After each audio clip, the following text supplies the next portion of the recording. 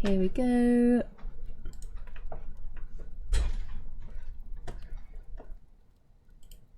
All right.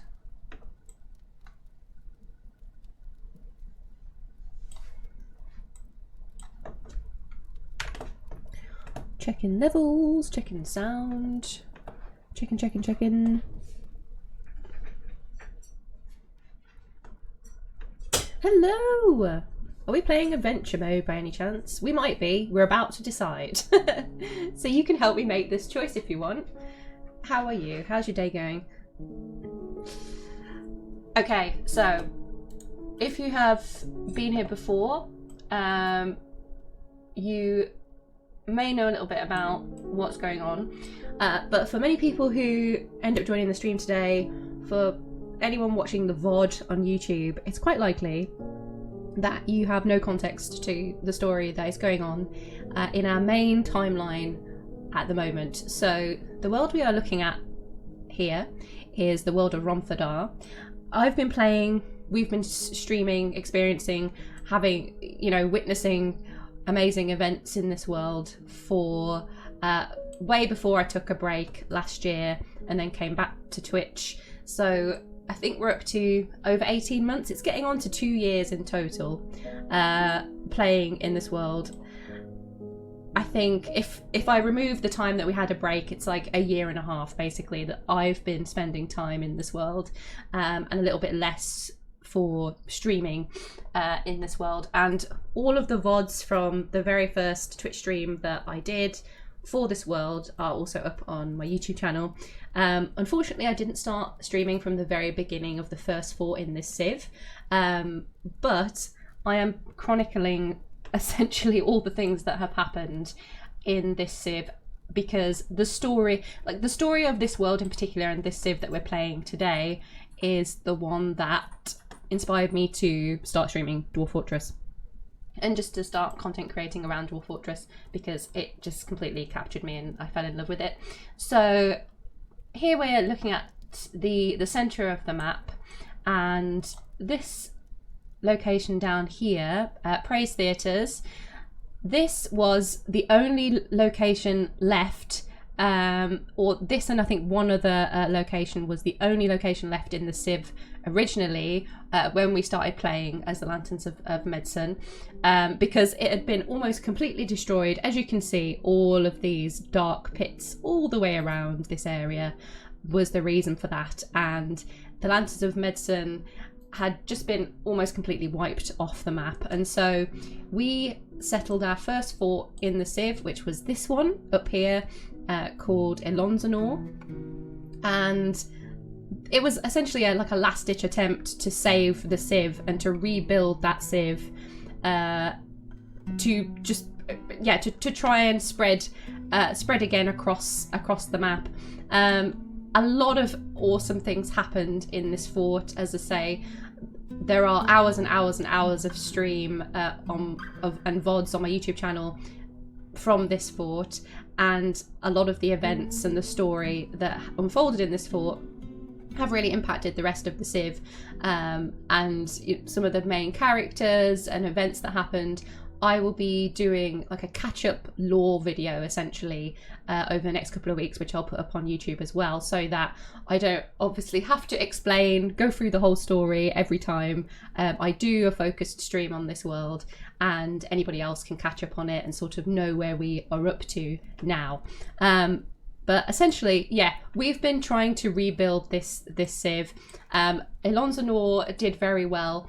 This world is essentially vanilla. We're on the latest version of the game now, with, of course, the new adventure mode as well. With Ilon here, the only mod in this world save is that we made unicorns trainable. So because when we spawned into this area, which here you can see on the map, this lovely sort of funky pink looking forest, is Joyous Wilds it's called here, but it's a good biome, which meant that we had some really interesting things spawning there, including unicorns. Now, those unicorns were an absolute nightmare. You think spawning into a good you know, good surroundings would be a nice time. But of course, this is Dwarf Fortress, so no. And so many of our citizens got murdered by unicorns. And so actually the start of this fort, and, you know, the first fort of this civ, ended up kind of being all about unicorns and surviving against unicorns, fighting unicorns, trapping unicorns. And so they've become really very important in this civ. And throughout playing and then finishing and retiring this first fort, we trapped them, we trained them. They became invaluable war animals because they are very strong, very fast, and very deadly with their horns, which are essentially like steel swords attached to the front of their face. And before I retired this fort, we assigned every single unicorn that we had to all of our citizens, and I wasn't sure if it was going to work, but I'd had this plan from the beginning, or I'd hoped that I could make it work from the beginning, which was to play this fort, to strengthen our civ, and then to retire it, and hopefully spread those unicorns throughout the rest of the civ. When I first played adventure mode, I essentially went looking for those unicorns in a different location, and that succeeded, and it was so awesome to see that had worked, because I had no idea whether it was going to, because obviously I'd done a very tiny little code change / mod to just make the unicorns trainable, but I didn't know if it would carry over into the adventure mode and sort of spread the creatures around, but it did. So we have those war unicorns in a whole range of locations now, and you can see we've got all these little hillocks here too. Hello, Sea Jack, how are you? Cool, yeah, it is cool. It's very cool. Yeah, exactly. Celebration. Like, Epic Sax is the perfect celebration of what I was just explaining, right? So we have now, how do I see, 1 second. Yeah, so we can see the population from this screen, and it will highlight all these locations for us. So we're at 1200 now, and I mean, there was literally nothing left. Greetings. Oh, does that command possibly not work? I have no idea. Yeah, but my first stream back last week, so there's probably there's several technical things that probably I still need to look at. there should be a message that pops up when you pray to Armok, but it doesn't look like it's appearing, so I'll add that to my list of things to check later. But yes, we can see all of the locations now in this civ where there was essentially absolutely nothing left, and we just had this fort up here of Ilon. And because that fort did really well, absolutely solid, we built a really decent military up there. I think the max pop got up to about 120, because I will be getting a new computer, hopefully, in a few months' time, a little bit later in the year. I'm not sure my computer would run, you know, a 200 pop fort particularly well at the moment. It would get very slow. So yeah, up to about 120 is where I tend to sort of aim for. But yeah, we built up a good military, and all of these hillocks started to appear. So the civilization started to make a comeback, which is amazing. So we have all these little baby locations now. We took a few locations, you know, started sending the military out, and when we'd retired that fort, we built this one down here, which is called Ilon Imketh, which was essentially a military base, because as you can see, all of these dark pits down here, we really needed a strong base focused purely on military strength that's going to survive down here and start taking out slowly some of these locations. The other reasoning for that was because if I come back to this location, sorry, so much lore to go through, but I promise it's worth it for the context. If you want to sort of get invested in this world that we're going to be playing continually for quite a while still to come, and a lot of the content that I've got around it too. Praisetheaters here was where our civilization founded, so this was where it all began for us. Yeah, I need to reset the commands, but mushroom remote is working, plump helmet man is working, so that's the main thing. That's fine. Plump helmet man is the most important of all. So yeah, here Praisetheaters was the birthplace of our civilization, of the Lanterns of Medicine. And last night I was going through a whole bunch of details in Legends mode, just making note of all of the key events that happened here in Praisetheaters, because we visited this location in adventure mode last year. I still have that saved, Adventurer, which might be what we play today. And we went back to this location and found that it had essentially been taken over by dark forces, of course. But not just that, something even more interesting had happened. So looking back at the history of Praisetheaters here, very early on in that fort's history, when our Civ first started out there, a religion was founded, which is a religion focused on the god of death. And I think that probably didn't help in terms of drawing in the red terrors and the monstrous spider, which are the dark civs, sort of, you know, building all of this right here, as you can see, all these dark pits. I get the feeling they were probably quite drawn by the fact that this religion focused around the dwarven god of death had been set up here, and there was the name of the religion, I think, was the Skull Sect of Bones. And so there is actually a temple here which is dedicated to that god of death. And when the wars began, when Praisetheaters started to be attacked by the red terrors and the mountainous spider, it was taken. So it was taken a couple of times. So it was taken once, we took it back, and then this was all, you know, before we started playing our first fort. So this is all just history of the Civ before year 150, was it? Or year 100 when we started. And they took over the fort and essentially expanded that religion. So the worshipping of the god of death is still happening here. And this is actually a ruin now. I started up this save last night so that I could run a couple of tests to see what would happen if we jumped back into Praisetheaters, because it just so happens that we got the timing perfect. So I'm gonna jump out to the adventurer that we've got in this world. And I always get confused between the saves because there are a lot of them now.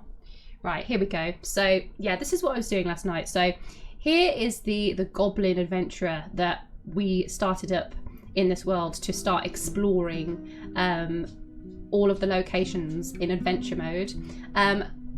Another very interesting technical thing is I realised when playing the new release of adventure mode last week during the launch party that the Civ that you can join in adventure mode needs to be a certain size. So you can't play in a civilization, you know, that you've started up very recently that doesn't have enough locations. I don't know exactly, maybe somebody's made note of it or maybe it's in the wiki, but it looks to me like it's 40 locations, or maybe it's a specific like population size. I don't know. Hi Keitoshi, how you doing? Hope having a good day. Yeah, you might know the question. You might know the answer to this actually, about the minimum size of a civilization in order to join it in adventure mode. Because yeah, I jumped into the new version of adventure mode and tried to make a new character and couldn't join the Lanterns of Medicine. I'm going to jump back in here, so just so this can be loading up while I'm talking through all this information. Yeah, so I couldn't join the Lanterns of Medicine, which is of course what I wanted to do with a new adventurer, and it seemed to me to be because it just wasn't big enough. So it seems like we need 40 locations before we can do that. Oh, why have we got fight music? I don't think we're fighting right now. This was the Goblin Adventurer that we created last year, actually in Adventure Mode Beta. And I mean, we're pretty beefy now because we went and picked up some really nice armour from Ilon Imketh, that location I just mentioned, that we built. And I just retired him in this little hillock. Where are we?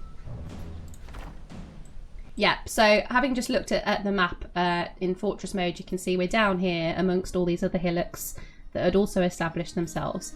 And here you can just about see that this is a ruin. So Praisetheaters, the original home of our civ, is essentially empty at the moment.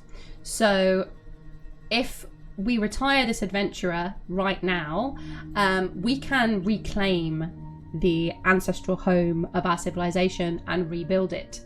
I discovered this last night while I was running a few tests.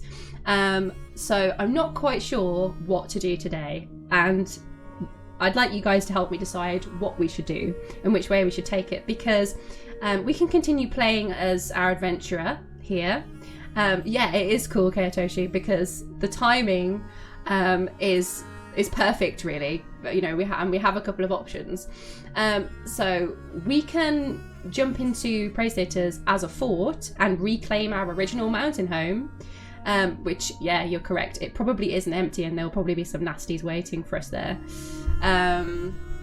Or we can continue playing this adventurer, go back up to Praisetheaters and possibly look to clear out some of the traitors that are there, because what I did spot last night was, yeah, there are a couple of interesting things hiding in the ruins of our original mountain home. Now, I still haven't found a way in adventure mode to find out how, or an easy way to establish what faction people belong to when you're out in the world. So there's no way. I don't think you can ask them. I've been trying like different conversation options, but when you just generally meet people out in the world, unless they are immediately hostile to you, you know, unless you know where you are on the map and you know sort of the context of where you are and the groups that are there, you won't necessarily know who that character, that person, you know, what group they belong to. And so when I went back to Praisetheaters the first time as this goblin last year, I had no idea, and of course I'd never played adventure mode before, so I was extremely confused as to what was going on, and I didn't know whether the people that were there at Praisetheaters were part of our civ, part of another civ, whether they were friendly groups. Ended up killing a number of people because there was a fight going on already when we arrived there, and essentially, you know, Praisetheaters has remained a place that has just been continually a war between our civ and the Red Terrors and the Mountainous Spider, and it just gets taken over and then taken back and taken over and taken back. So the fact that it is a ruin right at this very moment gives us a special opportunity, I think. So yeah, what do you think, chat? Should we spend today continuing the adventure with this adventurer and head up to essentially try and clear out Praisetheaters to the best of our ability as this character, to get it ready to be taken over or taken back, or do we just jump into it as it is now, reclaim the ruin and just see what's there and just see what happens? Because reclaiming and rebuilding in that way is not going to be easy, because it's a big fort. It's going to be full of old rubbish that's going to need cleaning out. There's going to be, you know, unknown threats waiting for us. There is also, by the way, which is very cool, an underground road that connects this fort, our original mountain home of this civ, to a fort up here, which is no longer in our civilization, but there's an underground road called the Jade Way that connects throughout these mountains. That's also completely open to the caverns, so we'd need to close that. So there are quite a few things that make it a challenging reclaim. Hello, T for 2, welcome. You vote reclaim the mountain home. First visit the ruin in adventure mode and then see. Yeah. I think that's a pretty good option. I'm just a bit worried about the timing, but I mean, we have this save right here that I've just loaded up. So as we can see, it's still a ruin, but because we don't know the time frames, you know, we could play for a couple of days in adventure mode and it will already be taken back again, because that's just the way that this location is. What happens a lot after an army conquers a site is that the army leaves after 10 to 20 years, but there will still be a bunch of people left in the ruin if you reclaim it. yeah, so I don't know how many will be left. I spotted 1 or 2 last night, but I didn't want to, like, you know, I didn't want to kind of spoil too many things for today when I was messing around last night. So, but I wanted to test a few things just to make sure that they would work. Have we been all with humans as well? So, from what I understand, both civs have a collection of, so I think there's a mixture. But it's mostly goblins and dwarves that were, you know, taken or kidnapped, etc. Buntaku, great idea. Yeah, check the adventure mode first. In adventure mode, we can also see what is around the fort, sights to behold. Cool. Okay, right. Let's do that then. Okay, so I can't remember where we'd settled before, but it seems to be the middle of the night. So we did get approval to stay for a night. Can we still sleep? Yeah, but as I say, I'm going to I'm working on creating an actual lore. Oh, who's this? Oh, it looks like we might not be able to leave quite yet. I'm working on a video that essentially explains all of the key events in the Civ up until now, to go up on YouTube, and I'll embed it on my Twitch channel as well somehow, so that anybody who jumps in can kind of go and watch that for, you know, 10 minutes or so and just be caught up with everything that's happened, because there is just so much cool stuff that's happened, and yeah, I could spend half an hour of every stream just explaining everything. But it's a lot of work because I want to do it so that it's quite rich and accurate. So yeah, lots of going through Legends mode and stuff, but I'm very excited to get that done over the next few weeks. Right, let's see here. Have they disappeared again? There was a little group of something or other here. Everybody's just sleeping. But as we can see, we have a unicorn here, asleep. A war unicorn here in this hillock as well. So have we got any more? Oh, and some bears. We had a lot of bears as well in Ilon, the first fort that we made. So both bears and unicorns ended up spreading to all the other locations, which is very cool. I might pass a bit more time because we just can't see anything.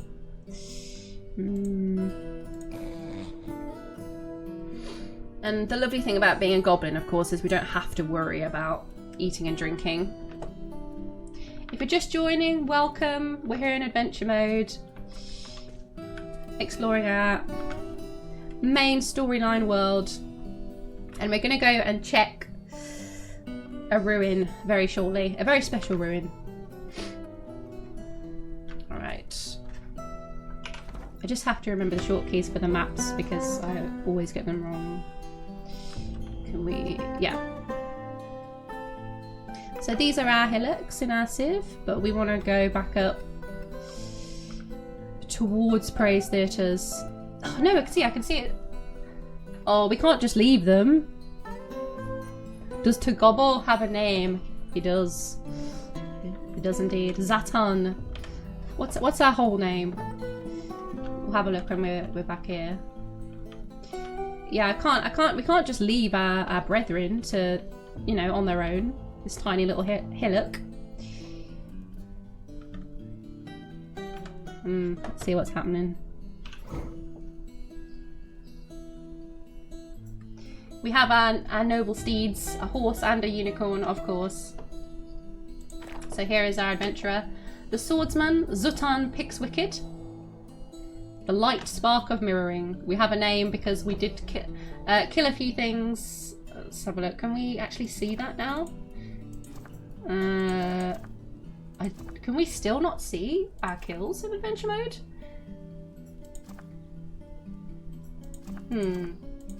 So because I'd originally started this character in beta, and we're now playing it on the main line, this is the only adventurer that I think we can actually use in this civilization. So it's quite important that we don't die, because otherwise we'll have to we'll just have to build up the Civ to like at least 40 locations before we can play another adventure in it. Yeah, as far as I understand anyway. That is quite a few gobbos. Right, what have we got here? A lasher. You see, can we work out where they're from? I mean, it's quite likely that they are from the Red Terrors or the Mountainous Spider. See if any of their armor has got details on. No, has anyone got a breastplate on?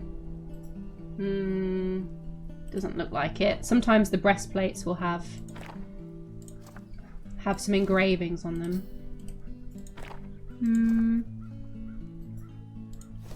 No, okay. Well, we don't look particularly friendly, and I really don't want to leave all those poor citizens in that little hillock to deal with this, because we could just lose it. Zatthan's backstory, I imagine it's very deep and fleshed out. So, not really. So when we started, you know, in beta with this character, I had never even touched adventure mode, so it was all brand new. Unfortunately, we've got skills that we can't use on this character, so... But he's a talented weaponsmith. The little bit of history that we thought up for him originally was...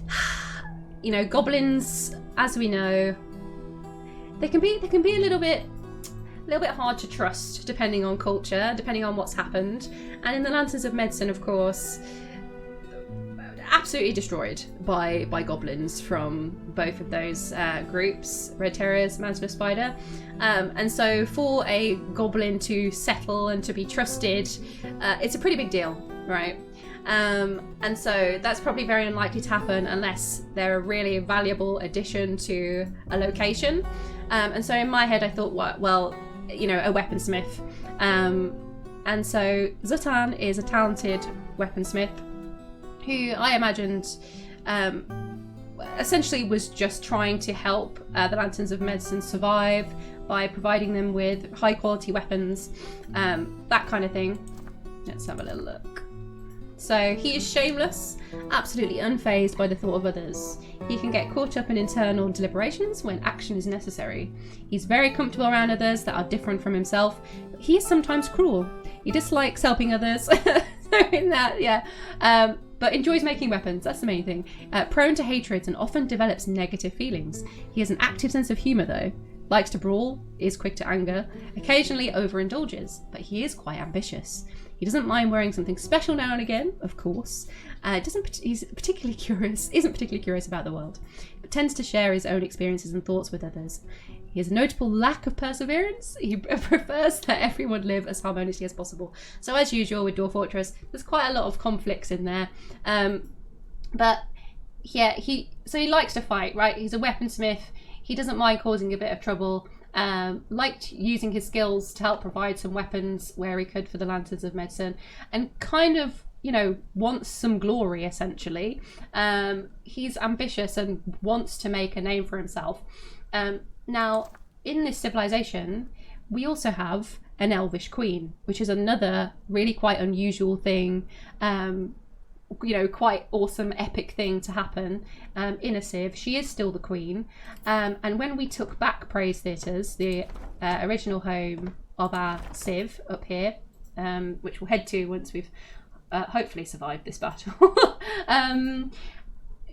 we actually took back Praisetheaters towards the end of Ilon before we retired that fort, and we sent the queen along. So we actually made the queen the head of the squad that took back Praisetheaters, which was such an epic event actually, and I've got that on stream in one of the VODs on YouTube as well. So yeah, that was a really, really cool day. Where the queen is now, I have no idea. We don't know. She was originally here. We did manage to spot her when we went to Praisetheaters months ago. I think it was over a year ago in game now that this character was up there. But yeah, she was there, but where she is now, who knows? She's probably on the run or trying to find a place of safety. But our elvish queen, she is the hardest, scariest woman we tried to sort of soften her a little bit when she was one of our citizens up in Ilon, and she just wasn't having it. She's a legendary knife fighter. We gave her like, what's it called? One of the god weapons that we found deep below the earth in Ilon as well, which is really epic. So yeah, she's a legendary fighter and a legendary knife fighter with her legendary, flashing metal knife. So just that character alone is so steeped in awesomeness and cool lore. But yeah, no idea where she is. If she's hiding out here, I don't know. She's probably moved on somewhere else now, and I don't even know if we can find out where she is. But anyway, let's see if we can win this fight. So you may be about to witness the power of unicorns, because whoops. Let's see if we can just get them to surrender.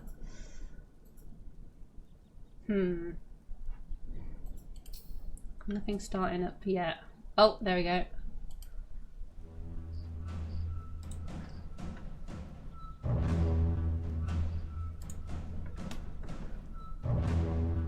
Ah, we yield. So yeah, there are some rumours that we've been spreading about ourselves, which are slowly starting to take effect. It seems.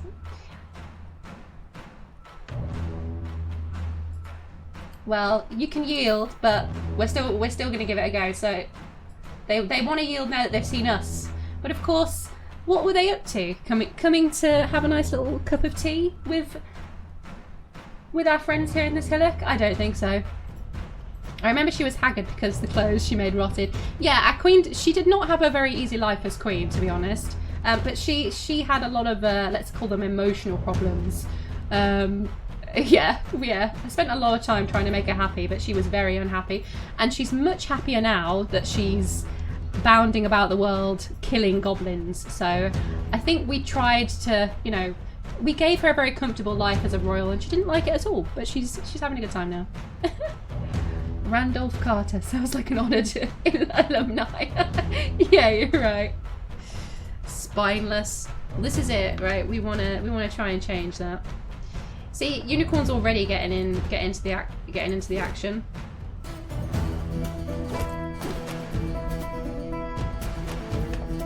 So Ustoltar bites. So biting, stabbing in the hand, of course. The ligament is torn. Yeah, so the unicorn is the thing I'm least worried about. Because, as I say, unicorns are unbelievably hard. The hammerman, they must not succumb to fear. A unicorn kicks him in the upper right back teeth and they go flying everywhere. And of course, Ustoltar, I couldn't have had an easier to pronounce name. Ustoltar, of course, steals basically all of our kills. So, maybe I don't want to jump down here.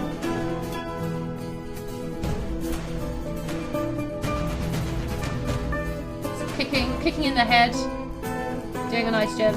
Okay, let's see if we can get the kill.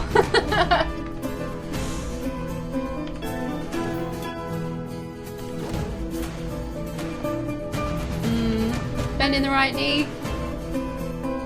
So a nice stab in the leg. You're doing a beautiful job.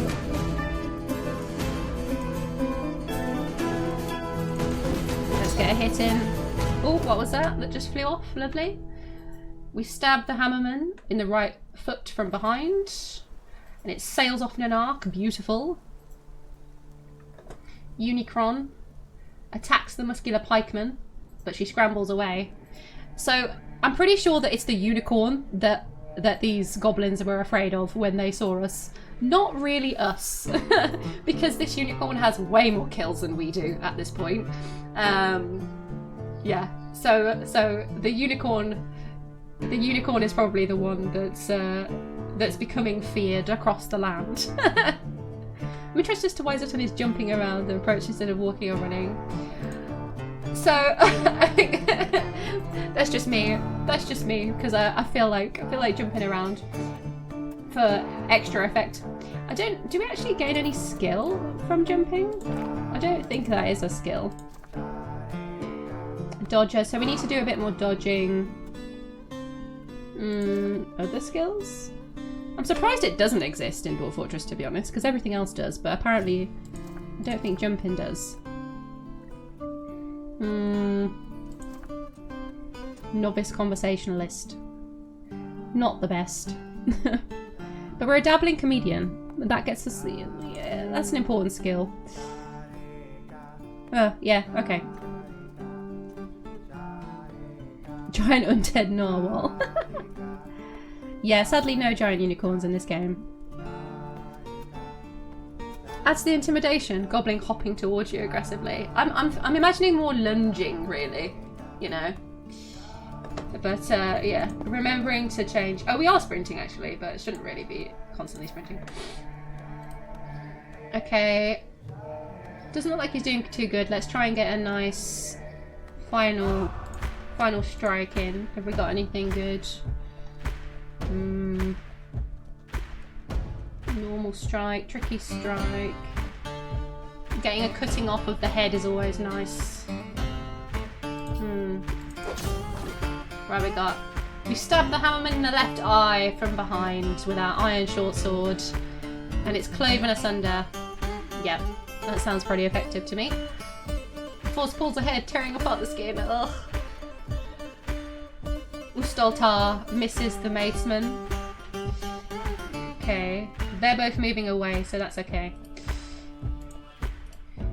Got anything good? Level up comedy skills by repeatedly telling jokes to your pets. Oh, is that why everybody's doing that everywhere?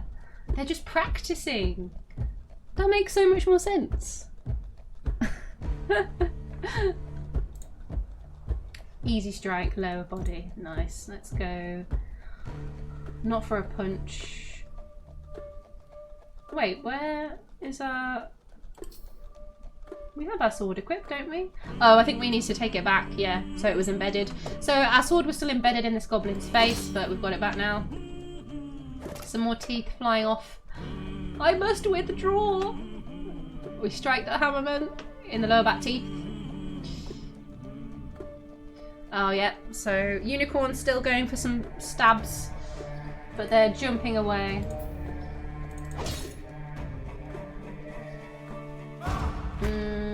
Right cheek. I'm not sure how this goblin has any face left. Can we... So this poor goblin is down on the floor. Let's go for a more difficult one. Let's go for a tricky strike. We'll slash, see if we can take a leg off. We slash him in the lower body, bruising the skin. So the mail shirt doing a bit of work. Unicorn stabs the maceman in the upper arm. Force twist the shoulder, so she's destroying the shoulder of that goblin maceman. And charging at him with such ferocity that he cannot believe. He's heard the stories of this murderous unicorn, the war unicorns of the Lanterns of Medicine. How fragile we are. Begone, fear.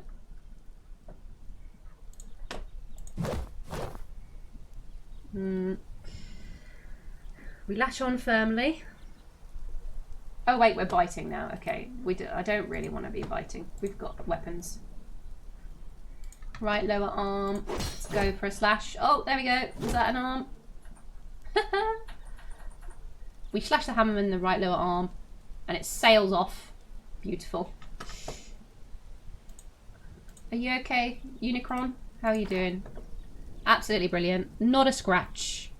Not a scratch.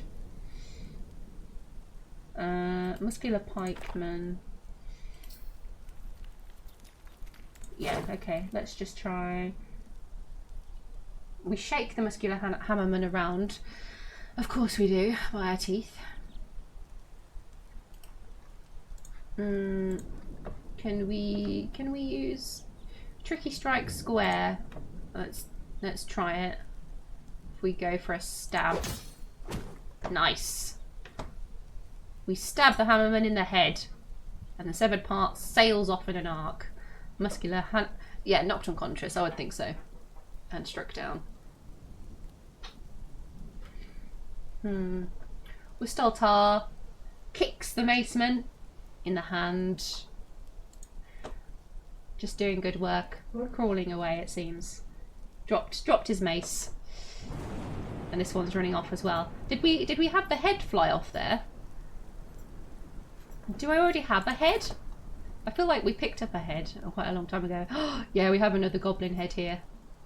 Okay, cool. Yeah, that's fine. That may come in handy later for some extra flavour, I think. Not literal flavour, but you know. Have we got anything good?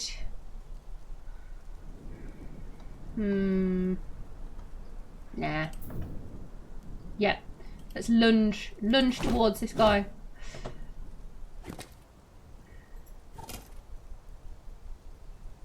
Going for a stab in the right hand. You're doing great work, Unicron. Thank you very much. Ustoltar, the legendary unicorn. Kick in the face, sending some teeth flying. Very nice. They're so afraid. They yielded originally, but we're not going to let them get away.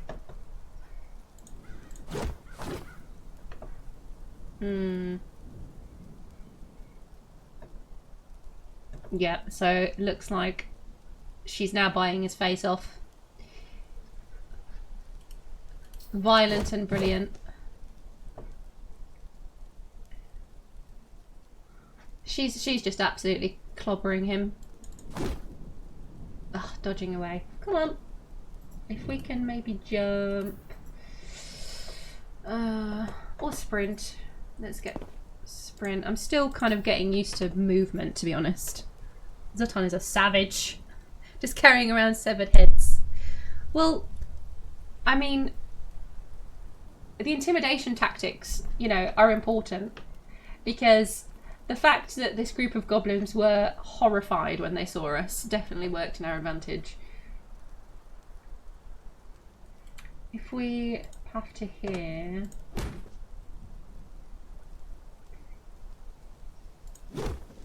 Yeah, so it gives us a bit of an advantage, but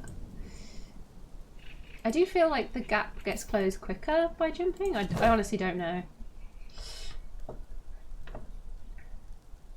A lasher. Is this the lasher? Pikeman? Wait. Oh, is our horse is still beating up a lasher? Okay. I hope our horse Nil is alright. How can I stop you escaping? I need to actually... I think it's just too quick. I can jump that way. Oh! Yeah, we slammed into him. And he's still flying through the air, actually. Nice.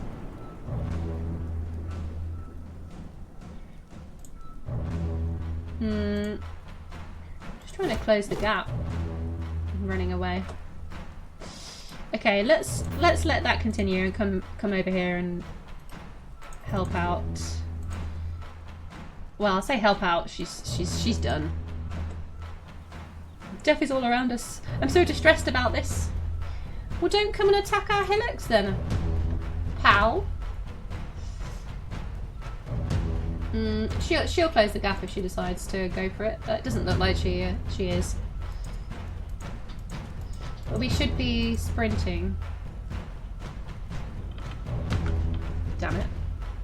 Oh, we're gonna have an epic battle in a salad garden. Nice. We slash the pikeman in the left lower leg from behind. It's deflected, but does some damage anyway. Nice. We punch the pikeman. I must withdraw.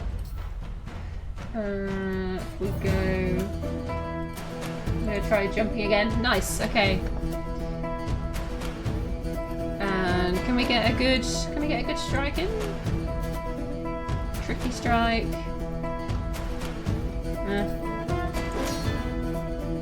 We slash the pikeman in the lower leg. Force bends the knee.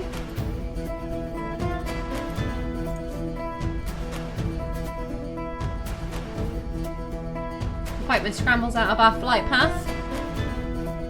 Just throwing ourselves all over the place. Okay, nice. So he's fallen over. So are we gonna get? Cool. Okay, so we have a few good strikes on the neck. Let's go for it. Let's go for a slash. Slash him in the neck from behind, bruising the muscle. So yeah, his armor's doing work. Ooh, there we go. Slash in the left foot, and the severed part sails off in an arc. Oh, this poor goblin. His foot's gone. Oh, wait, was that another foot? Have we just chopped both his feet off? Well, either way. Let's see. Easier strike. Yeah, we'll just continue with auto attacking. Slash in the upper arm. Oh dear. This goblin is not long for this world.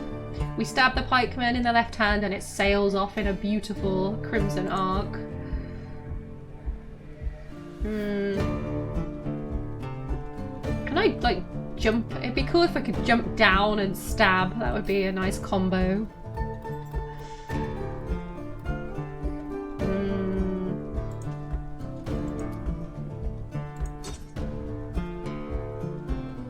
That's deflected. And he goes down, bled to death. A little bit disappointing, but it gets the job done. This is just a nice little bridge up here, yep. Silver pike. Don't think we need anything from here. Better go and make sure that our horse is okay. Ustoltar is of course fine because she's just unreal. Very nice job. I'm not sure where Nil is.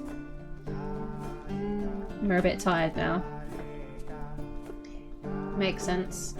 I think Nil's probably still chasing after one of them that we just heard again saying that they wanted to withdraw. Militia Commander Cole. I don't feel like I need to chase anything. Yeah, didn't want to give us any help. So there is one still left. Where are you? Can we see? Nope. Tracks, perhaps? Oh my goodness, okay. So yeah, Nil's gone this way. Or is that ours? This looks like ours. We haven't been up this way though. Okay. Should we see if there's anything else on these goblins that we want? There probably isn't. Just utter carnage.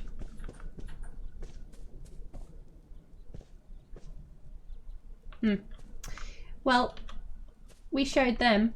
I just don't know where Nil has gone. Hopefully she'll find her way back.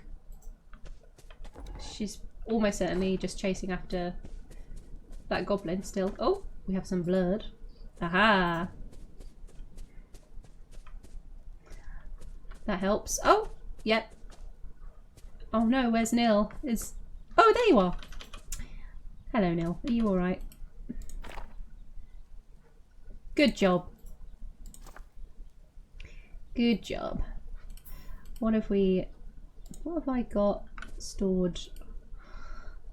Ah yes, we have our bag full of gems. We picked up loads of gems in the ruin, the Praisetheater ruin the first time we went up there. And now that trading actually kind of works, I think we can actually do something with them, which is very nice. And we picked up, I picked up a bow, but I'm not sure if it's really practical to swap between them. I mean, we're rubbish and have absolutely zero skill at the moment.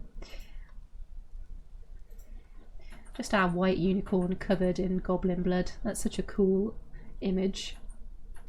Oh, and this is an artifact that we need to return as well, which I think we accidentally stole, but that's fine. We should get brownie points for returning it.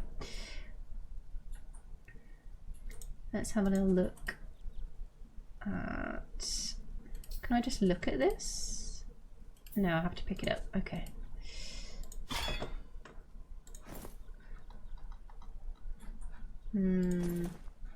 Yeah, just an iron shield, so we're not gonna take that.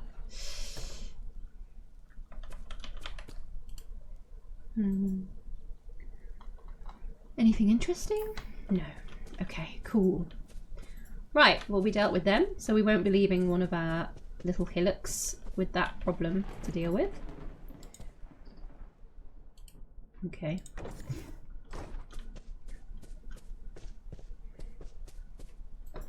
Lovely. I think we do need to rest again now, though, before we leave. Can I camp here? No. Okay, we're still inside the hillock. So let's head out. Ah! There are a few left. Okay, let's finish them off. And then have another sleep, and then head back out. Can we shout? Yeah, let's shout over. Just be... How do I tell him that we're gonna brag about your past violent acts? Threaten. Where's threaten? Hope you've enjoyed having your head. You're about to lose it. I have taken down 3 dingoes while stalking the mire of drilling. Nothing to do with killing all of your friends just 2 minutes ago. But also the dingoes. Oh, okay, that's a bit more worrying. Might be a lot easier for him to do damage to my pets, now that I think about this. Are we still sprinting? Yes. Okay, let me just try and stay in front of them, which is going to be a bit impossible because they're so fast.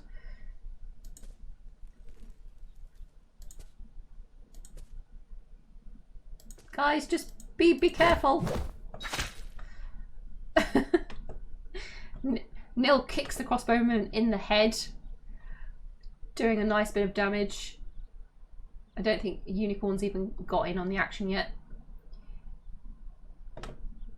Oh, Nil looks sick. Flying Iron Bolt strikes Nil. Oh, no. Okay. Can we try... Yeah, so we get 2, it looks like 2 squares of movement with a jump in a single turn. Ustoltar stabs him in the foot. Ligament is torn. Certainty of death? Small chance of success. What are we waiting for? Exactly, Gimli. It's just such a good clip. Force twist the elbow. Okay, but he's down on the floor now, so that helps. Oh no, Nil, are you okay? Ah, Unicorn got revenge. It's okay. She was not having it. Bites him in the cheek. Basically rips his face off. Yeah. She swings him around by his face, by the teeth, because horses and unicorns do that. That's just very normal. Oh, but he does try. He scratches. Oh, in the rear hoof. Yeah, that wasn't a good spot to choose. And she essentially shakes him around by his face until he dies. Yep. I am myself quite afraid of this creature. I'm just glad it's on my side. How are you doing, Nil? Nauseous. I think you should recover though. Slight pain and nauseous, yeah. Good job. Good job, brave Nil. I forget how we pet things. Is it abilities here? Pet animal, yeah. Good job. And you too. You get little wretches, you poor thing. I don't know. Are we still fighting? Oh. It seems not quite over. Oh wait, no. Just getting confused by music.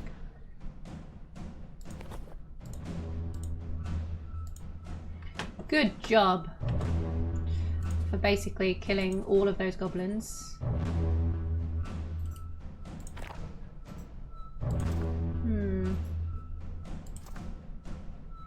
Slow to heal. Not ideal, but some teeth are missing.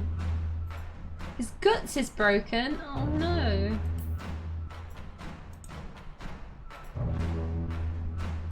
Oh no. This isn't.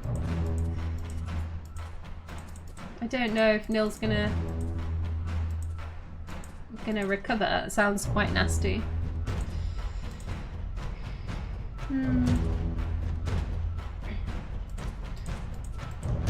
Have we still got a goblin like lurking around, or what? Because this is definitely, we're engaged in battle music.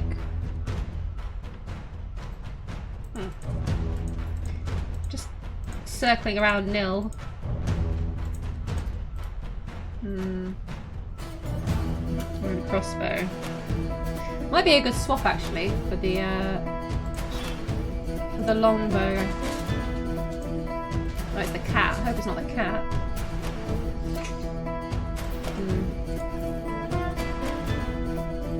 Let's put this away. Are you about to start problems, cat?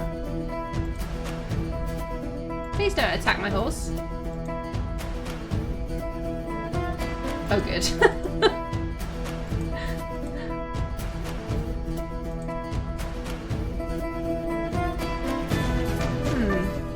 What's going on?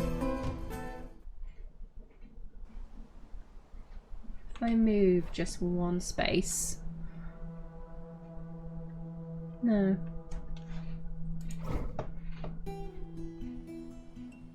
Ah, here we go. He's up and moving.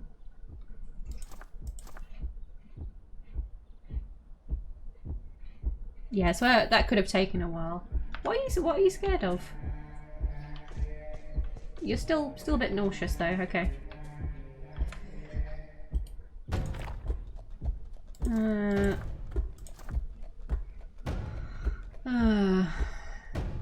I mean, it says healthy, or it did say healthy, but it doesn't sound particularly healthy.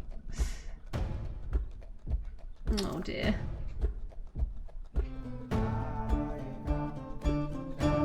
His lower body bears the marks of old wounds, including a tiny straight scar. Aw, Nil.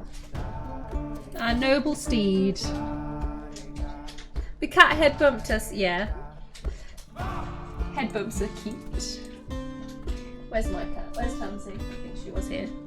She's gone. Right. She'll stop by. She'll stop by, definitely. Maybe we can try and ride Nil, but that seems a bit mean.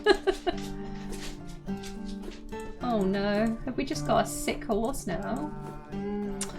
Oh.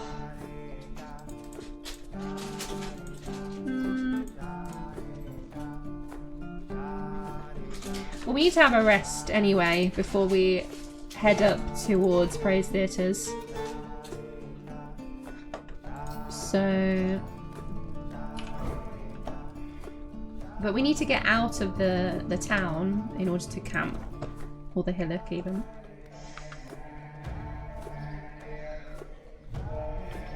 So it seems as though she comes along, she's not completely stuck.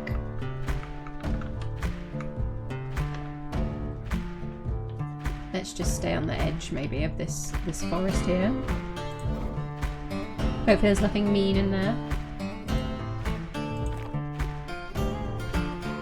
experiencing awful fear. You poor thing.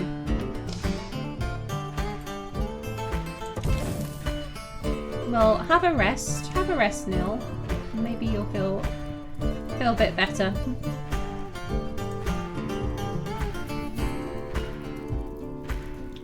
And we're gonna have a long sleep.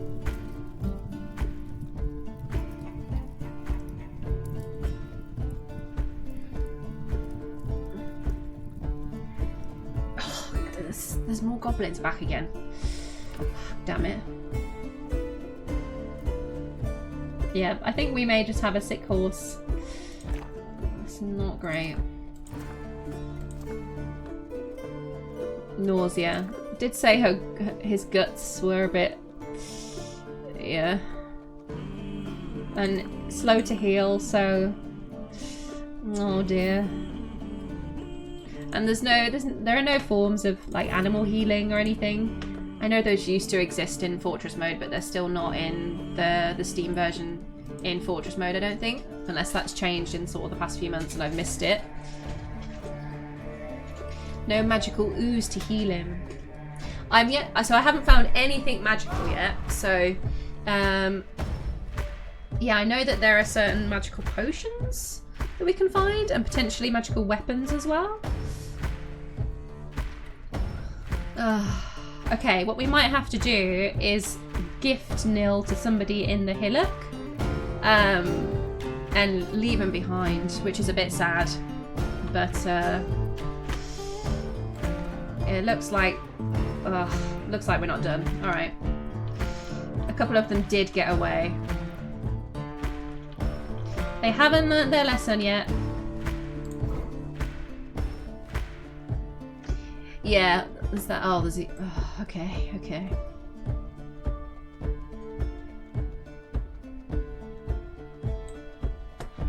So we're under these hillocks. There might be some sort of other forces around here that we can't see currently.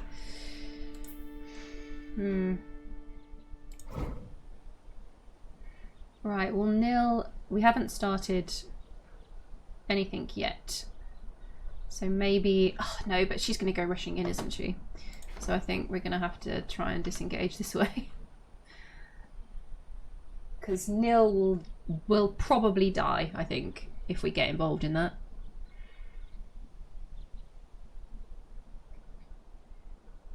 Yeah, so there are certain things that I know might not get carried into this world save right now.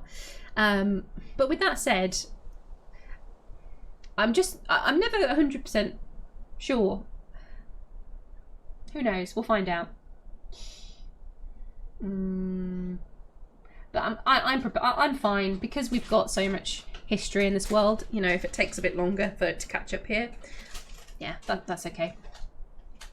And we'll do other adventure mode stories in New World as well. Okay.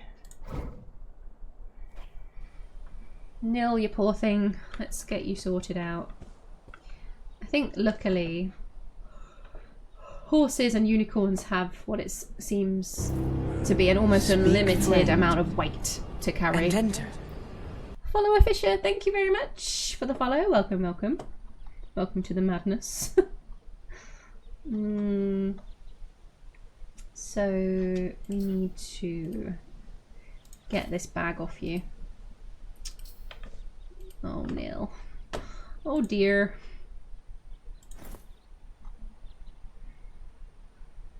We shall put that on you. Oh, there's 2 bags now. Healthy doesn't seem... I don't even know if they get like a status if they get overweight. Not sure. Seems fine. Oh, Nil, you poor thing. Oh, there's no one here. Hopefully everyone's not getting involved in fighting those goblins. That wouldn't be good. What have we got here? A drinking mound. Need a civic mound. There we go. Civic mound. Ruined. Oh, ruined hillocks. Oh dear. We might not have time. We might not have time to offload nil.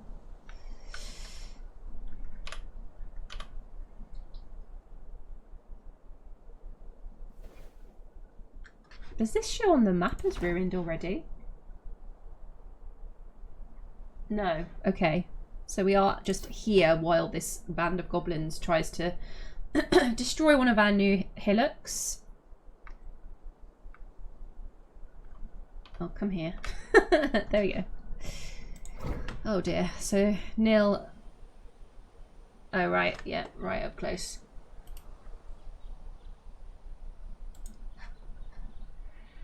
This won't end well for you.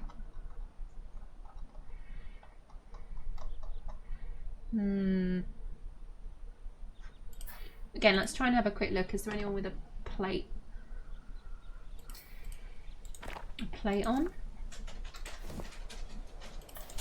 Don't think so. Whoops. Did not mean to press that. Stop. Stop action.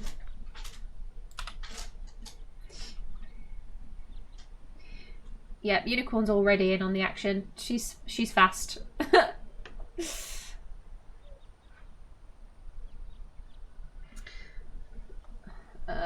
Yeah, I think Nil might have to. If she can stay, if he can stay over there, then that's fine.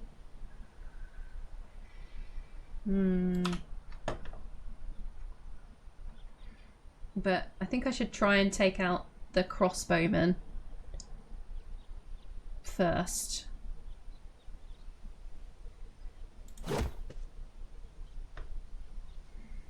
The battle rages. I feel no terror. Nil doesn't move, being nauseous. Yeah, he might be fine, hopefully.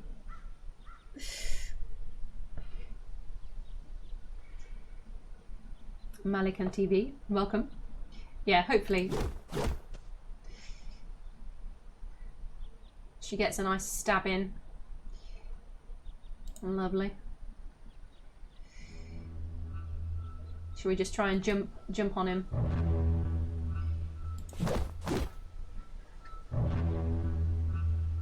Gruesome wounds. Yeah, okay, he's coming in for an attack.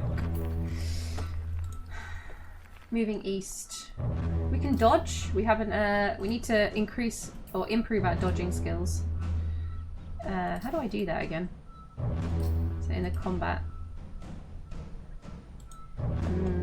Dodge, yes. Oh, we are adequate at dodging. Okay.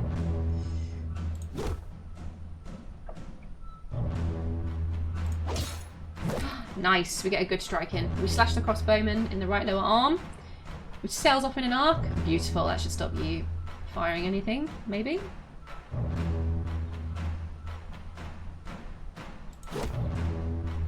Oh, no it's not, okay. Okay, the copper bolt misses us. And misses the unicorn, good. Yeah, we need to deal with him first. It's much easier for my pets to die by arrows. Can we jump? Yeah, let's try jumping that way.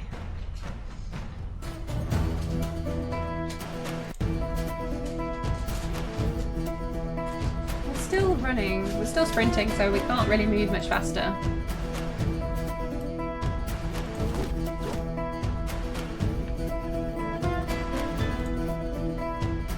Running for it. We're still coming for you, leaping in your direction.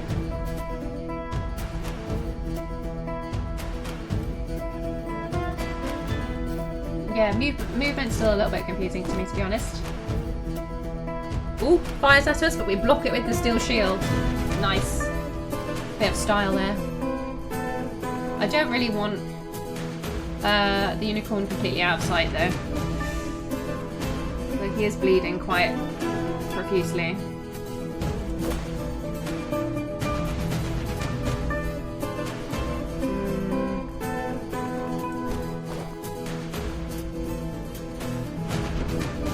I mean, she's doing, you know, she's doing fine. But He's making a run for it. Nice job. This guy's just standing there doing nothing, which is handy. Okay. Death, this is truly horrifying. And she charges at this hammerman, and he is horrified, surprised by the ferocity of Ustoltar. What's her full name? Let's see what this is. Yeah, breached guilt, the cobalt door of abysses. So essentially, the door to hell. Translated, she's not a good time if you're not on her side. But she is getting a bit old, but time passes quite slowly in adventure mode, so we should be alright. Generally, they tend to live to about 12, 13, maybe 14, I think, if I remember right. But 12 is, yeah, fairly old.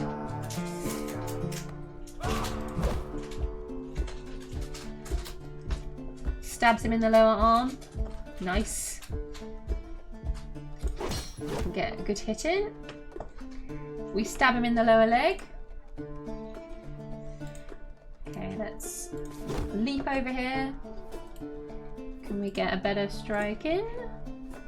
Normal strike, easy strike. Ooh, okay. Lower leg.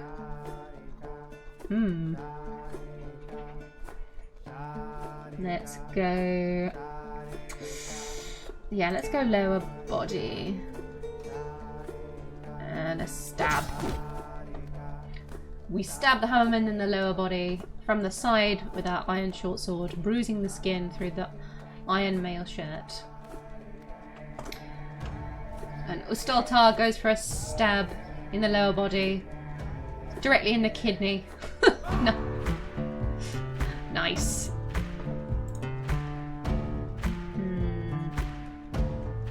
Easy strike, fairly solid. Is he armoured everywhere?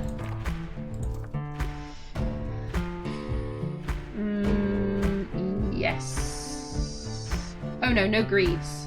Oh wait, leggings, okay, yeah. So... the palm then. Let's go for a slash. Nice, we hit from the side. Yeah, let's just keep battering him. Oh, what's this? She goes for more stabs in the arms. Oh, we did get the lower arm off. Nice.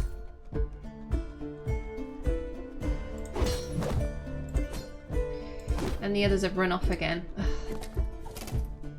So I don't know if they... I don't say respawn, but I just don't know how many of them in total is going to be. I don't want us to sort of just spend the whole time here dealing with waves and waves and waves.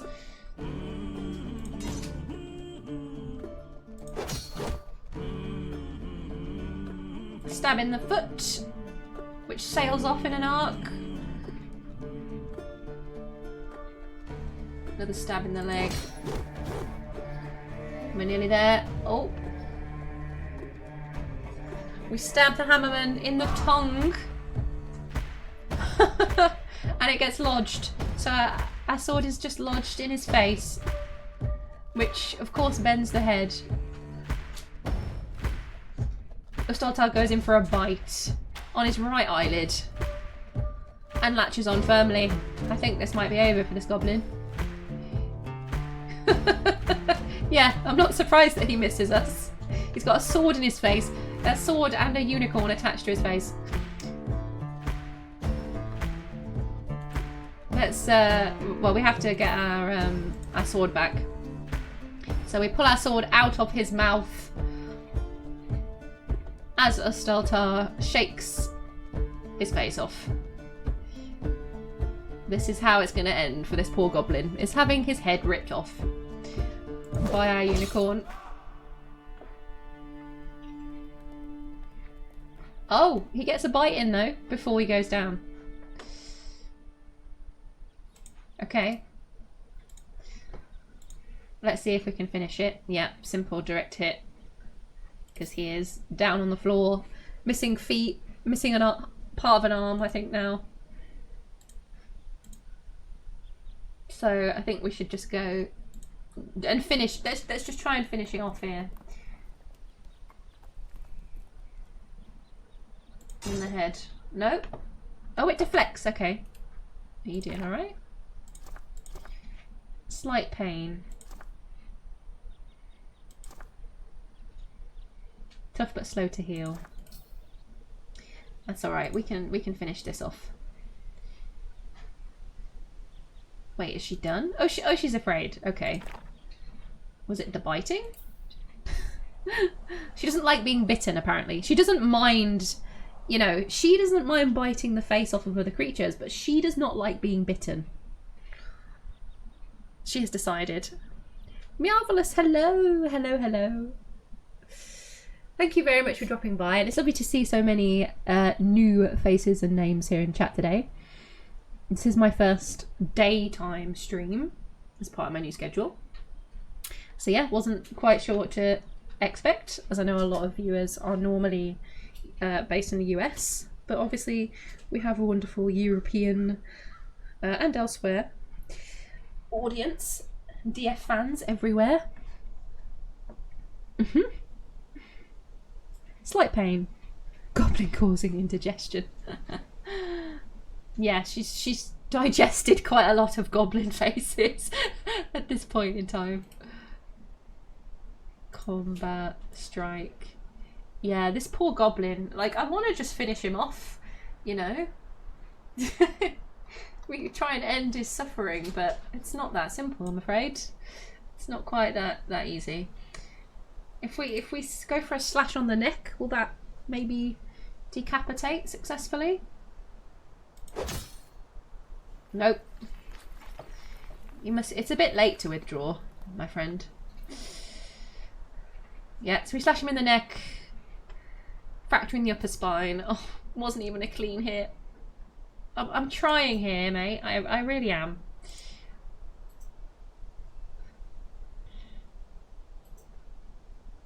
I honestly am trying to just bring it to an end for you. Stab him in the head. Oh god. Yeah, if we go back to auto. The attack is deflected by the iron helm. I must withdraw. I don't think sharpness is a thing in Dwarf Fortress, is it? Our blade isn't going to blunt, which is quite handy. Although we are a weaponsmith, so not that we can use those skills currently, but stab him in the head, but I twist the neck. Yeah, so we're trying to finish the job, but the armor's just doing a lot of work. Shall we try an upper body stab? Goodness. Taking a beating. Deflected. Oh dear. I mean, if we left him here, he'd just bleed to death, but... Throat? Oh, throat is different to neck. Okay.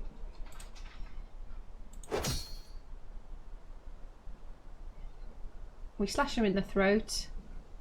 And the injured part is cloven. Okay, so his throat has been cloven asunder, but his head is... This is awful. Yeah, it is quite awful. I don't really know what else to do. I don't think it often, but poor goblin, yeah. I think I'm a bit... Maybe if we go for a bash in the head with... Can we use our shield?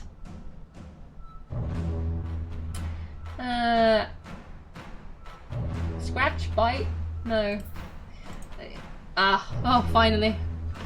He bled to death before we could, you know. Well, we tried. Crossbowman, yeah, he went in that direction. And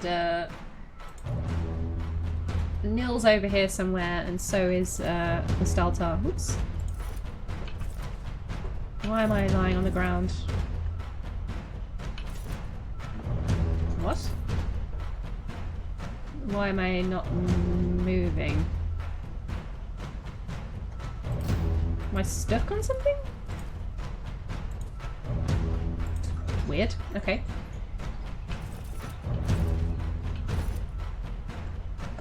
Oh, never mind. Just me.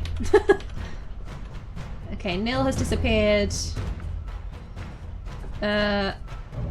Ustoltar. Oh, there we go. There we are. Right, what have we got here? Copper mace. Iron shield.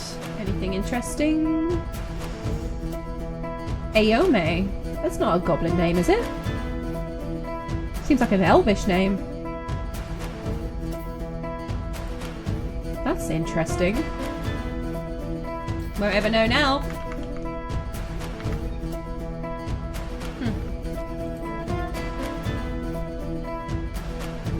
Yeah. As Nil just continued. Just follow this crossbowman's blood. Ah! Hello. Who is this? Are you already dead? What? I can't look at you. Oh, it's a corpse that looks like it's alive. Okay. Yeah, this is horrifying. Just watching from afar. Ah, I think Nil might have had a bit of fun up here.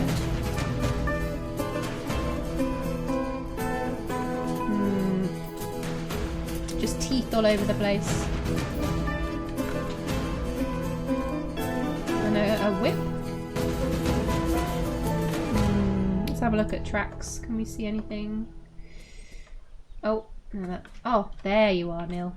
Oh, you look a bit better. Are you feeling improved now that you've kicked a goblin in the face?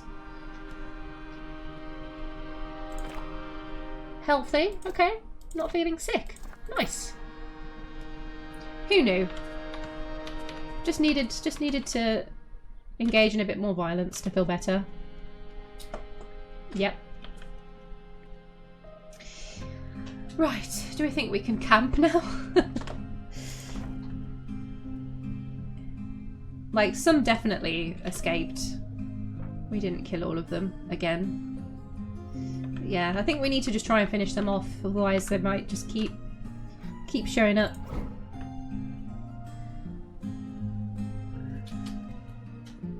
So Nil, I don't think Nil had a bolt stuck. She got hit in the guts essentially, and so was feeling rather unwell for a while. So maybe. Oh, you're right. Yes, iron bolt stuck in the mouth and in the lower body. Can we remove those or?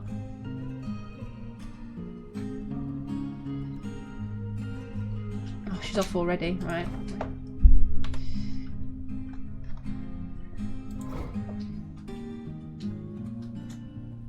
Come here, please. Oh no, stop running away. She's so determined to... Yeah.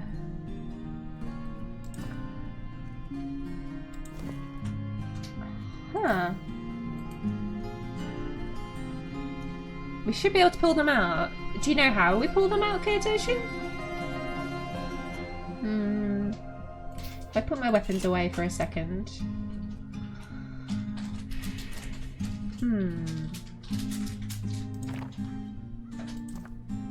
Items.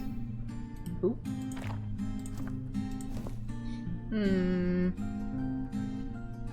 Through wrestling? I'm not sure I want to wrestle with my horse. Huh.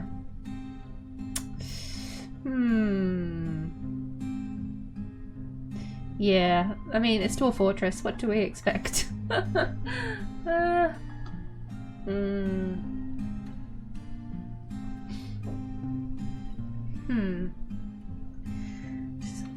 get a little bit of a drink here. Watching all this violence is making me dehydrated.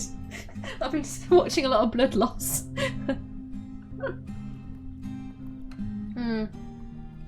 Yeah, I don't know if we can do that then. I don't really want to get into a wrestling match with my horse. That could end very badly for us, to be honest.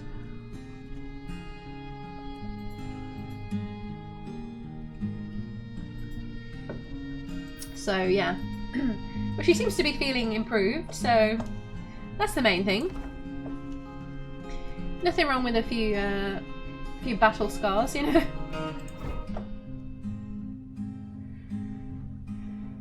Can't see a thing.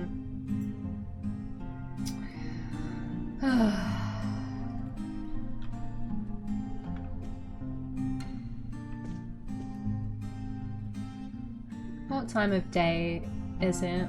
Sun is low in the eastern sky.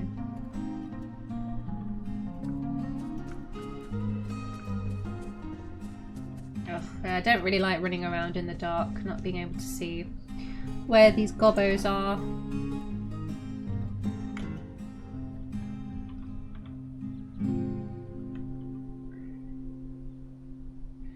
Maybe if we fight them around the same area, they'll get freaked out by all the corpses we left. That might be a good strategy. Is this a corpse? This is the mutilated corpse. Aha! Oh no! Nil takes another shot! Where did that come from? I didn't even see that. Oh no! Nil! Where did it come from?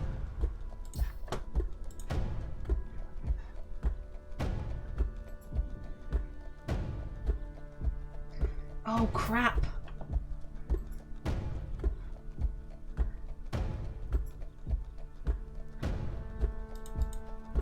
Oh, there we go. That helps. Oh no, we're quite far away. That's not good.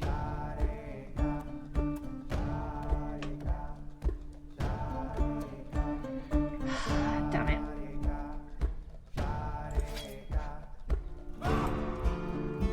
How do I shout, "You shot my horse, you bastard"? How dare you?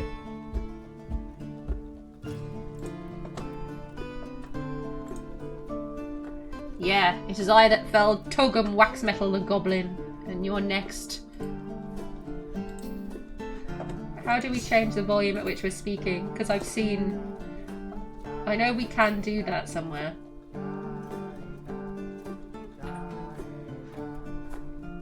Just shout towards them.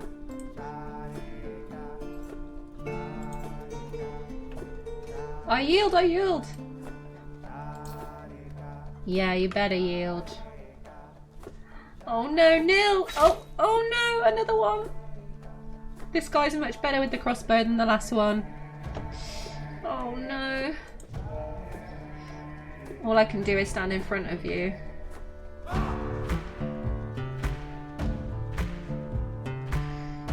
But I need to try and protect the unicorn because we can claim another one, but these are our noble steeds.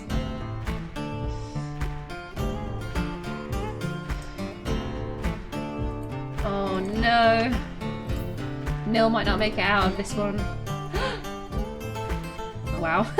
Watching arrows fly like that is just so funny. I'm not letting you get away this time. Ustoltar charges at the pikeman.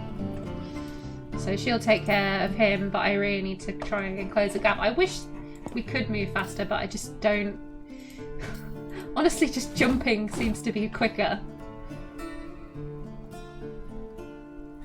Wow, did she just take him down in one hit? What? So she gets a stab in his leg.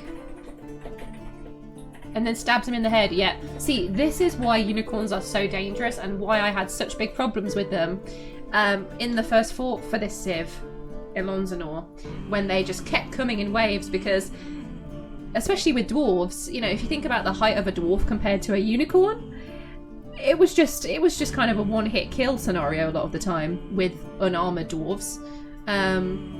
But even sometimes armored dwarves would go down in just a couple of hits because their horns are literally like extremely sharp steel swords. So, yeah, if they get a good hit in, this is how quickly things happen. There was a crystal forgotten beast that was burning for decades, right? Yes, there was. That was deep underground in Ilon. I don't know whether it would still be burning now because we've like retired the fort and gone into adventure mode and done all those. You know, I'm not sure it would maybe still be burning now, but yeah, that was extremely cool. And there's. Did I build around it in the end? I can't remember. I wanted to turn it into a shrine because it was just really epic.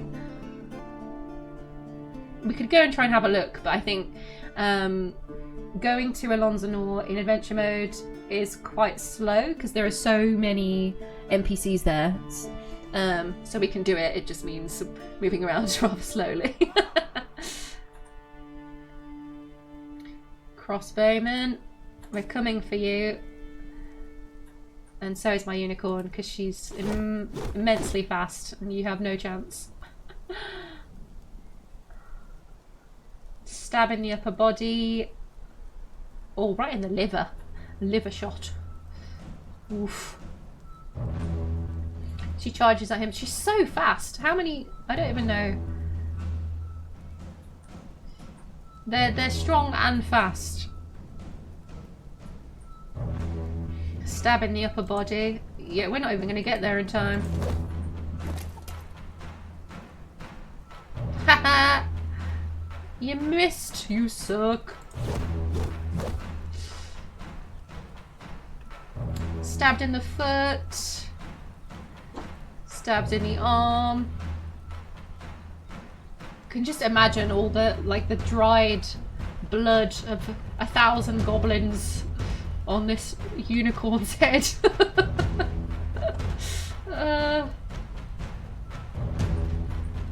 Oh, and she latches on firmly now. Going in for the face rip-off again. Her favourite move.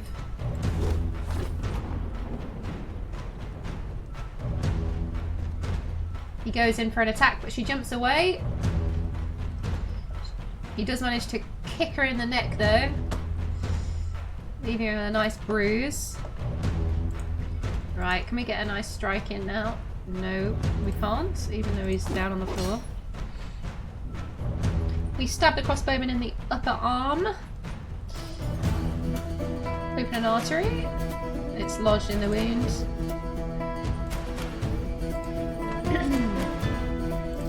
Okay. Ah, did we get the kill? Nice.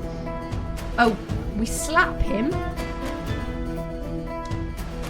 You slap the crossbowman in the upper body from the side with the flat of our sword. That's an interesting choice, but okay.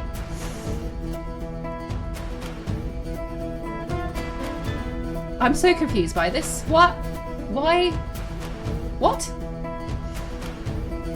So yeah, we slap him with the side of our sword for some reason, but we slap him so hard that it opens up an artery and he dies. Okay, well, same result, I guess.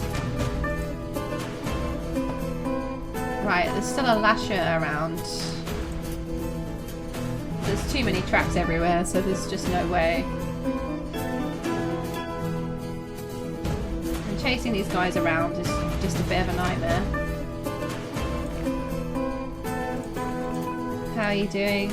So she's bruised, but she's okay. Can we... Can I mount her while in battle? Maybe not. She does have a couple of bags.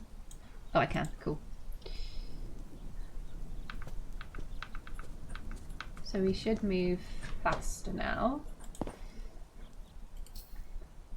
Yeah, we're galloping. Let's try and find these... Aha! The lasher. Hop onto Ustoltar's back. chase after this lasher. I hope he's the last one left.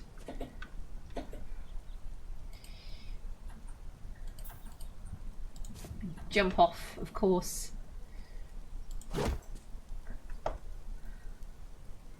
She carries on charging at him. He's not getting away. Stab in the upper arm. And he loses hold of his shield.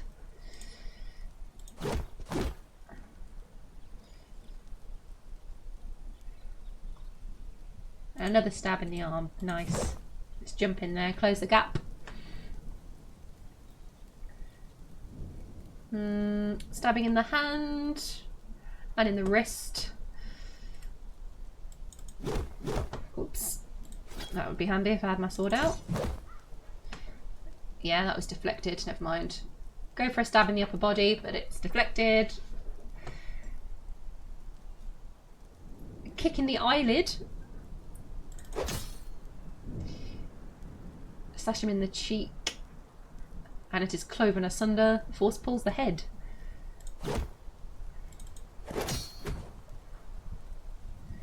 We stab the lasher in the upper arm, bruising the muscle. He bends the shoulder. Ustoltar goes for a bite. On the fifth toe, specifically. And latches on firmly.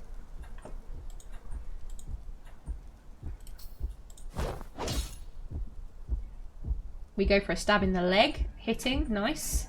An artery is torn. Twists the knee, tearing the muscle. All while our unicorn is ripping his foot off with her teeth. But he's not giving up yet. A bite in the mouth this time. The left foot drops away as he attacks. Teeth go flying. Again, we slap the lasher in the back teeth with the flat of our sword. Send some teeth flying. While Ustoltar is shaking him around by the face. How lovely. Can we get a nice strike? Yeah, so let's go for a stab in the upper body. Bruising the fat through the mail shirt. A blunt weapon would potentially be better for against armor, right? I think. Because obviously we can't really... Yeah. That could possibly be a better move.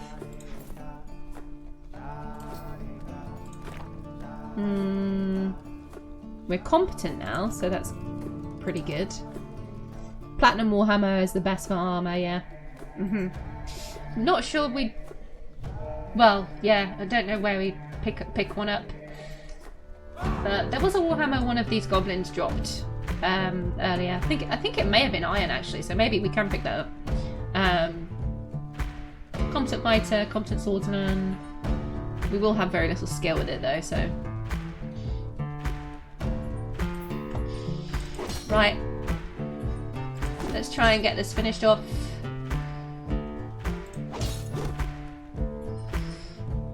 Are we landing some good hits? Slashing the upper lip. Yeah, this is just where it's bloody and awful. The lasher passes out from exhaustion. Okay.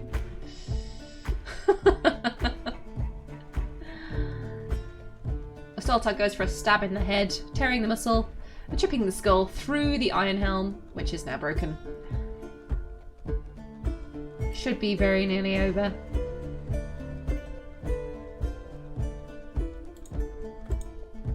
Yep. Let's go for a stab in the head, see if we can finish it. Nope, still holding on. We stab him in the head, but the attack is still deflected away by the iron helm. So, are we better off going for an uncovered area, like the throat? If we stab... If we try, maybe if we try a slow attack with a slash. Yeah, she still got the kill. Ustoltar, let Mustun Niglak stabs the lasher in the head, tearing the muscle, destroying his brain, and the iron helm, and he is now dead. Oh dear, poor Nil. Poor Nil. Let's just see if there's any more. We'll have to go back to try and find Nil, who unfortunately took several more arrows.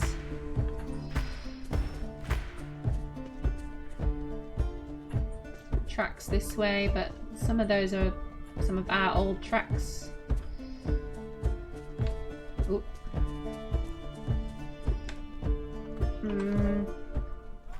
Okay. If I offload and go back, whoops.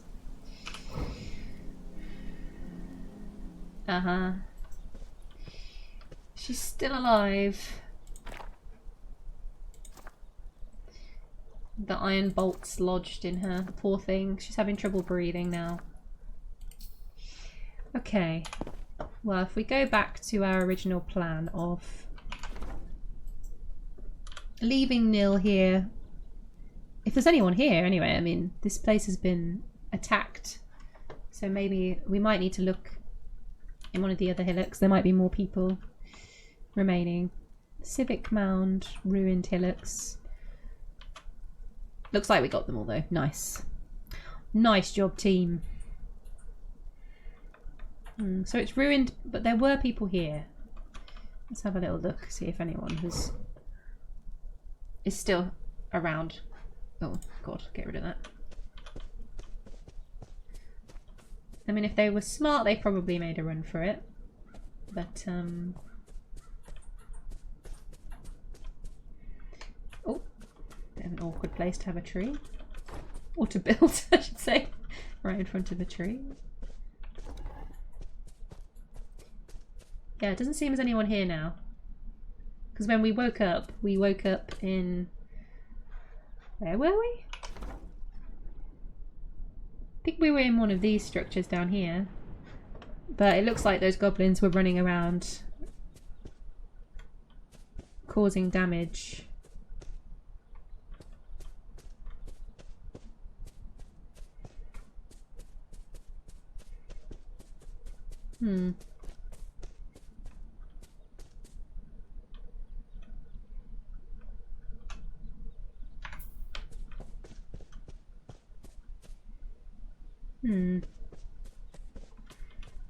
Nil, you poor thing.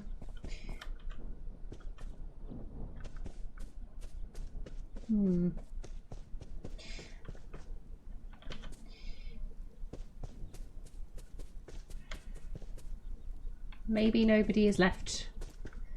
They've all gone.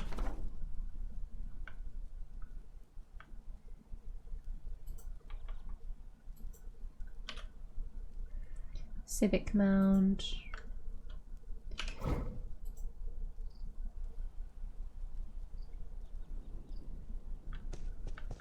Just carnage. Utter carnage.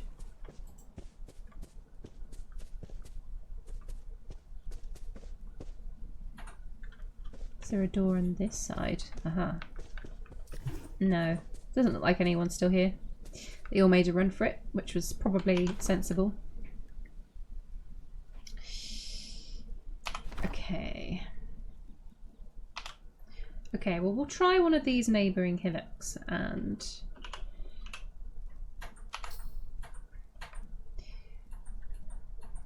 I don't know. Should we continue to take Nil along with us, or should we leave him? He seems okay. He does have a couple of lodged bolts in him. Poor thing.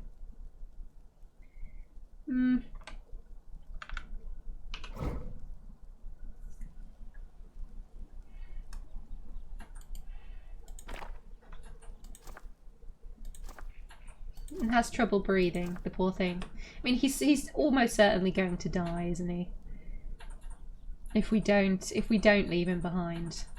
But then he could die here as well if we leave him behind. So I don't know.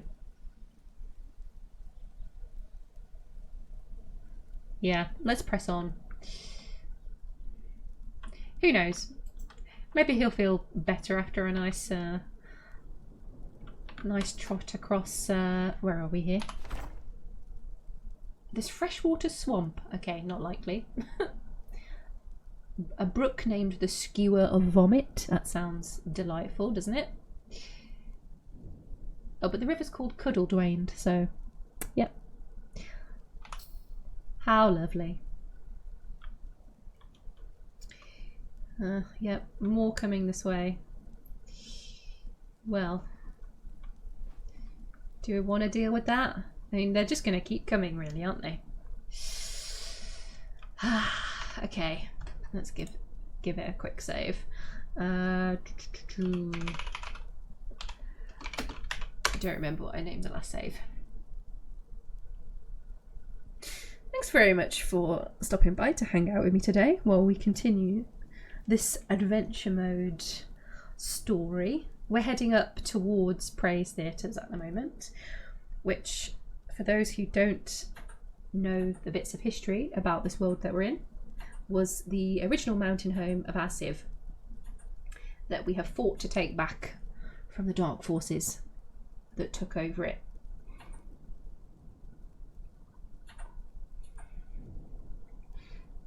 I discovered that it's currently a ruin, which means that we can potentially start up a new fort there and reclaim it. But we decided to go and visit it in adventure mode first before we do that. So hopefully it doesn't get taken in the meantime. But if it does, then, well, our adventurer might have a bigger job to deal with.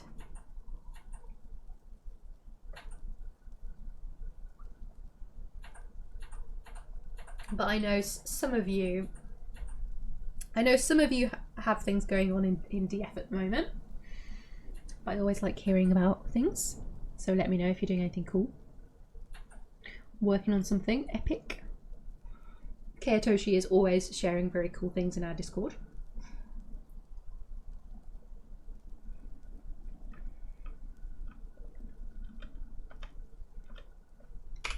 Right. Oops, I see capybaras. Oh, they're fighting the capybaras. That's so mean. What are you doing? Looks like there's only 3 of them. They are killing the capybaras. Those bastards. They're so mean.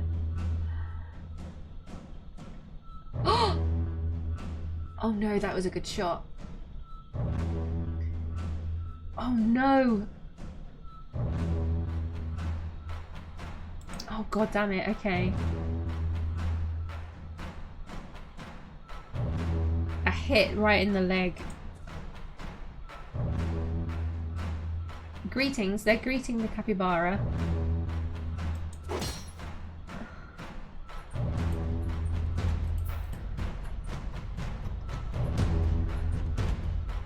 Oh no, are you okay, Ustoltar? We need to get behind some cover. Can we... Or if I get in between them again. But she's just gonna go for it, essentially. Maybe that's better, I don't know. Oh, I don't know what to do. Right. I might give her some cover, seeing as I'm actually mounted on her, I don't know. I thought everyone was friends with capybaras. This is what I'm saying. This is what I'm saying, Bunteku. Oh, the capybara's enraged. Oh yeah, Nil's probably... I mean, I didn't think Nil would make it out the last fight, but he did, so...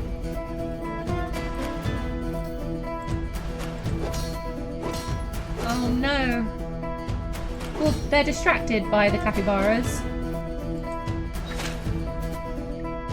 Oh no, Nil has taken another shot. Where's the crossbowman? We need to go directly for him. Okay, let's get into a gallop now. Just trying to keep trees in between.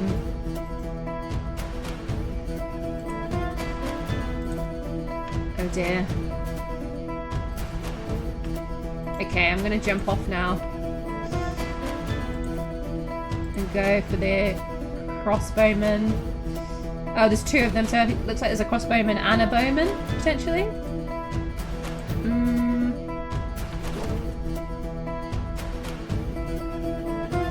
Of course you're running away. Ugh.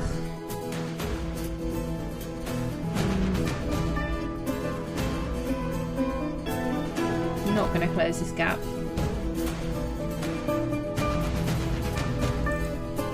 Oh, okay. Wait, what? Did he just throw himself into the... The spearman just decided to jump into the pond for some reason?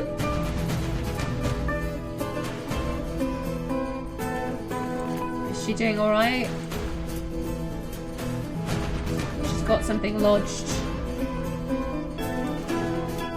Ah. Okay, she did get hit in the leg, so I need to be a bit careful and stay between her and this bowman. Oh. Okay, he's already quite injured, so okay, he's dropped his weapon, so she should be fine. Right, we're gonna leap in the direction of this bowman who's just making a run for it. We're not going to catch up with him. Not unless we're mounted, I don't think. Okay. A pikeman seems to just be drowning underwater. Fine by me. Oh, Nil! Oh no. Nil's unconscious. I don't think he's going to make it this time. The capybaras! I'm so angry about the animal abuse happening here. Unnecessary capybara violence. Right. Ustoltar stabs the swordsman in the lower leg. He goes in for a few hits but misses. Oh, Nil stands up. He's trying.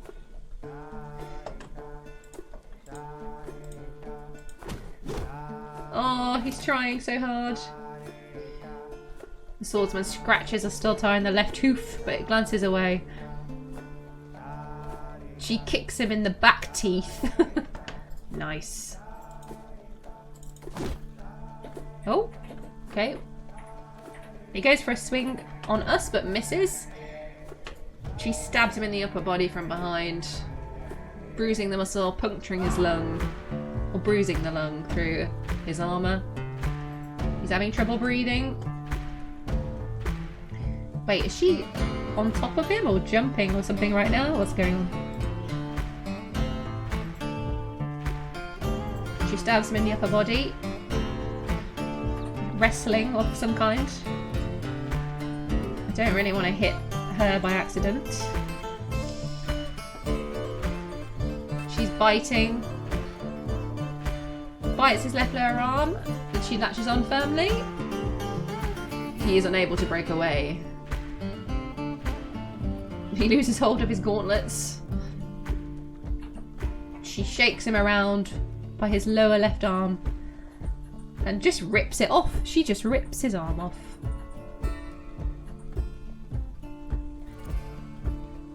Lower left arm is ripped away and remains in Ustoltar's grip. Our unicorn has, quite literally has a goblin's arm in her mouth. The swordsman retches. Yep. I'd probably retch too. And we're just here, like, trying to get some kind of, strike in. But, no.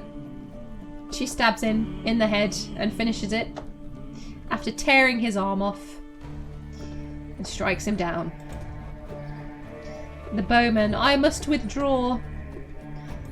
You don't say. Okay, let's go after the bowman and hopefully... I don't think we can ride Nil. Trouble breathing, let's just stand somewhat impaired. Yeah. Taking a risk running after him, but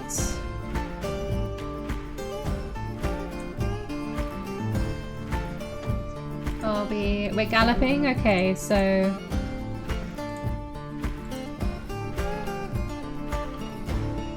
let's just try and if we can spot him from afar and keep some trees in between us. Just keep a bit of cover. We might be okay. He ran in this direction, but what's this? Capybara. Where are you, bowman?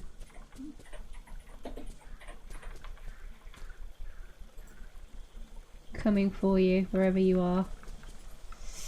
Can we find him in the forest in the dark? Oh, did Nil get a look? No. Some crows. A few storks.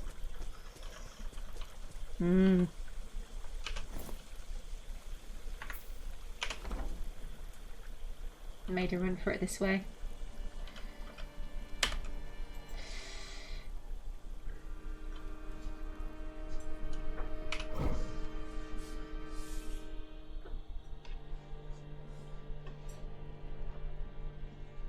And yeah, there's more of them now. So we've got, oh god, 2 crossbowmen, a spearman.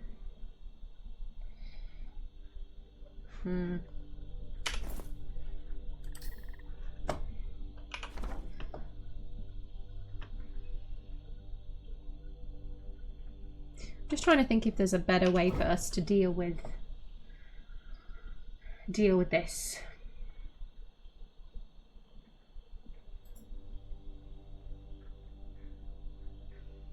Because it's just very risky taking hits.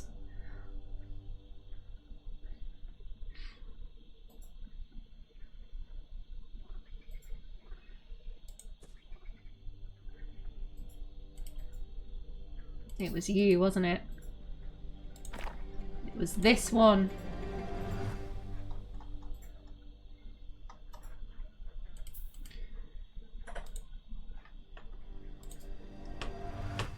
It is I that felled Zuskbas,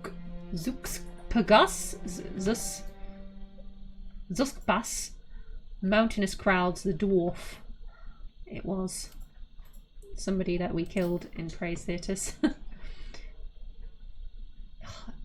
Nil's still determined.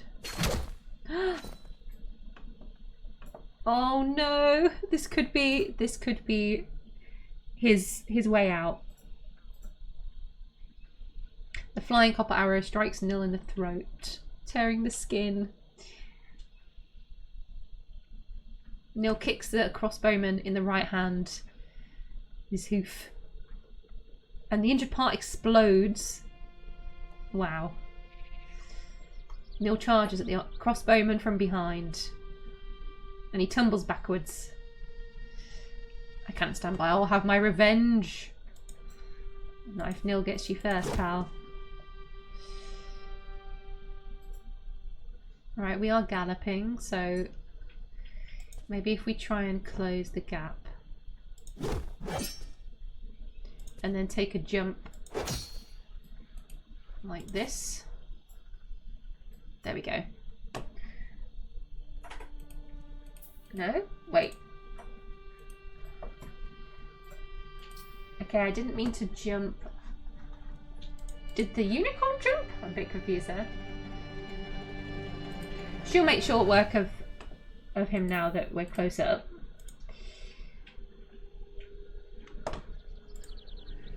I'm lying down for some reason. Can't stand up. Somebody's in the way. Oh, I'm underneath her. Oh, okay, I see. Yeah, he wasn't gonna last long. Stabs him in the hand from behind. Essentially detaches his hand and makes short work.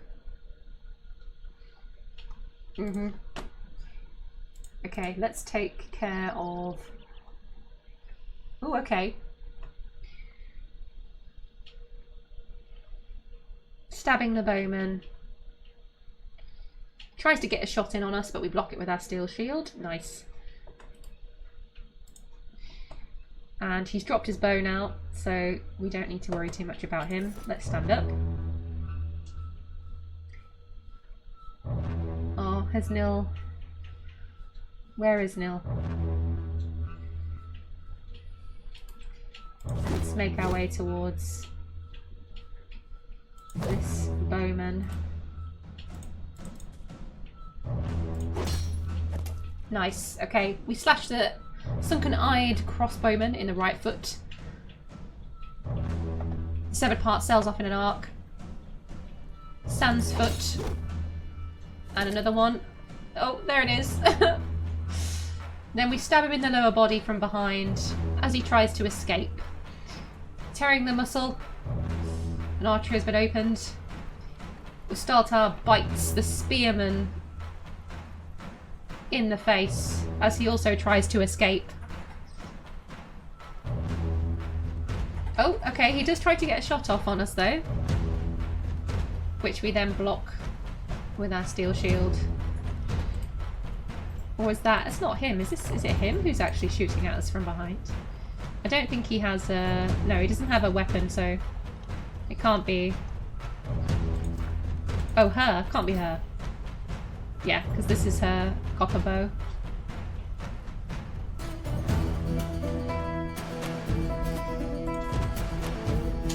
Nice. So we leap towards... Get another shot in. Stabbed in the lower leg. Lovely.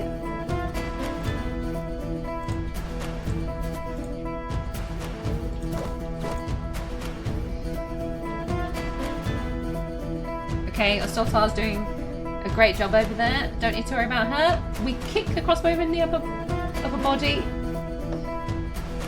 Okay, can we go for a hit? Right lower arm. Slash. Lovely. We slash him. And his arm sails off in an arc. Beautiful.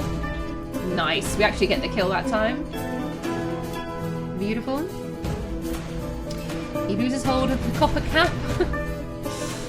And his copper crossbow. And we stab him in the neck from behind. And the severed part sails off. And he has been struck down. Death is all around us. I feel uneasy, says the spearman. Yep. Death by unicorn. It's a pretty epic way to go, though. Okay, this bowman is actually slowly making an escape. Or trying to, so... Let's just make sure he doesn't get away. Oh, the spearman has become enraged. But I'm pretty sure she has it under control. Close set eye spearman attacks. But she jumps away. Yeah, he doesn't actually have his weapon anymore, does he? So she will be alright.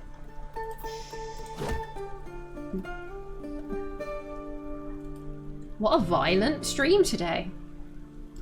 Action-packed. Yeah, trying to make a run for it. Pretty sure he's missing a limb or two though, so... Is that a weapon? That's alarming. It certainly is.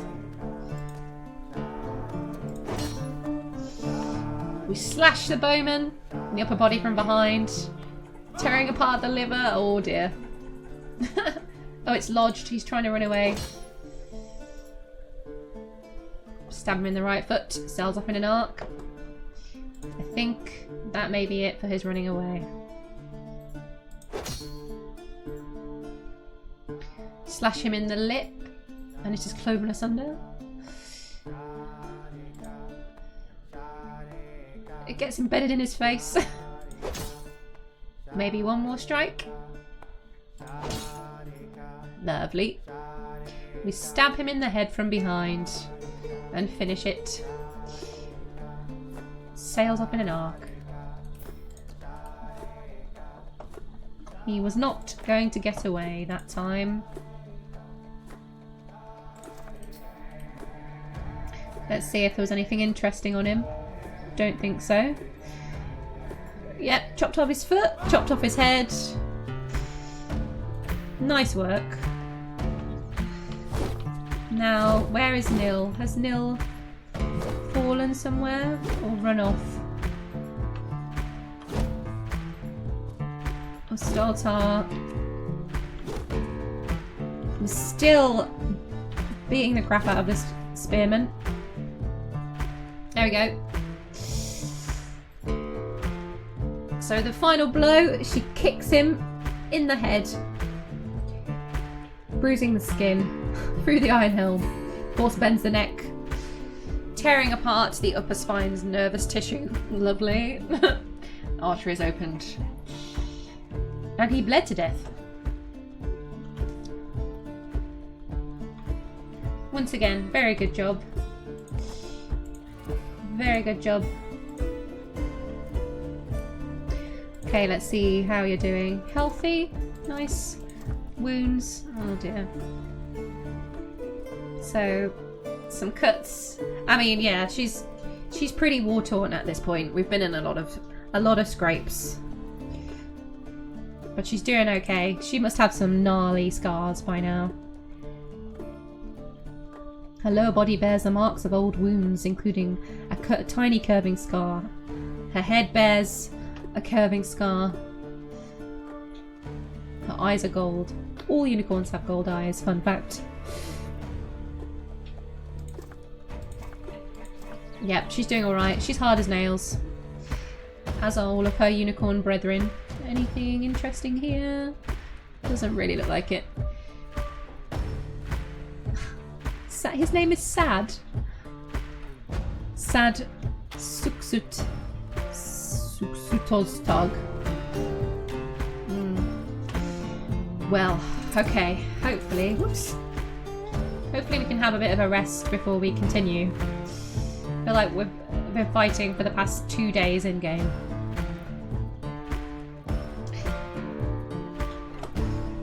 Let's get rid of these. Where's Nil? Oh, I have a feeling Nil may have fallen, unfortunately.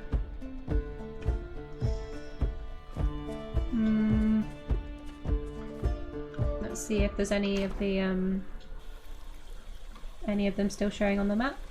Nope. Okay, nice. Looks like we took care of them all.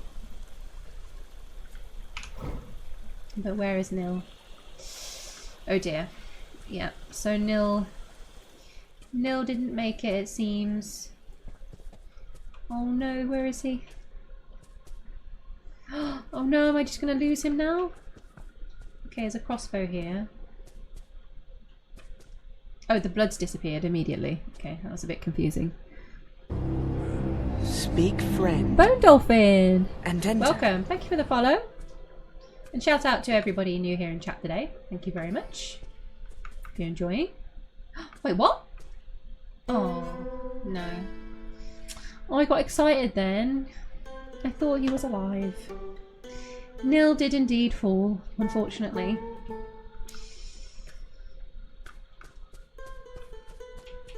You poor thing. You were indeed a noble steed, Nil. Rips in the chat for Nil. Oh.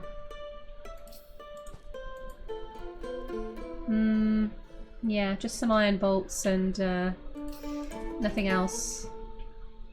Can't actually view his corpse. Well, we have carving. We have butchering and carving now in adventure mode, so yeah. Maybe we can do something. Waste not, want not, right? But maybe we can take a memento with us if we...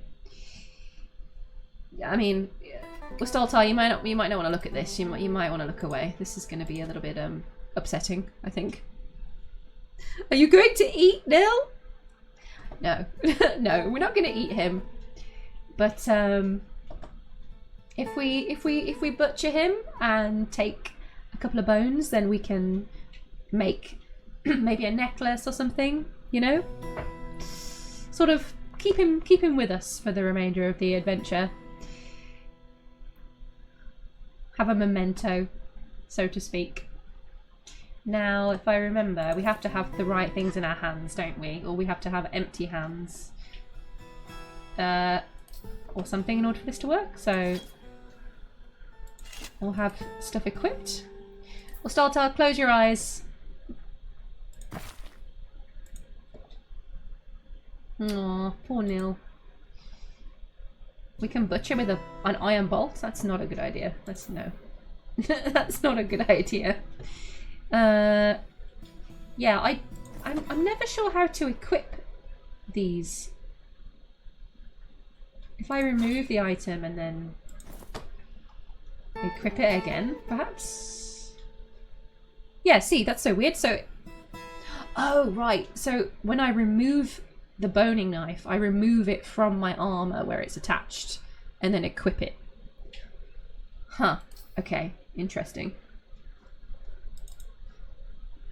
So let's try that again. Yes. We butcher Nil's corpse.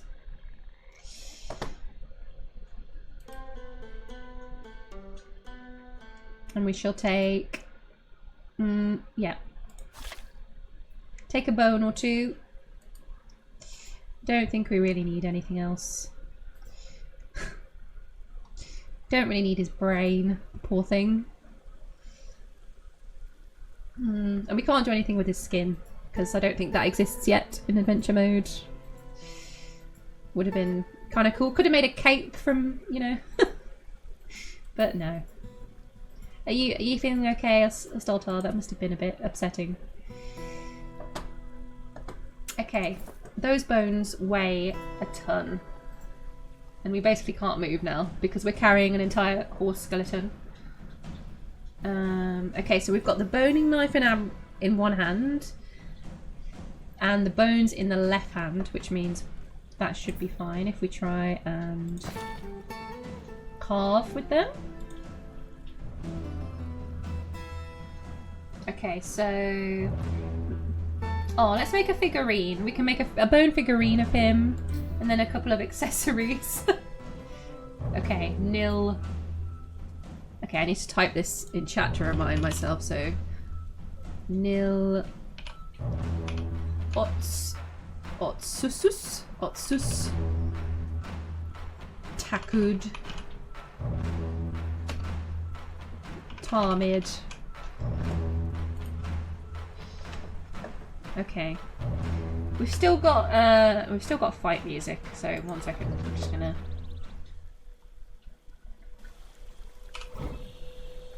work for a second. I wish we could build, if we could make a little grave or something, that would be kind of cute. Okay. Yes, can we make a figurine? Lovely, okay. So we shall make a figurine of our horse from his own bones. And take it with us. Nil Ankle Machine, the Blade of Cobalt. That's a pretty cool name. We make a horsebone figurine. Aww. Have a little look. There. Aww. So we've got a little bone version of him. And we'll use up the others as well because they're super heavy and we may as well. So what should we make for ourselves? Should we make... Maybe not a crown, that's a little bit much. A bracelet, an amulet, an earring, a bone ring perhaps. Maybe a ring. Might be nice. What have we got? So we've got Some Drunian bone earrings already, which are pretty cool. I think we found those. Don't think we have any other accessories going on. A ring. Buntico, a ring it is.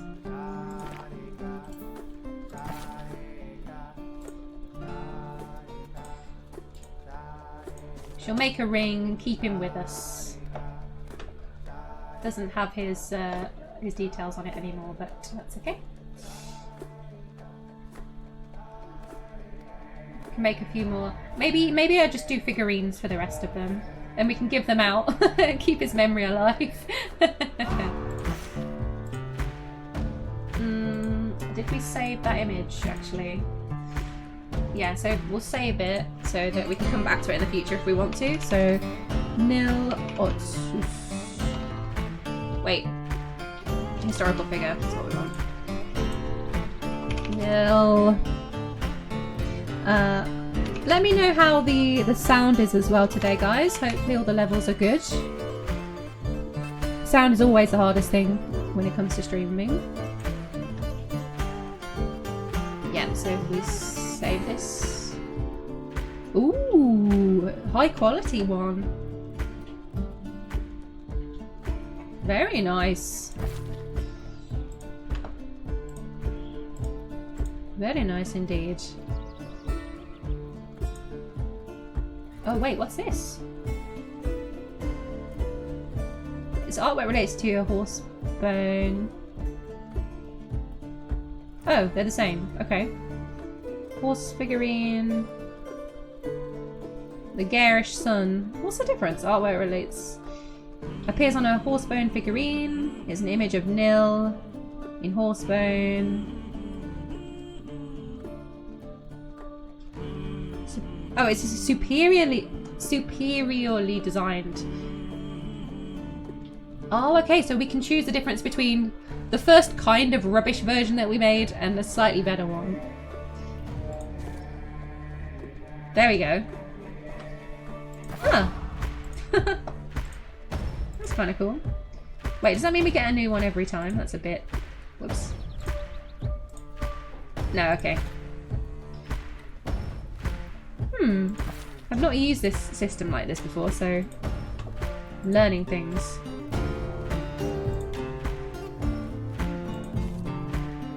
Yeah, so these are just higher quality. Okay, we've got a few of those. So we'll keep the high quality one for ourselves. We'll put on our ring. And we will take Nil with us for the rest of our journey. He shall be remembered. We'll put this in our backpack. And the rest we'll keep for other things.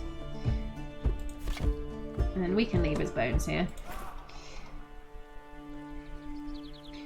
Also got someone's tooth as well. Probably don't need to keep that. Oops, no. Let me just drop it, please. Yeah. Anything else that we can leave behind? We're still quite poor. We don't really have any money at the moment. We could do with selling some things, doing a bit of trading.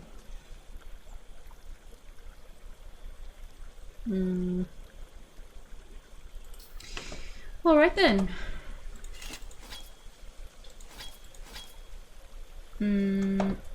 What have we got equipped?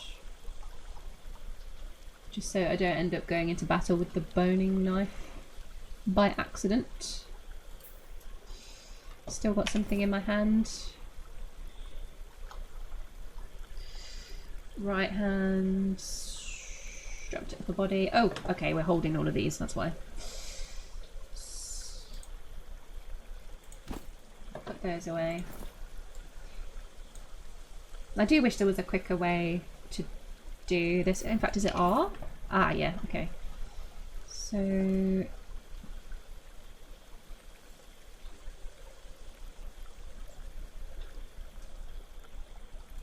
Are our hands free now? What? No, we're still holding all these figurines. Okay. That's fine. We'll just do it that way. Put these away. Store them in our backpack. Lovely. And now we should... Okay, Q. Yeah, there we go. Alright.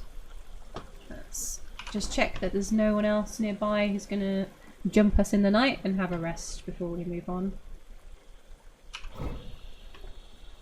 We shall make a camp beside Nil's grave.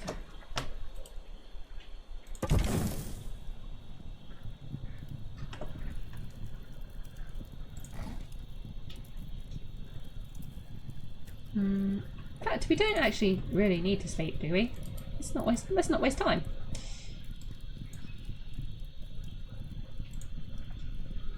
Let's just get moving. We've done a lot of fighting, but let's carry on our way. Yeah, there's some more coming down. We can't just stay and defend these hillocks forever. Because it'll be better if we strengthen the civ as a whole, and then we can deal with all of these pits a bit more efficiently.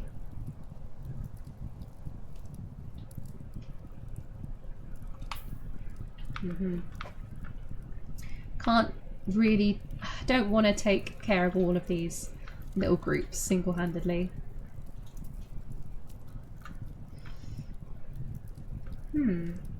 What's going on over here? Refugees, but I'm gonna guess that they're probably... Oh, I wonder if those are some of the citizens from Praisetheaters, because I think this... Is this the ruin here? This is Ilon Imketh, so this was the second fort that we built in this civ after Ilon, which is up here in the northwest. And so Ilon Imketh was our military fort that we built down here as a sort of stronghold.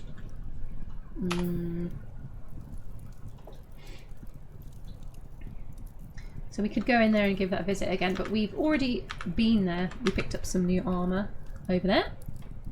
So it looks like this might be the ruin, potentially. Because there is nothing else here visible. Yeah. Yep. So it actually just disappears on this.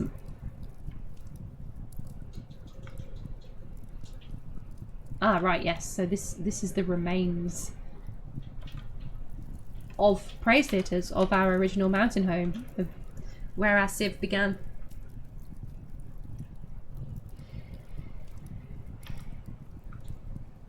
I might just have a look and see what's going on. See if we can talk to anybody. Oh. Sacred grave. Now you see, here's where things get a little bit tricky and interesting. Because we have that religious sect and temple dedicated to death in Praisetheaters, there will be people who are on our side as part of our civilization who belong to that sect, right? The skull sect of bones, the religion that worships the dwarven god of death, which was formed very early on in our civ. But it seems that that religion is essentially full of, you know, goblins and dark forces now. So, you know, do we try and cleanse our ancestral home of this sort of very dark religion, or do we try and preserve it because it was actually part of our early culture? I have a feeling that it's probably taken a bit of a nasty turn, really, because, as I say, I think that religion was probably quite a draw for the dark forces in this area, and it's probably full of enemies now, as in, you know, the skull sect of bones probably mostly consists of unfriendly types that we're probably best off dispatching, to be honest. Legendary carpenter. I feel like I recognise this dwarf's name.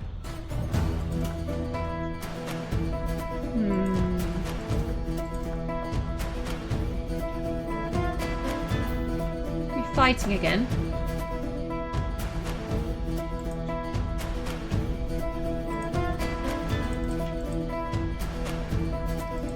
So was this blue dot just this goblin?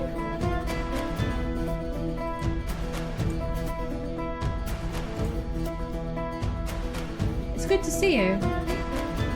Servant of Death greets you. Being any good scraps today, we have indeed. Escaping from the danger which threatened my former home.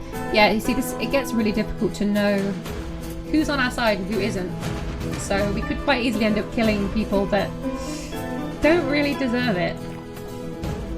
People that we don't want to kill.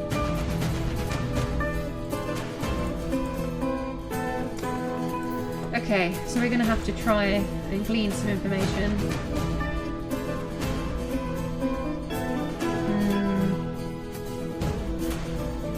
And it's quite hard to get that information out of people. Any troubles? We've got beasts. Okay, but I might not care about your beasts, because...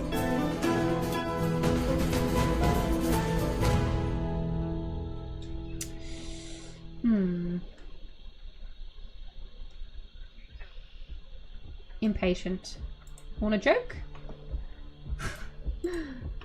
Oh yeah, she enjoyed the joke. That's good. Okay, cool. Positive attitude. We need to investigate. Master's boss. I don't know if any of you know, chat, how we can discover what group a character or an NPC belongs to, or their affiliation. Because I'm still yet to figure out how to do that efficiently.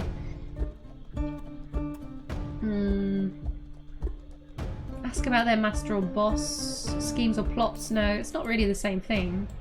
And we're quite likely to just annoy her.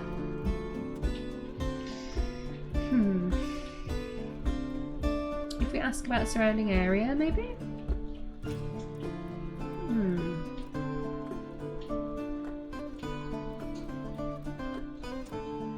Yeah, if we ask when I return home. Okay. Yeah, but you see, where are you fleeing from? That would be helpful to know.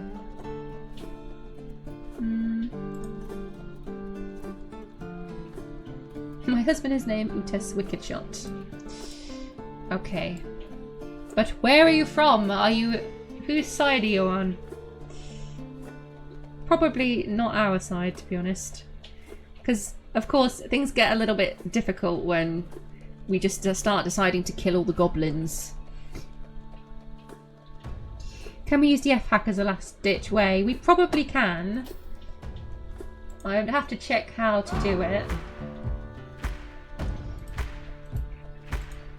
And, you know, does it kind of ruin a bit of immersion if we do that? I don't know. There must be a way, but it's just... Yeah, we can't ask directly. And it's a bit odd because I feel like that must be intended.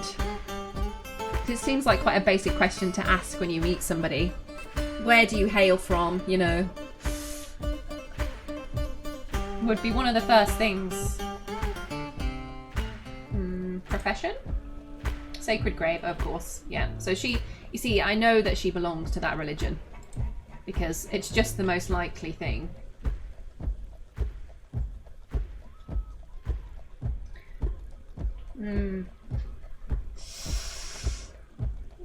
I think we shall let her go. We could ask about her own reputation. Maybe. Ask about yourself. Dost. Is that her? Yeah, must be. I am a sacred grave. I was a herbalist for 13 years of my life.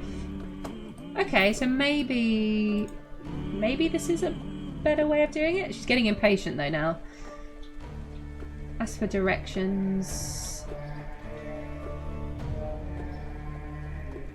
Ask a favour. Nope. Yeah, so asking specifically about her, perhaps. reputation. Can you tell us anything different this time? I was a carpenter for 90 years. Wow.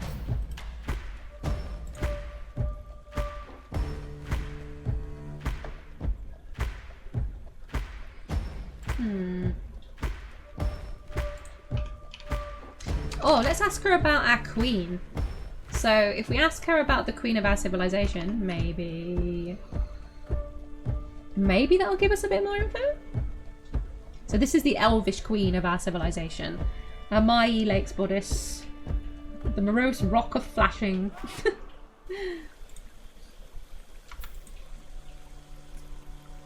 She is a killer. She ended the days of Bossa Vad Putrid. She is a queen. She is a queen and a killer. She's really very epic. Now, is she saying that in a negative way? Or is she saying that in like a... She's my queen and she's really awesome. Doesn't really sound like that, does it?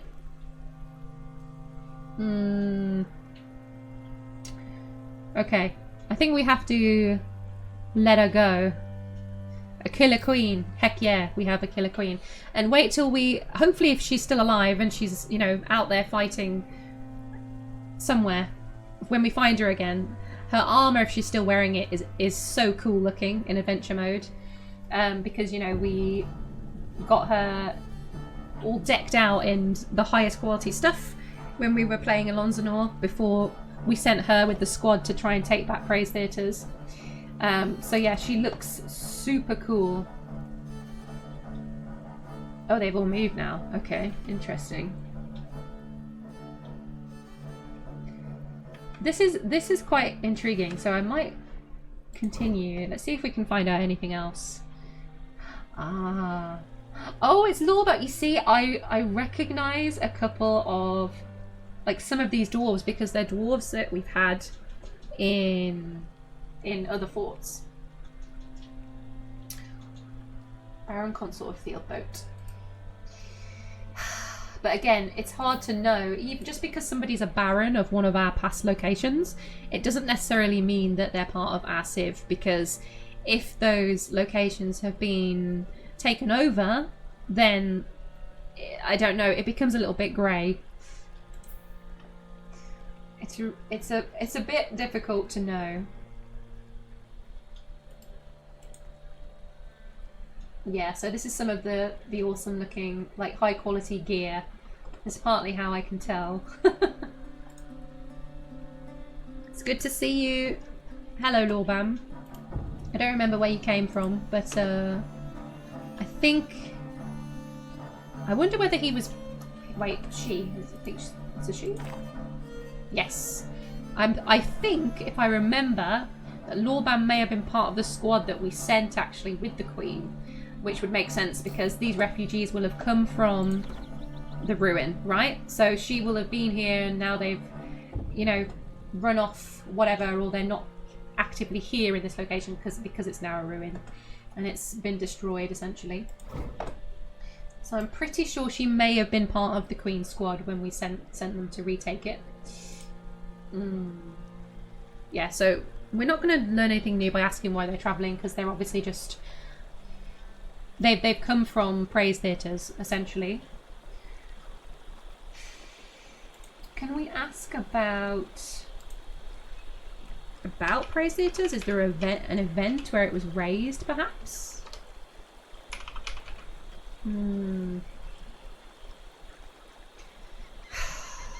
No. Okay.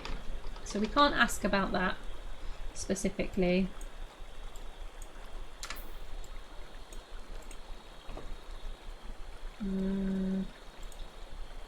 We've got beasts. I mean, your home was destroyed. It seems like a slightly bigger issue, but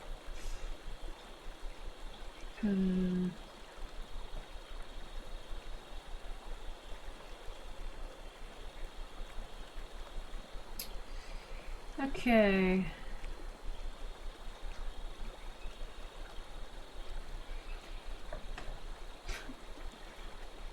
Right, yeah, so let's go back and ask about somebody specific. So if we ask Lorbam, it'd be nice if they added that as a default option at the top in this conversation panel.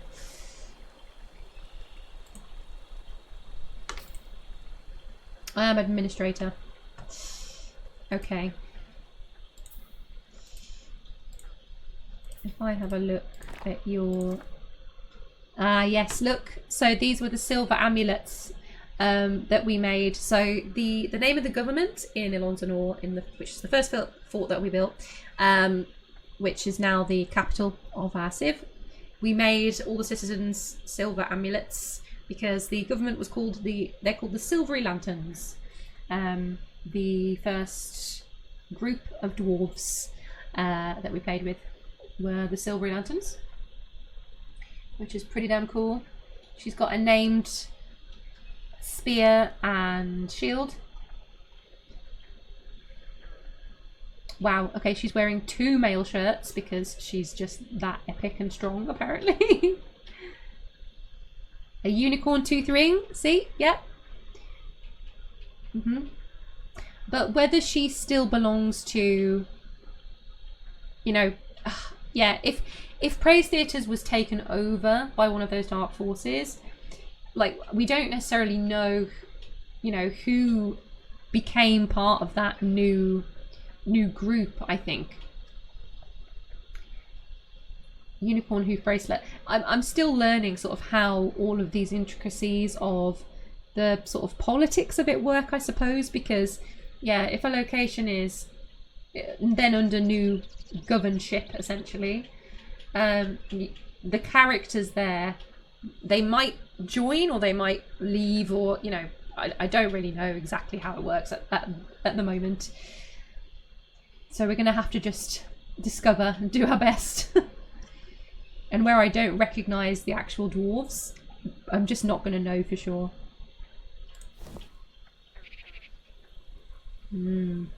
Adorned with hanging rings of praise. That's so cool.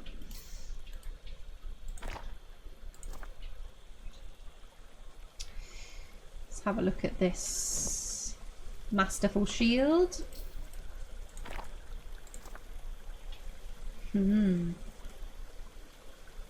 Oh, and a unicorn crown. That's so cool. Have a look at the Baron. And the armourer. Oh, her husband. Cute. Okay, hello Baron. It's good to see you. Yeah, I have a nasty feeling that these NPCs are now actually part of the Dark Civilisations group. I have a bad feeling about that.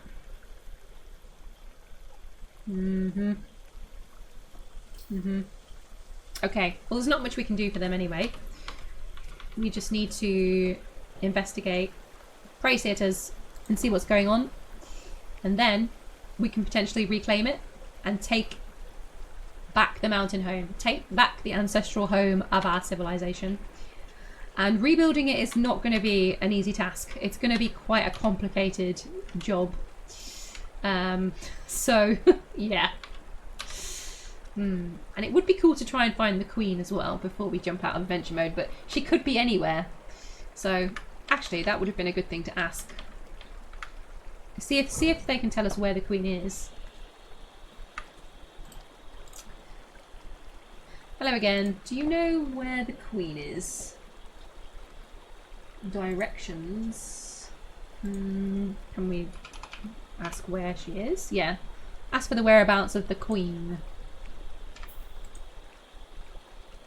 Probably on the move or deep underground. I can't be sure. Yeah. So there is an underground road underneath Praisetheaters.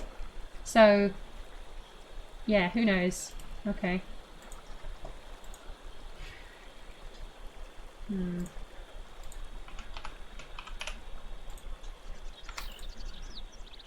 Yeah, they don't know. Okay. Well, if we're lucky, maybe we'll find her. She could even possibly be one of these dots, maybe. I don't know. Maybe she's actively on the run. Okay, so I can't... Ugh. It looks like they're there, but I can't zoom in anymore. Can we dig in adventure mode? No, we can't dig yet, sadly. Building is coming, though. At some point. I don't think they've said anything about timeframes on that. But we do have the building option here coming soon. Which will, of course, just completely... Just open up so many other options. Oh! We have a human up here, it looks like. Hello? Who is this? What? How lucky did we just get? Your Majesty. Oh, she looks different now since the update. Your Majesty, look at her just chilling here by a little pond underneath this willow tree. Oh, that's so... Our elven queen here sitting by a picturesque little pond under a willow tree. That's just, yeah, I can see it very clearly in my mind. Your Majesty. It's good to see you. Praise be to Immer, the growth of washing. It's a pleasure to speak with you again. Your Majesty, I can't believe we found you. You can't be out here by yourself like this. She was forced out of Praisetheaters, so... See, that tells me that everybody left in Praisetheaters is probably not friendly. So, maybe it gives us permission to dispatch anyone we find there. Your Majesty, I'm glad to see that you're well. How fragile we are. Begone fear. Let's have a look at her. Our elvish queen is 269 years old. Unfortunately, her spouse died a very long time ago. We tried to set her up with another elf in our first fort, but she wasn't interested. Yep. So here is the helm that we made specifically for her in that fort as well. The Queen's helm. It is sized for elves. The object menaces with spikes of superior quality sterling silver and exceptionally worked unicorn horn. It's coated with goblin's blood. Of course it is. That's so epic. So yeah, this crown has a unicorn's part of a unicorn's horn on it. Doing that was very difficult in form. Like, it was not easy to do that. What a pain, but it was worth it. It was really worth it. Let's find our queen with her unicorn horn helm, decorated with silver and unicorn bone for the silvery lanterns, of course. She's got her amulet on as well. Her breastplate, again, spikes of silver, covered in blood. She's so cool.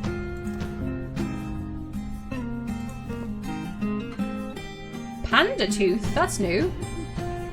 So now she has a steel shield decorated with panda teeth. Just so metal. And of course some food, because our civilization is just a bit of lore that I originally sort of, you know, came up with when I first started this world. Lances of Medicine are all about food. Very much took advantage of the ridiculous value of food, of course, trading wise originally. But with the magic updates to the game, we will be getting food, and I think there is food actually already in the full adventure mode release that can heal you magically. So magic food is a thing now, which is really cool because that fits perfectly with the lore of this civ. So yeah, at some point we will be able to bring that full circle and actually have the Lances of Medicine creating medicinal food, which is exactly what I wanted, and that will exist in the game at some point. So awesome! And look, here's the dagger that I was talking about earlier. This Forella Melia, or Forella Mira, which is a really cool name as well. This is a large, flashing metal dagger. All craftsmanship is of the highest quality. It is spattered with Asmel Beer Gems dwarf blood. So it was a legendary godly weapon that we found deep underneath Ilon's Imketh. As we can see, she was a legendary weaver. She's a legendary fighter and knife user. So she can take care of herself. I wish I could see her kill list from this panel, because it would be absolutely epic. Some nice cranberry wine. Yeah, that was her favourite, I think, if I remember rightly. So yeah, makes sense. It is just after 2 PM here at the moment. I will need a little lunch break at some point. I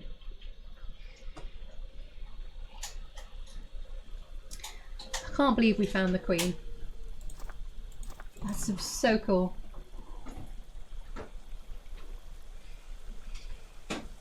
Her hair is moss green. I mean, I don't really just want to leave her here. I don't think she'll join us. Let's do a quick save. So she is literally just on the run, like the rest of these refugees that have come from the ruin. I don't know if we could get them to resettle in the same place if we take it back. Maybe we can claim it for ourselves. I have no idea.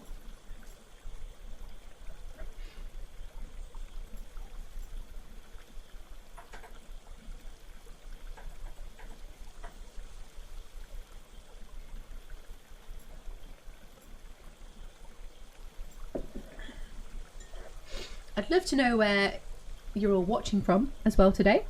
As I say, this is my first day stream as part of my new schedule, which is Monday, Thursday, Friday. So Monday evening and then Thursday and Friday daytime at the moment. And based on how things go over the next month or two, might add in another one. Might change it around a little bit, just see what works best. But Monday, Thursday, Friday at the moment.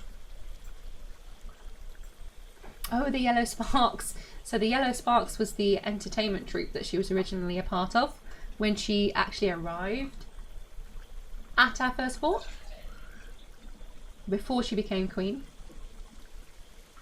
Any troubles, Your Majesty? We've got open war, yes. The Mountainous Spider are at war with us, as they have been since almost the very beginning of our civ, 187 years ago. The trouble started because of prior aggression, and the issue of their godlessness. You are correct, my queen. The Mountainous Spider. Maybe we should ask about our own reputation now. It's probably changed a little bit.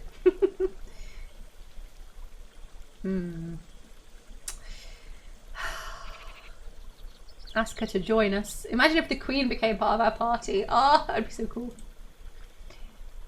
I mean, she probably has other things to do, but I'm sorry. My duty is here by this pond. Okay, Your Majesty, if you're sure, I am a bit worried about your welfare.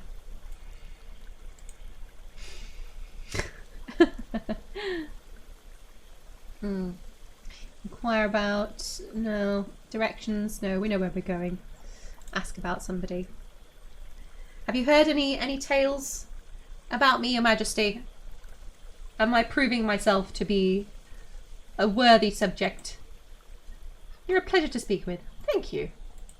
That's a big coming from her, because she's really a very grumpy person.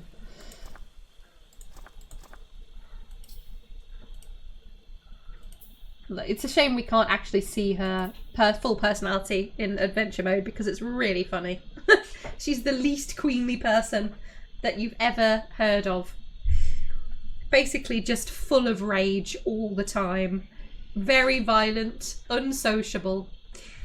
it was really quite difficult keeping her happy when she was a traditional queen in the fort at the beginning. She was very unhappy and basically drunk all the time.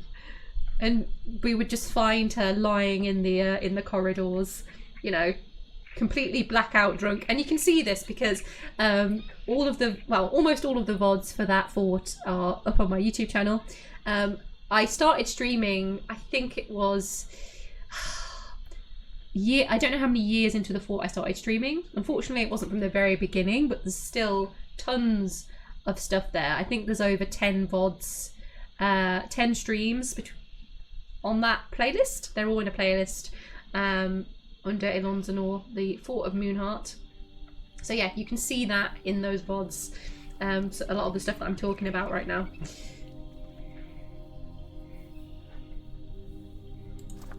Okay, well, I don't really think there's anything else we can do with the Queen here,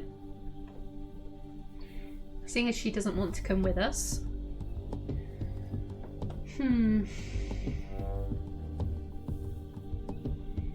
The music is just so good in this. Dabu did an amazing job.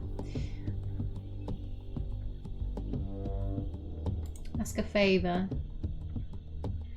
You could come with us, Your Majesty. We can help protect you. Not that you need it, but I'm otherwise occupied.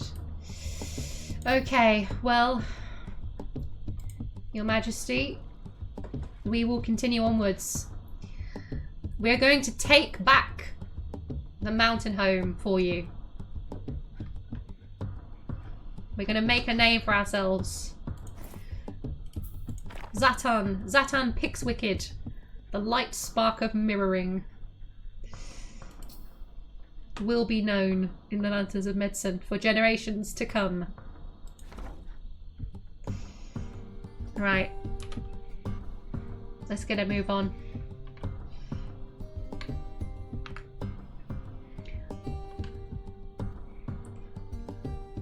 Malikan, what size world is this out of interest?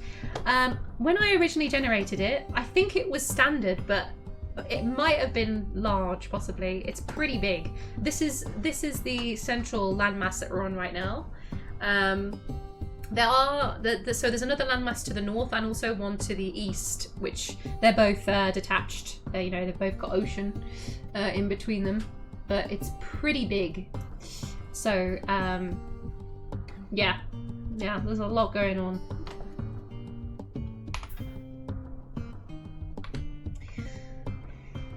Okay, well, maybe we quickly check out who this is too. I wonder if that goblin, what that goblin was up to then.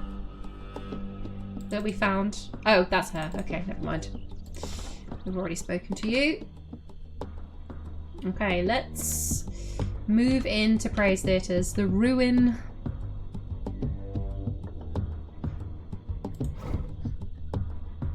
These are pits, I think. Okay. Here we are. So we've got a road here leading north. Let's just see how far this goes. Okay. Into a pit. Okay. So the pits start here. Just the scars on the land from all the fighting. Generations. There have been fights happening here in this location in Praisetheaters since the very beginning. So 180 years of war between Civ, the Lanterns of Medicine, and the Monstrous Spider, and also the Red Terrors. Although I don't think they're. I'm not sure how the Red Terrors are doing these days. I think the Monstrous Spider is the main group. Oh, okay. Let's have a little look, see if I can see anything here. Yeah, there we go. So it's spicy. There's a lot going on. I still don't know what these mean. If anybody in chat knows what these little misty tiles mean.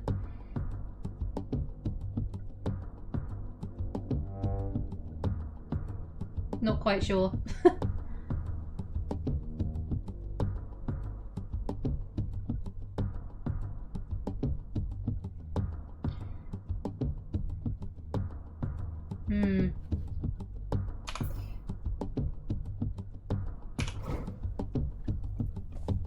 Okay, is this the only way? Is it the main entrance? Let's have a little look. So we've got a wall all the way around here. Just having a trot around. Some more. Yeah, okay. Some more trenches. Okay, yeah. Looks like it's the other side.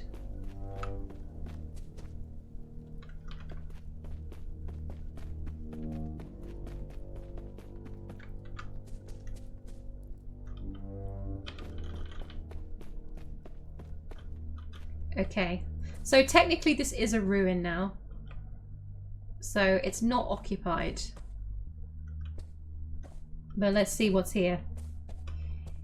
And then, depending on what we find, I can take a quick lunch break and we'll come back and we'll get into fortress mode and reclaim this place. So we have our little tavern maybe? Bookcases up here. Ooh. I'm loving this really ominous music at the moment. Is there anyone here? The trade depot, which is just everything's all over the floor. Meat, copper, armor.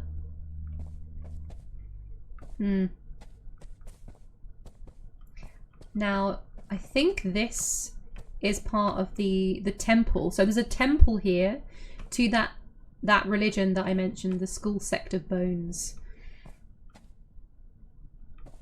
Worshipping the god of death. Any totems? Oh, I don't know. We've got some statues here. Let's have a look at these.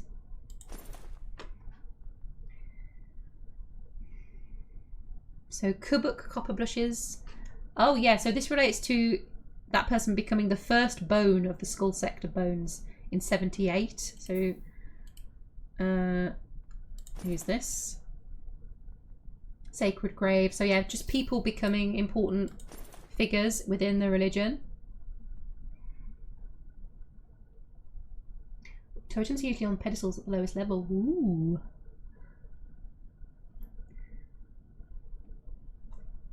This magnetite statue of Melville Mirrored Realm, the Barbarous. This is an image of Melville Mirrored Realm, the dwarf, and Zimesh, the deity of death. Aha, so Zimesh is the god of this religion. The deity of death depicted as a skeletal female dwarf. That's so cool. Melville Mirrored Realm is embracing Zimesh, the god of death. And the artwork relates to the belief of the dwarf Melville in the early spring of 95. Interesting. Pyrulicite as well. A black statue. Someone being elected again. So to deal with the misery of being under constant goblin attack, this necromancer manages to create a religion of death. Sounds like it, doesn't it? How do we get around here? I'm gonna have to... Yeah. How do we get up here? Can we get up here? What? Oh, okay. There's a slope here. Maybe... Do I have to jump off again? Oops! Ah! Okay, we're climbing. Can I climb up instead? This seems a bit dangerous. Let's Oh, okay. A unicorn just jumped down. Why not? Oh wait, these are engraved. I've just realised. Ooh. Oh wow, this is so cool. But your world is more grimdark than Warhammer 40k. Yes, it is pretty dark. Or at the start of this civ, right? This religion obviously had a really big part to play in all of the chaos that's ensued.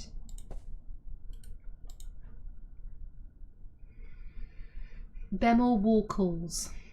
I think that was one of our king. Yeah, so King of the Lanterns of Medicine. So you see, so this is all to do with the civ. Chickpea plants. Yep. Diplomat.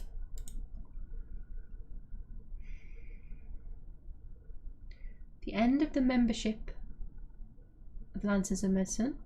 Oh, somebody get banished or something.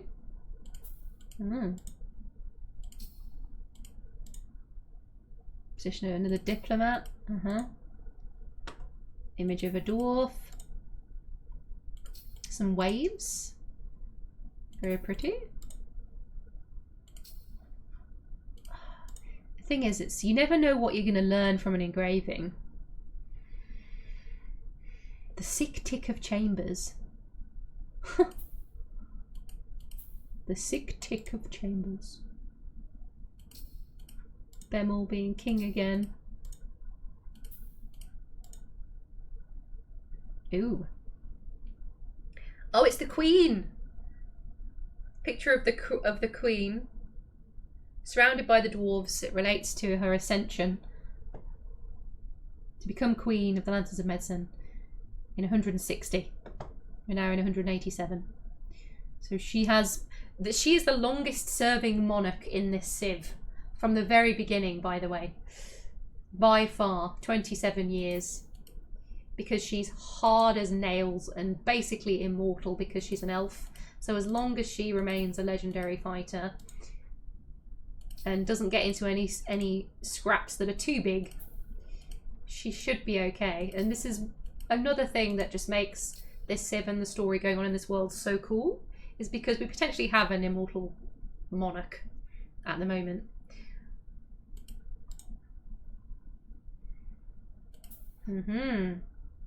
Yeah, can we actually get up here? Because I don't actually know. Maybe we could try and climb somehow. How do we do that? I've never tried to climb actually in adventure mode. G? Nothing to pick up here. Butts up against the ceiling. Yeah, maybe not.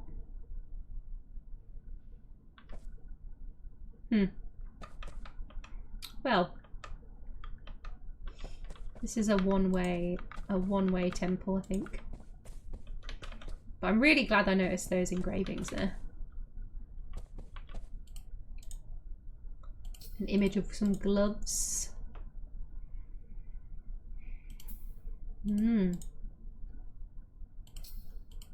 I just wish there was a slightly more efficient way of viewing them.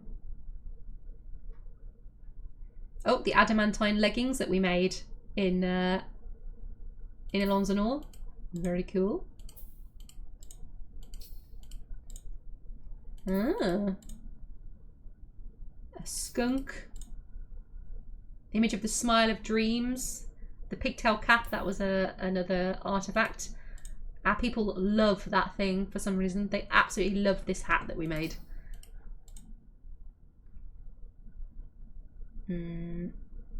Oh, our second queen, I think. Tekken glacial torches. Pretty sure the first queen was something geared lucky, if I remember. Lickot, I think. Our very first queen. Yeah, so that looks like to be the temple. The temple of the death god Zimesh. In Armor version there's graphics. That sounds very epic. What we got? Oh. Now I'm lying down. What? What's up here? Oh, some bedrooms. Okay. Empty barrels. Huh. Oh, we've got somebody. Who's this? This place is a ruin, so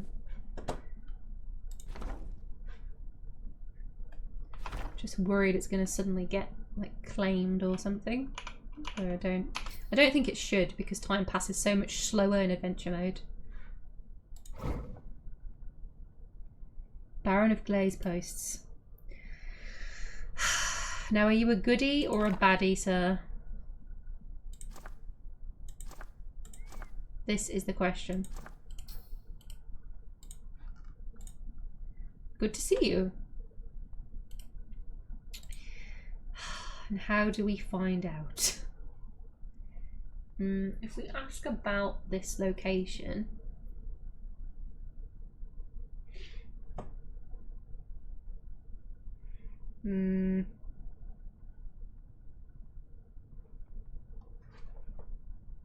Impatient. Okay. So let's ask about Praisetheaters. We are in Praisetheaters. There is a temple of the school sector bones here named the Dead Chapel. Okay. Troubles. The Red Terrors are at war with us. Okay. That doesn't tell me who you're affiliated with. Oh, and the Mountainous Spider. Okay, so he's one of ours. Cool. So it seems.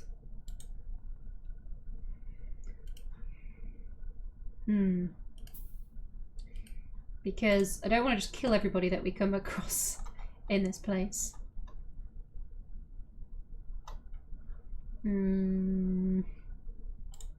Ask about his own reputation. Degel Starstake. That's a cool name. Baron of Glaze Posts. Ugh, yeah. I feel just fine. Oh, well. Good. Right, let's make our way down. I think this is the main entrance. I do kind of remember this from when we first visited here. Ooh, this looks like maybe a bit of a shrine going on.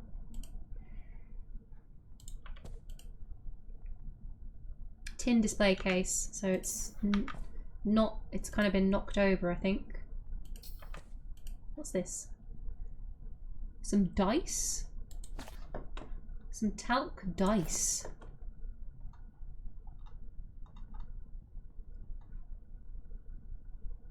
Dodecahedral die. On the face of the object are a series of 12 images. That's so cool. I wonder what they are. We never know. I can't look at these. I wish I could look at them without picking them up. But they've been toppled, I think. Huh. A divination shrine. Yeah. Huh. Not sure what we should do with that dice. Maybe we should leave it here. Because if we reclaim this place and I take it now, it won't be here. So let's leave that where it is.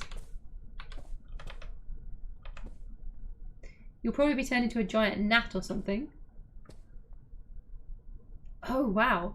Yeah, but because this place has been destroyed, if we roll it, will anything? I don't know if anything will happen. Because the temple's been destroyed, right? I don't know how these things work.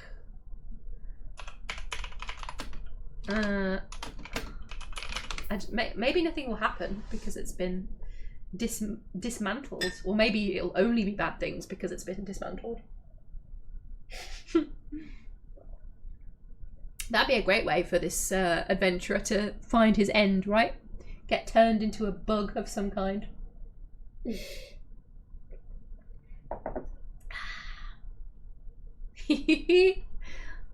Well, let's see if this dice does anything.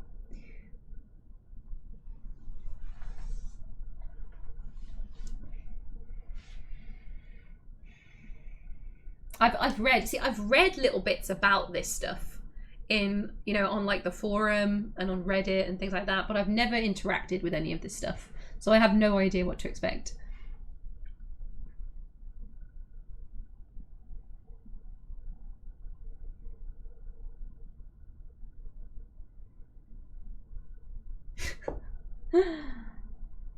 Okay. Let's see.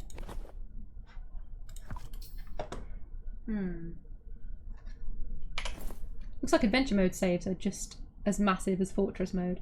Yep. Well, it's an entirely new way of interacting with, you know, the entire world. It's the other half of the game, essentially, which when you think about how huge the game is anyway, and the fact that, you know, fortress mode is only one mode. It's crazy. And it's why I just go on about Dwarf Fortress all the time to everybody that I meet. Because it's such an amazing feat. Okay, so if we grab this dice, wherever it has gone, am I already holding it? Probably. This rather scary death dice. We can roll it. Oh my god, what's going to happen? Maybe I should... Oh no. I'm a bit scared. Let's roll it. Oh, I wish I had cam on for this. You roll, divining the will of Zimesh according to the practice of the skull sect of bones. The talc dodecahedral die shows helms. You have been blessed with a week's good fortune. Well, that sounds pretty good. What is that? I don't know if that actually, like, it must do something in the game, but I don't know exactly what. Well, Zattan, we have good fortune. We have the fortune of the god of death. So, there we go. Huh. Do we have like a status or something? No. Maybe could we gain like extra XP? That'd be cool.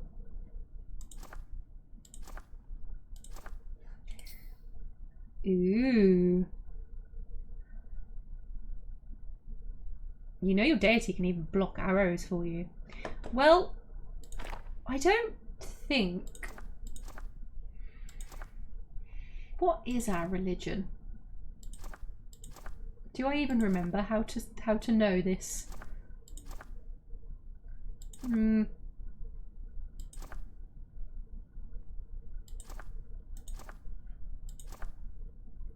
we even have one? Huh. Let's go get an ice cream. There must be a vendor around the corner. Yeah, pray to the god of death and then go grab some ice cream. Oh, that's so cool. I want to roll it again. I don't know if there's a limit to it. I guess there probably is, right? One at a time. One boon at a time. Or one curse at a time. We are blessed by Zimesh, the great god of death. Who is this? Baroness of Truthful Rock. Good to see you again. Hello, hello.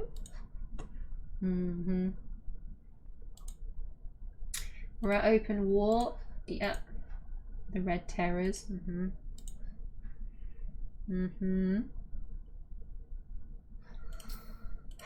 Again, it's very hard to know. Spouse Usbu.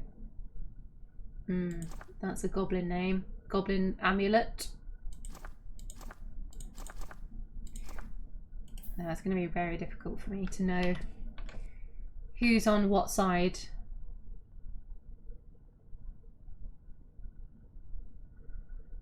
Blind play tested though. If you test the gods too often, they punish you. Yeah.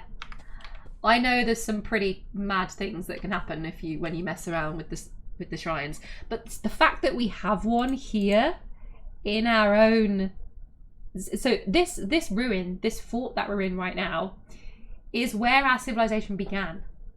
That's really cool. I don't know what will happen if we reclaim it and play in fort mode. I don't think we can interact with it anymore in the same way.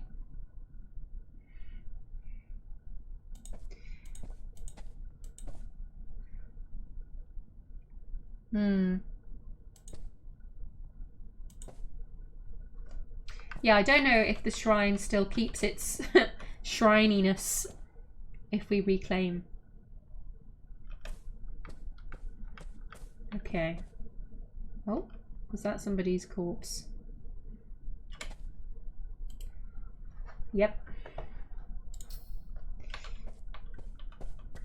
But yeah, keeping in mind that the Queen has fled from this place and the other friendly NPCs that we found, I just don't really know. Chiefess. Yeah, so these are all going to be members of the Skull Sector Bones, who probably aren't allies, but I just don't. It's so hard to tell who is ally and who isn't.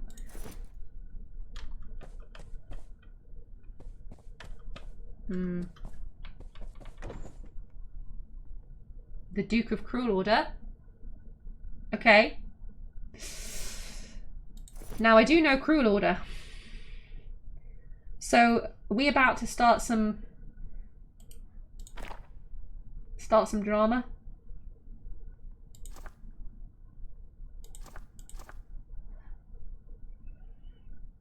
Because Cruel Order is definitely not friendly.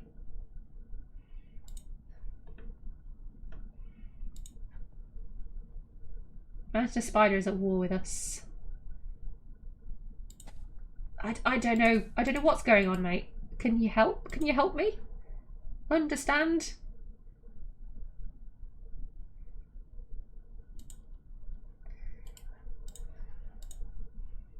Yep, so the Mountainous Spider, but also the Red Terrors probably.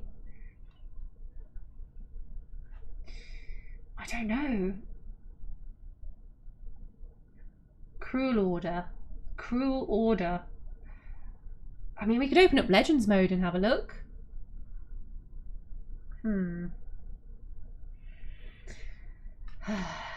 Cruel Order. Can we ask him about Cruel Order?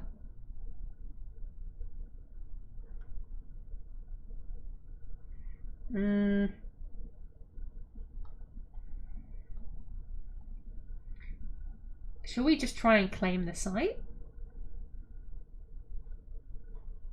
I don't think we saved, did we, after we got our blessing?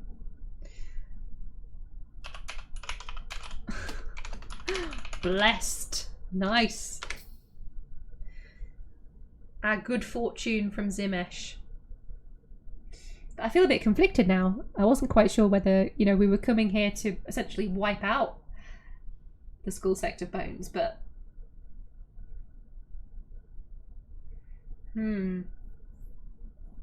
It was the first religion founded in our civ.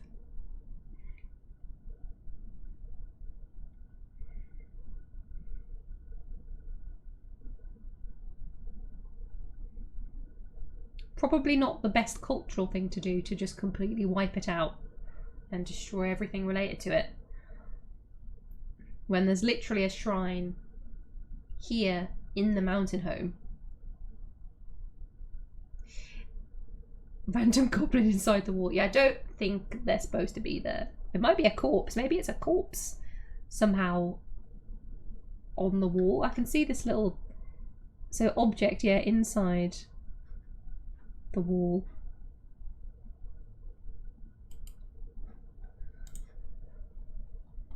I mean, I don't know why I'd ask him to claim this place, because I don't think he's actually in charge here. Claim this site for myself. Wait, does this mean that I'm in? Is this success now that I'm choosing a name? What's happening? So we're claiming We're claiming it.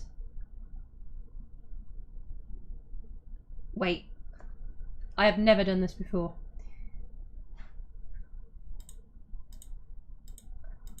Do we decide the name before we demand that we now own this place? Or does this mean that we are actually claiming this now? Because I have no idea what's going to happen if I do this. Yeah, if we claim it, might be able to claim it in full mode. Yeah, so I've just saved it. So I'm kind of just trying this out to see what happens. Because if I claim it, I wonder what will happen to the other NPCs that are here. It might help us differentiate kind of who is who.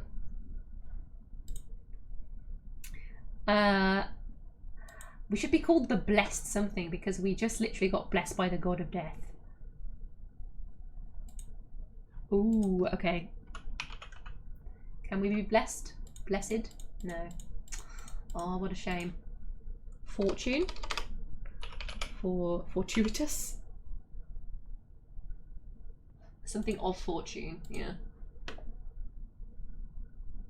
And making it lantern/light related, of course, because we are the lanterns of medicine. The blessed bones, ooh.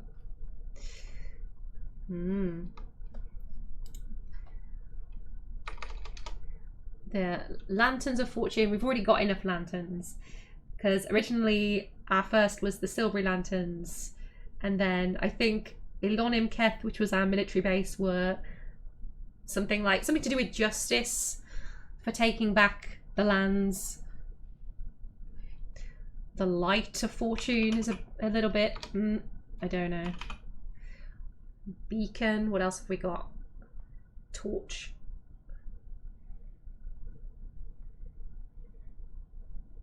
I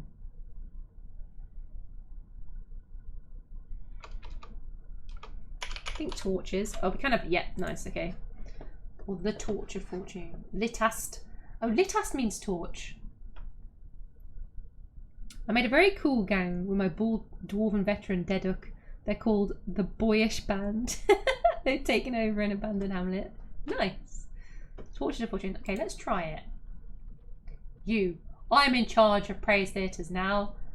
Make way for Lord Zatthan Pickswicked, the light spark of mirroring, and the torches of fortune. I don't know anything about that, mate. Well, neither do I. I'm very confused. I don't know what's going on. No idea. But, oh, look, here's the underground road. Ooh, this is called the Jade Way. It was constructed during the First Age, or before we, played the first four. I forget what it is called. Right, if I open, okay, does it? It's where my character is, I imagine. Yeah.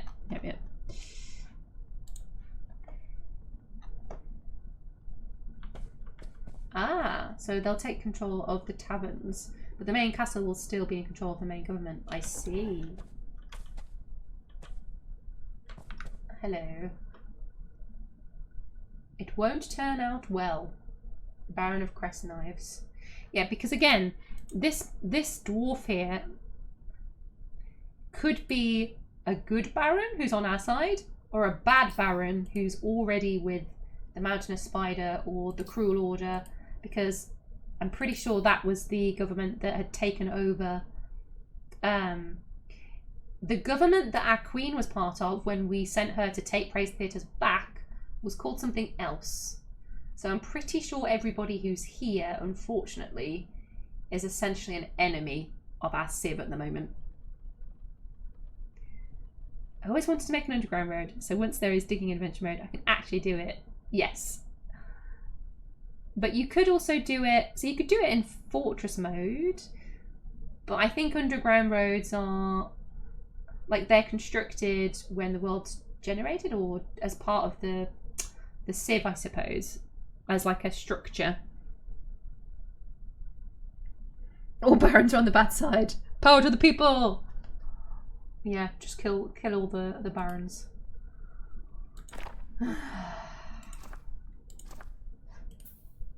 I don't know. I don't know if I now own this place. I'm very confused. How do I tell?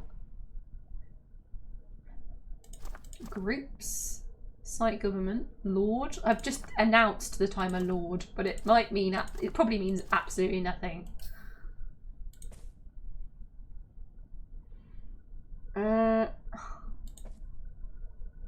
I do not have a clue. Take a road bit by bit. Yeah, you could. That would take a really long time, but... Just a room full of armour. Okay. How do I mean, I'm guessing that did absolutely nothing, because... I mean, why would it do anything? Just claiming it for no reason. Hello there, Zatthan.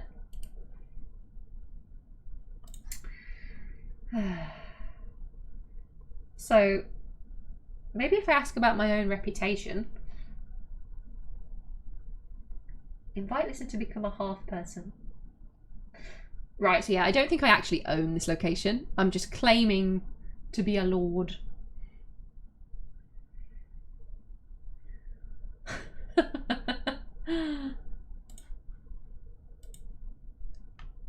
Oh, Cruel Spider is at war with us. Trouble started. You're a person to speak with. You are lord. But am I your lord? That's what I'm trying to work out, my friend. I don't know what's happening. We've just claimed the site for myself. Oh. Is it doing anything? Is it loading? No? No, okay.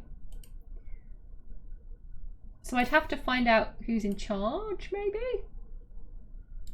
Huh.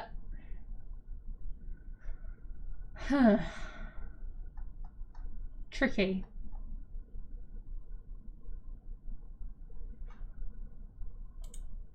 Yeah, so I click this and nothing happens.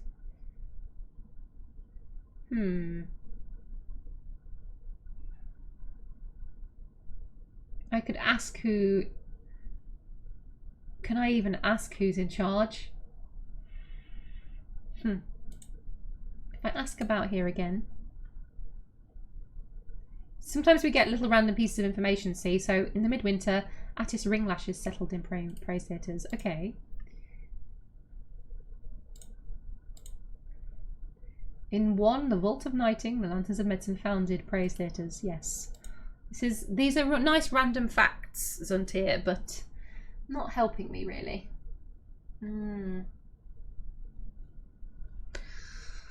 Huh. Because if nobody claims this place right now, I guess there is nobody to ask.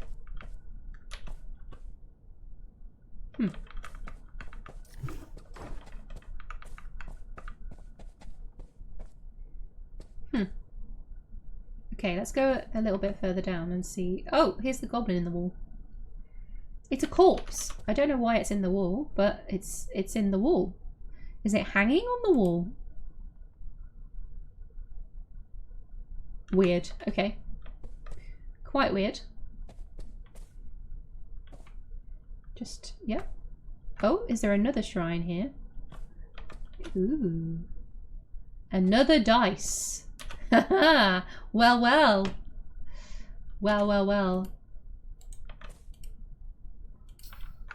And another toppled statue. We better have a look at this statue.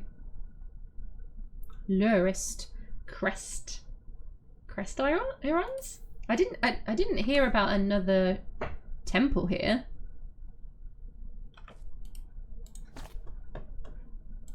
Yeah, so we need to pick it up to look at it because it's... Okay, I don't know who Lurit Crest Irons is. Crest Irons.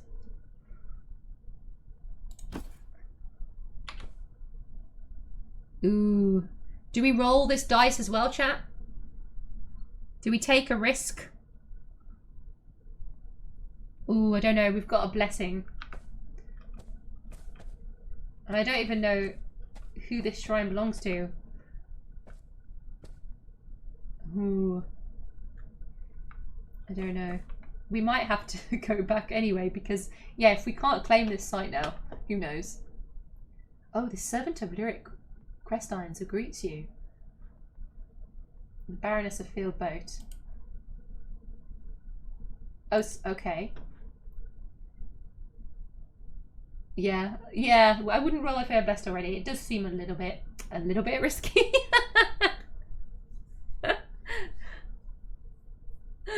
No, don't do it. Don't risk it. Okay.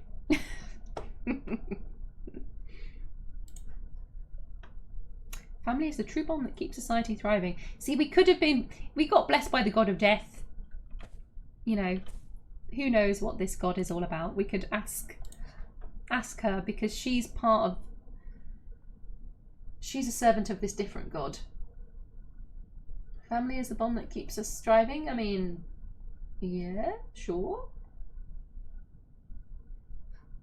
Passively.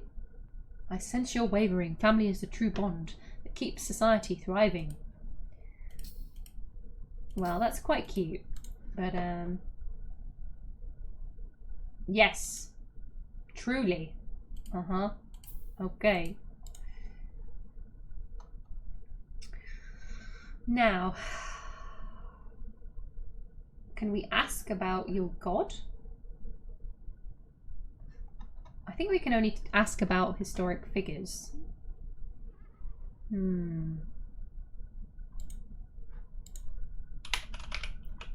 Licot.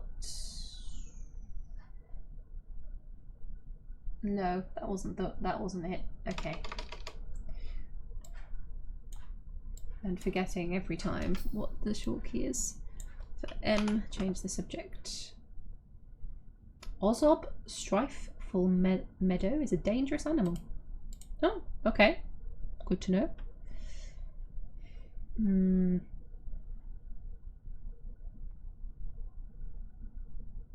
Feelings, emotions.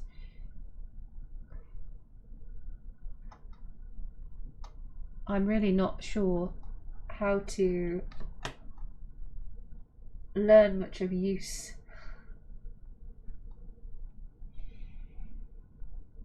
Ask about trade partners, perhaps. There's nothing organised here. Okay, yeah. It is a ruin at the moment. That makes sense. So... Troubles? Open war? Yep. The cruel spider. Okay, let's ask about herself.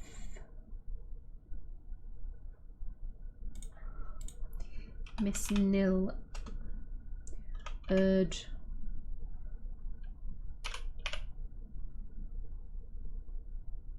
Tower Dabbles? Nil Erdim.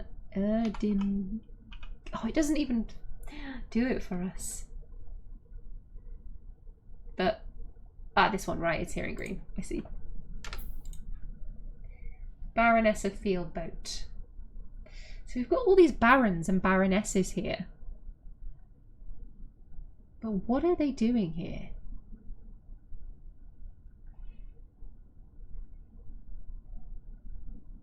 And are they on our side? I don't think we're going to be able to find out in adventure mode.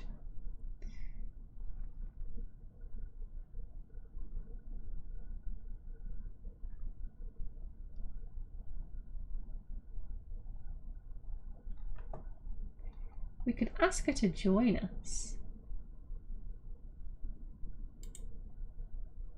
No, not interested.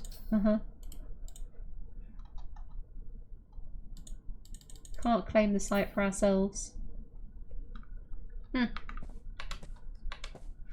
Oh, let's not crawl down, let's stand. Oh, the diplomat moral pushes past you, interrupting your action. Hello? So just a load of nobles still hanging around here in this ruin. corpses. Goblin corpses. Okay. Oh, lots of corpses.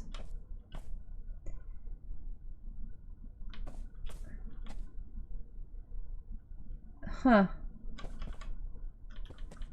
Many corpses. Okay.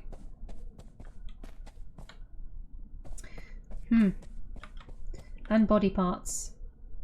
Chiefess. Okay. I don't think a chiefess.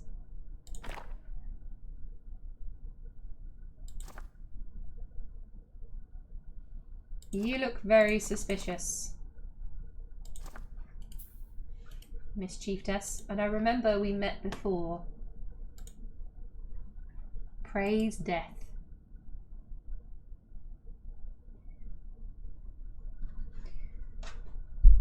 A nomadic group. Yeah, so a named. This is a copper whip. All craftsmanship is of the highest quality. Wombat bone. Ooh. Wait, is that... Does she have this on her hand? She has a low boot. Huh? Excuse me?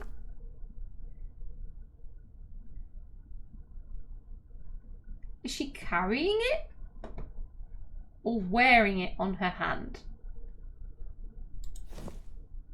A large copper low boot. It is adorned with hanging rings of panda tooth and wolverine bone. That's pretty cool. Is she carrying it or what? And another named weapon. Silver halberd. It's encircled with bands of rectangular tetrahedrite cabochons. Who is this person and should we kill them? Or attempt to, because she might... Oh, yeah, she would quite likely batter us. She says she's walking off with a legendary shoe. Okay. Yeah, that doesn't help me at all. It doesn't clarify anything.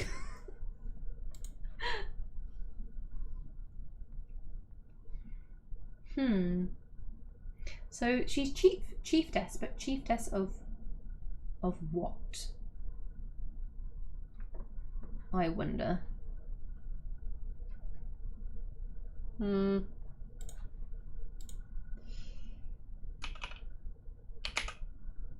Stossbub. Evil earthen. Okay, that's very suspicious. I am chiefess. I was once a scout. A single legendary left slipper. You can only have that in Dwarf Fortress. Yeah, I'm still yet to get any legendary socks. That will be a very special day when we get a legendary sock. Just a single solitary legendary sock. The greatest of all artifacts that can be crafted, of course. Can you tell me a little bit more about yourself so I can work out whether I need to kill you? Or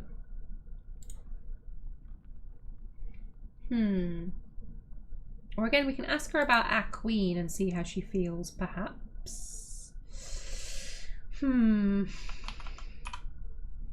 Maybe that will help. Yeah, she's a killer. But she is queen.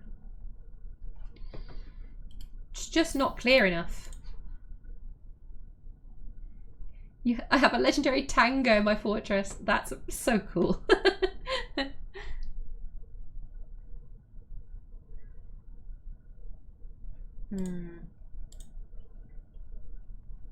We're in Praisetheaters. There's a tavern here named the Eater of Scourges. Yeah, that's definitely, that was named by some gobbos.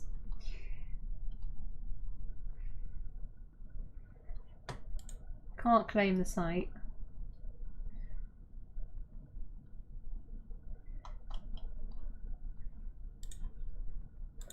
We try asking about her again. See if she tells us anything else. Yeah, maybe we should ask about Bossa Bad Putrid. Good idea. No, okay, so yeah, let's ask about this person.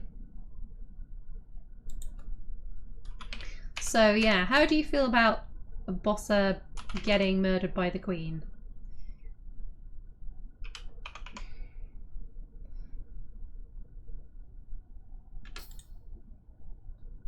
I don't know. Ask about an incident, perhaps. Queen Amayi. Oh, what is it? Oh, summarise the conflict in which was slain by Olin. Oh wait, what? Wait, where did we learn this? Oh, it was slain by Amayi. This occurred several days ago at this location. Oh, okay. Wait, let me read this properly. Summarise the conflict in which M. Lovertick was slain by Libash Armorsling. Bossa Fiendangle was slain by Olin. Olin Helmspets was another one of the band that came with Amayi, I believe. So this sounds like the Queen and a couple of our past military dwarves. Zolak Wuridfell was slain by Law. Yep. Oh, so Law, the sick tick of chambers. I see. And Dostgob Hauntbad was slain by Law as well. Yep. Nugslu Menesthold was slain by the Queen. Oh, I mean, that's so cool.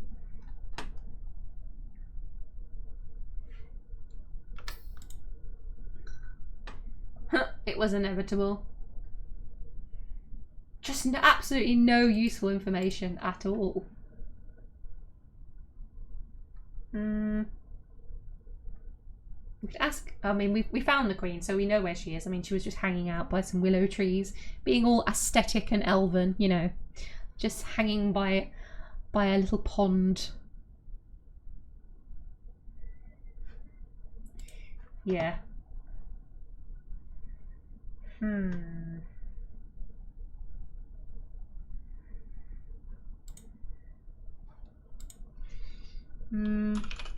Bossa Bad Putrid. Yeah, it's the only piece of actual information that we have, so that doesn't really help.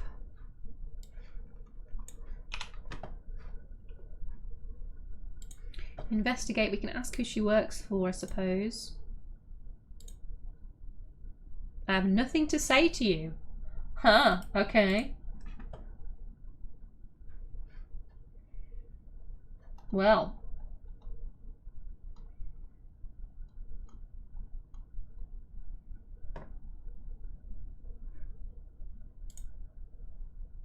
I have an aunt. In the early summer, Olengo struck down Tobo. Okay, I'm becoming very suspicious now because, yeah.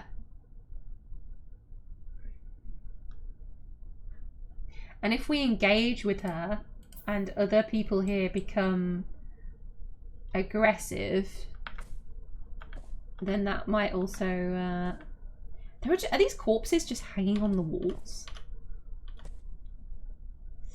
I don't know, guys. What do you think, chat? Do you think we should kill her, or do you think we should leave these NPCs here and see what happens when we try and reclaim the site?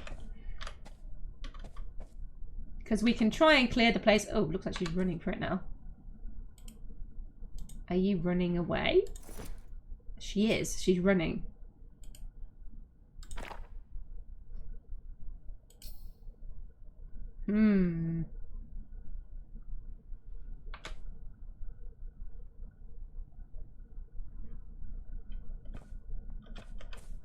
Let's go a little bit deeper.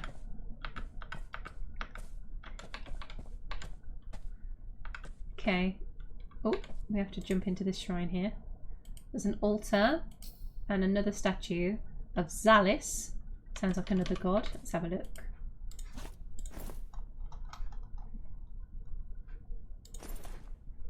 Just, okay, we don't actually know who Alice is. That's okay. No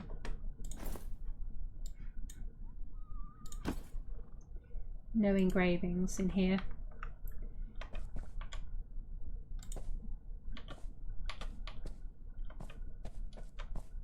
Somebody's teeth also embedded in the wall.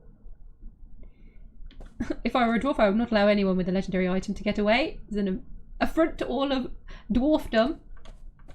Yeah, I mean, you do have a good point there. Maybe just for the loots, but she's also seems pretty hard, so nice. A frogman statue. Ooh, the Hounds of Godin. What is that?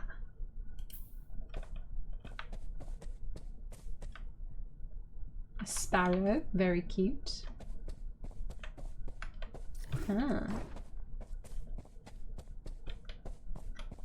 So, I mean, everything is here already, but yeah, reclaiming this.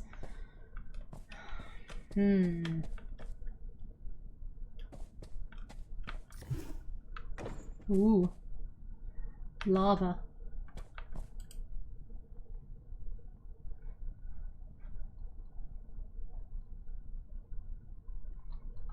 Should we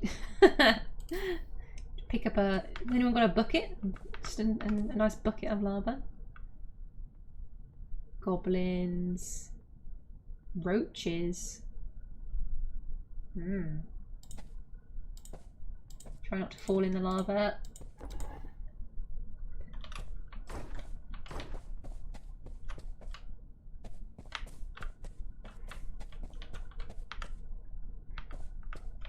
Okay.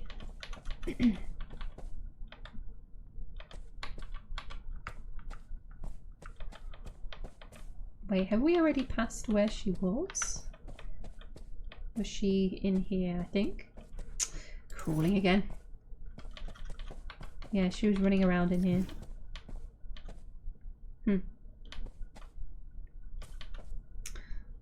Ooh, yeah, but they might all try and kill me. Which may end rather badly. What have you got?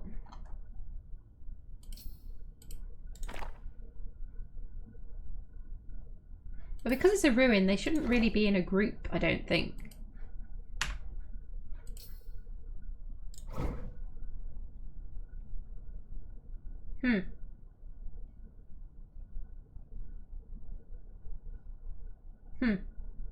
Well, we saved when we first came in. We haven't picked anything up. So, can we take her down? That's the question.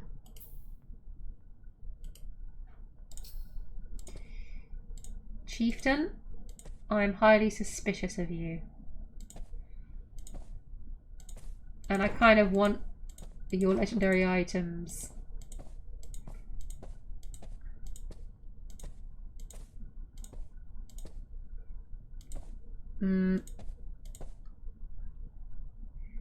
And we do have a blessing of good fortune. You're right, we do. And honestly, yeah, I'm very, very suspicious of this dwarf.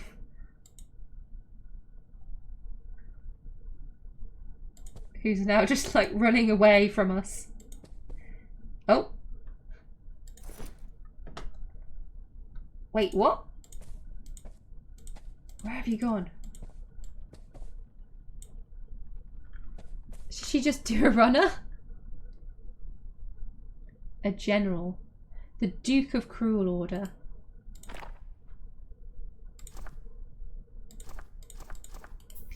You see, I know... Okay, this is very suspicious.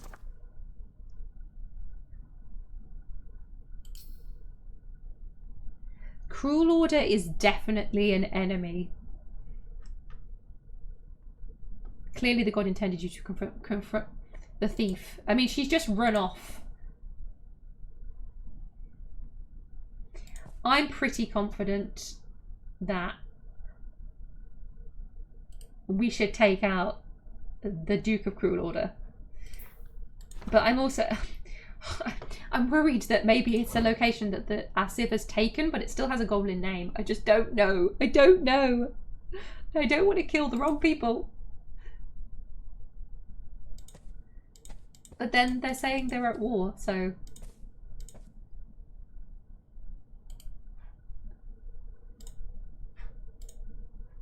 Right, we're doing it. It's happening. We can't even land a tricky strike if we surprise her. Left foot, pretty solid. Should we go for a slash? We don't have any weapons out. That would help. No, we don't need the boning knife right now. Strike. Okay, so a left foot slash.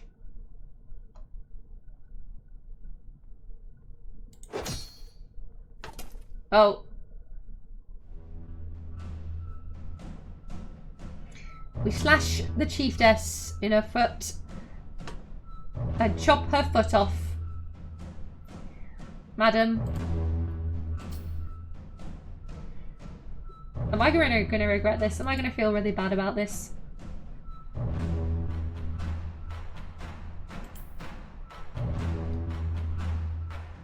mean, she's footless now. Star Citizen's working again. Yay!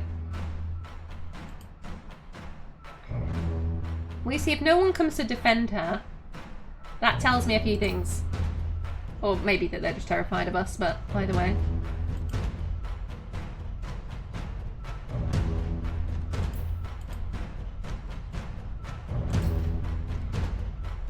Okay, quick combat. She's yielded. Oh, I don't know. I feel a bit guilty. The computer able to play it won't. It's gonna be free to play for a week. Ooh.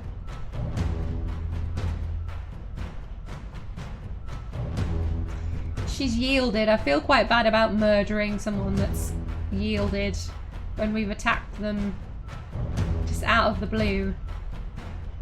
We did chop off her foot.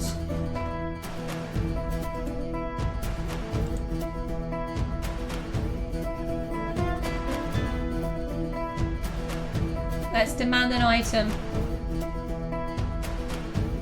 I have a feeling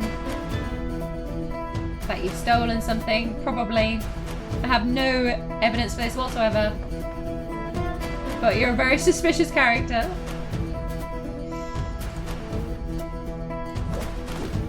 Oh, never mind. Ustoltar has her own ideas.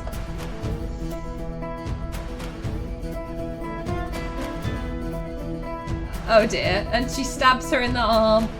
Yep. It's happening, unfortunately.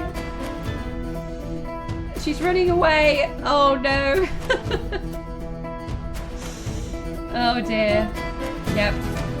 Ustoltar stabs her in the lower body from behind. Oh, but she's fighting to keep the item. We have supplied. Let her live. Over my dead body, yeah. She doesn't want us to have the shoe. So, I guess. Ooh. Does this use our turn?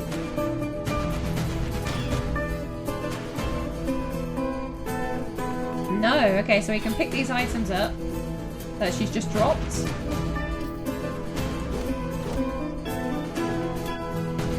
Making a run for it. Okay.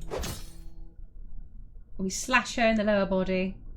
All of her clothes just disintegrate for some reason. Okay, can we just make it a clean finish? Nope, of course we can't. It's Dwarf Fortress. Once crafting is added, imagine how easy it will become to add the bones of your enemies to your armor. Yeah, that's such a cool idea.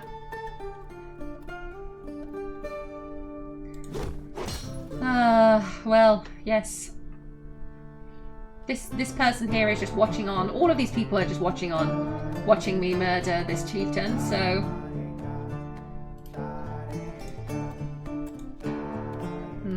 Nope. We stab the chiefess in the toe.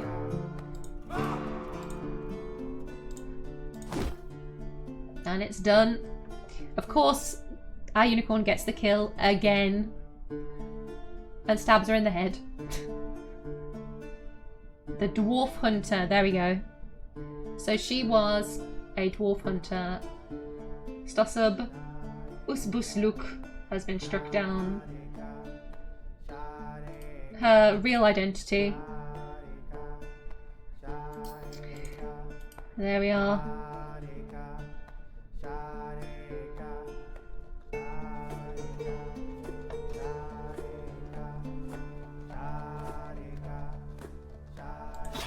We shall take that as well.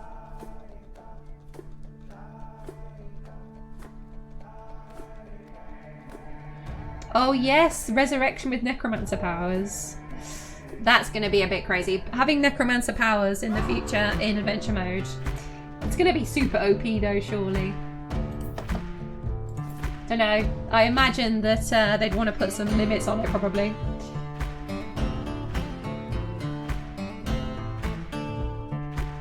Cool. We picked up some pretty awesome items. I mean, to be honest, they're not that they're not that OP, but they're pretty cool. Let's give them to our unicorn here.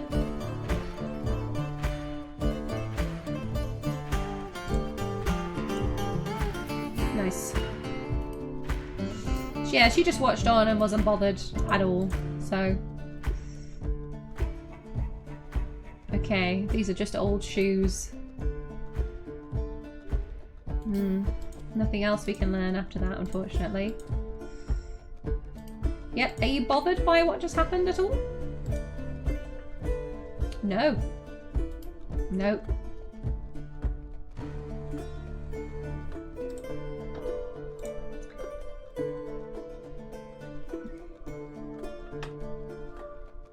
They need to mod prosthetic limbs. Yes. Well, I do want to do a pirate fort. So peg legs would be perfect. Because working out how to build sort of, or on the sea, by the sea. I suppose we could get a beach. We could go on a beach and build a ship, essentially. That's docked. That'd be cool. Build a dwarven pirate ship. Even though sailing on the sea seems very undwarvish to me. Randolph! Hello, my dear, how are you? Doing good. We're just having a look at Praisetheaters because it's currently a ruin and we might be able to reclaim it. So, just... Still sub evil earthen. That's a corpse as well. Okay. Yeah, I'm not sure about the rest. The general. I'm very, very suspicious of this unnamed general.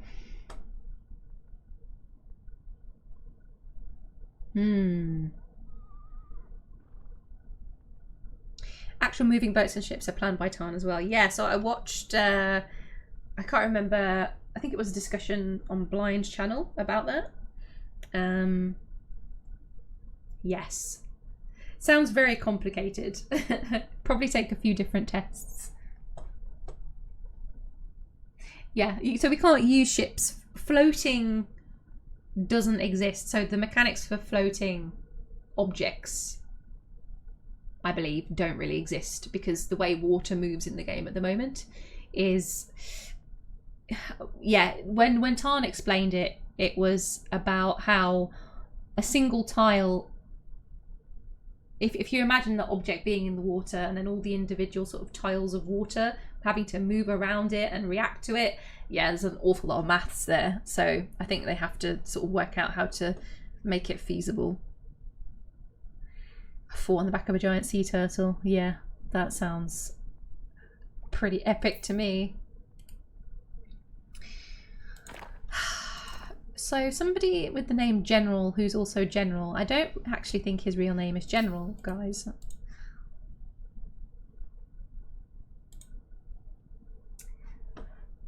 Doran Mylethan.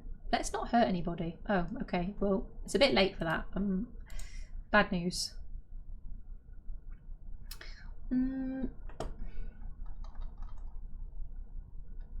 Hello there.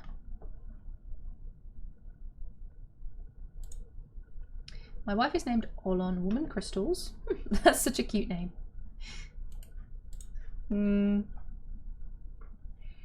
Ask about surrounding area. Field boat is in the delightful fields. In 12, the sorceress knife rim. The lanterns of medicine founted. Field boat. Yes, indeed, they did. Can we claim this? No.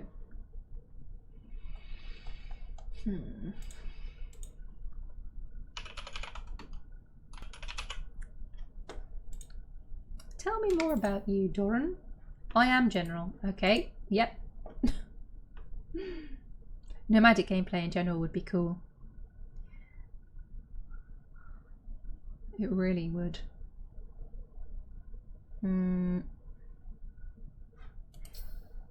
Okay. Alright. Are you going to eat that? Again with the are you going to eat that jokes. Okay. Right. Let's make our way back out of here. I'm hoping we haven't completely messed up the plan by trying to claim this place ourselves. But it would be pretty hilarious if that was the case.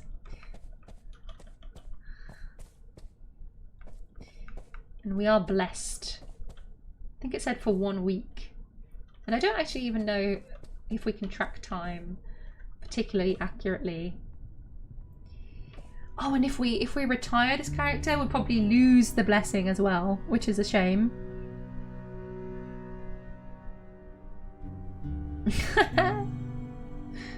Rum Russia made some DF hack scripts to do a nomadic fort. Ooh, that's cool. Yeah, we probably. I wonder if we'll lose our blessing then if we do that. Which should be a bit of a shame.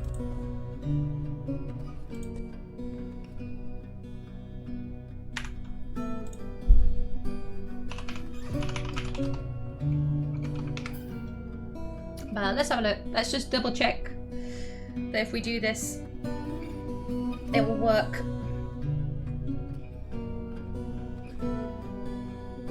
And I'll do a quick look up of that detail. And I am starving, so I need to go and grab something to eat in a minute. Get me through the next few hours.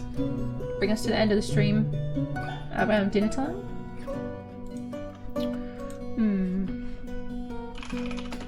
Fortress blessing. For those of you who are new here today, I do normally stream with cam on, but it's a bit of an issue today with my new camera. Don't eat too much lettuce, yeah. Yep, that wasn't a very fun time.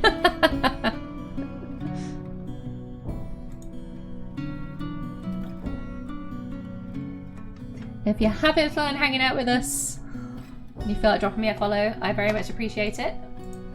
And we've got a Discord as well. That's linked in my about section.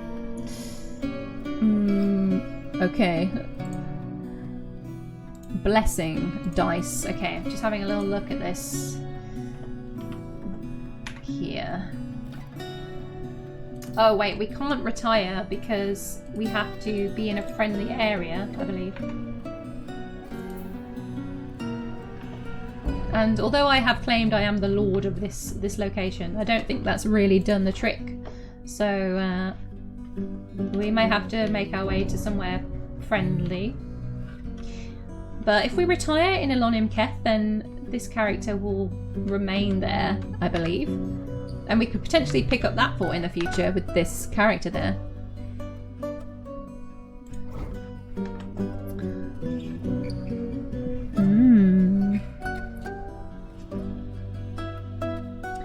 But yeah, kind of... It feels like a waste of our blessing from the gods, though.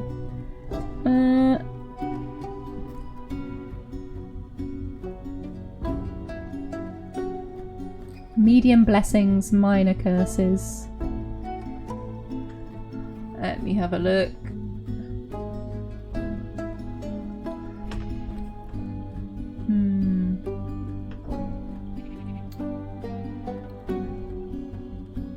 Minor blessing grants the user a week of good luck. 150% skill rate multiplier.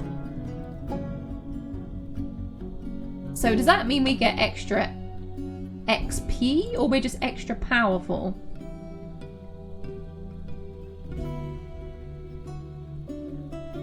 How did a dwarf turn into a random giant animals every week?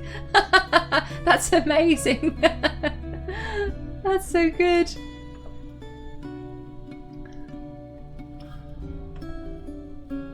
Oh, okay. Medium blessings are the even better ones. Very fun. Right, let's put our stuff away.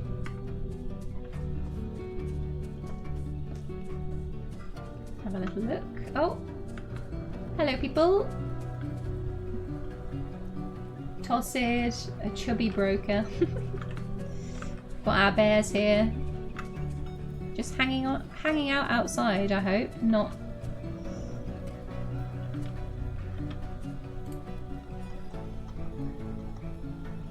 Okay. Say, is there a new additional music in adventure mode? Or is this a mod? Yes, there is new music. So this is the full adventure mode release that we're playing in. Although this is an existing world save, so I don't actually know if magic works in this world, but we do have all the new music. So yeah, I noticed that too when I was playing. A dwarven child looking a bit horrific, to be honest with.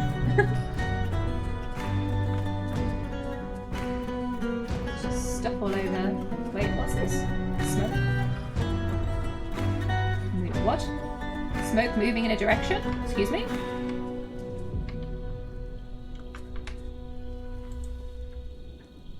What was that? A cloud of smoke?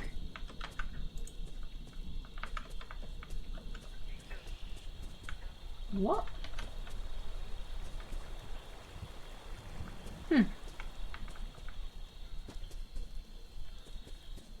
Bit suspicious. It's great, I love the soundtrack. Yeah, me too. Dabu, such an amazing job. Are we anywhere near this fort yet? Wait, why is the fort not here? What's going on? Or am I just...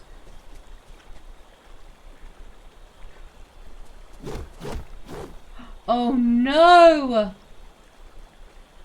Oh no! Oh no, this is very bad.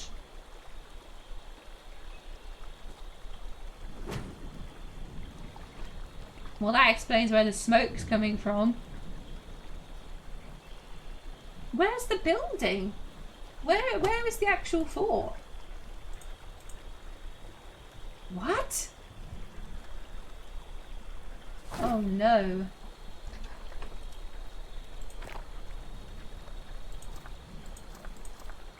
A huge hairy flat worm has a spiral shell and it appears to be emaciated. Beware its fire. Oh gosh. We did just save. Okay, Unicron. Your time has come. Sounds like fun times. Yep. Let's hide behind this bear from the fire. Oh. Oh no! Struck by flames. We have just saved, so it's okay. Unicorn versus Forgotten Beast. Can I, like, be defensive or something?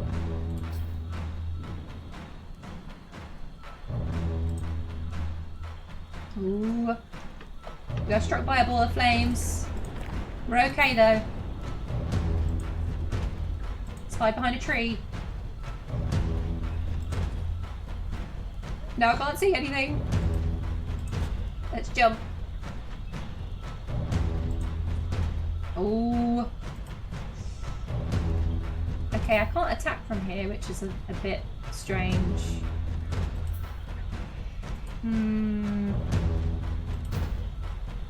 Where do I have to be to attack? Huh.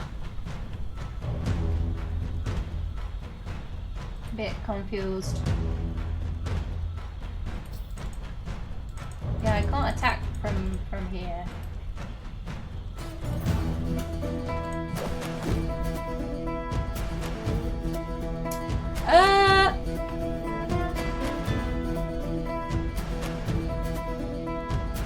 Oh no. Are you okay? Are you on fire? I think it's here, like, for some reason, like the size of the, what's it called, the sprite is actually bigger. Yeah, right, so we're underneath it. Oh no!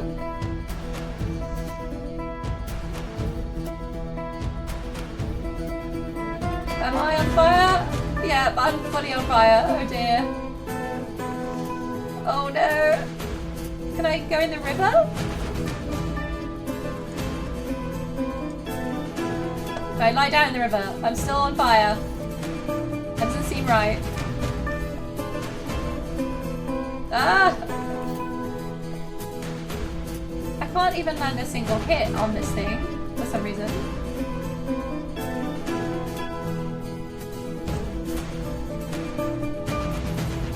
Night dense reed. Yeah, I have my. I can't attack this thing.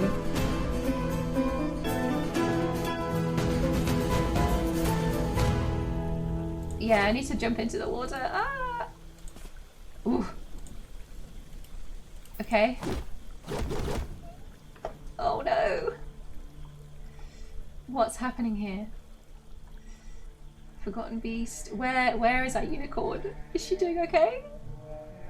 She's struck by a ball of flames, but doesn't seem to be doing anything else. Okay. Why can't I attack it is what I'm trying to understand. Because yeah, we can't seem to do. Oh. Oh no! Unicorn is 100% dead. I'm just trying to work out why we can't attack this thing.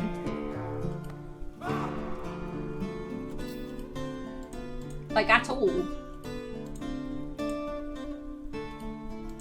Because, you know, definitely. Oh, right, yeah. So it, for some reason, I don't know why we can't attack it from any of these squares.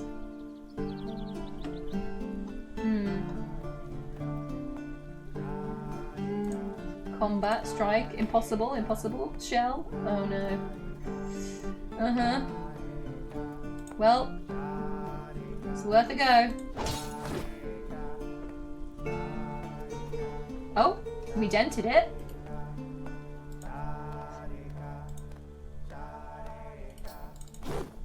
Forgotten beast fight. Oh my god! We stabbed Forgotten Beast in the body with that iron short sword, tearing the muscle. Forgotten Beast falls over. Ooh, it's bleeding. We scratch it in the mouth. Okay, let's keep using our weapons. We're punching, bruising the fat. Is it on the way to attack us?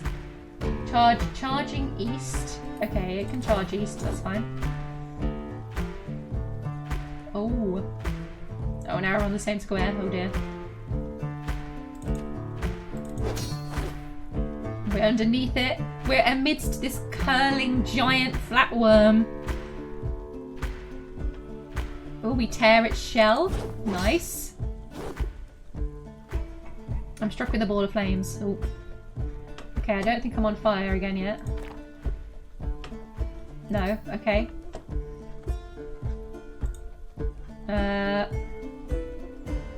We stab it, tearing the muscle. Oh, our unicorn's dead, but we're doing quite... Like, if we could have attacked it...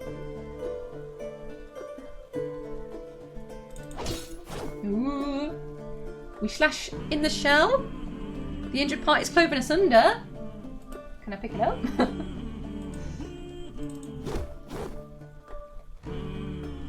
These poor bears just getting balls of flame flung at them. We punch the forgotten beast.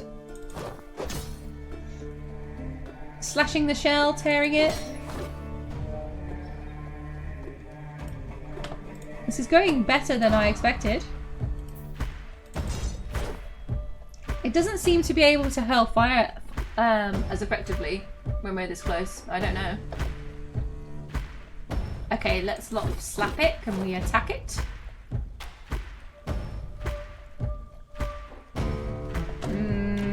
I definitely have my sword equipped, right? Yeah.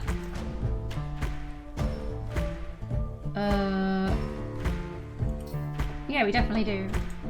Let's just keep going. Another slash. It can't hit me. Tearing the skin. We're amidst its own body.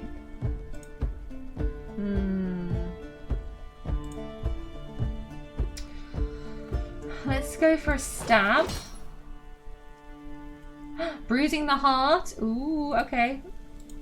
Let's keep it going. We're going for the body, not the shell.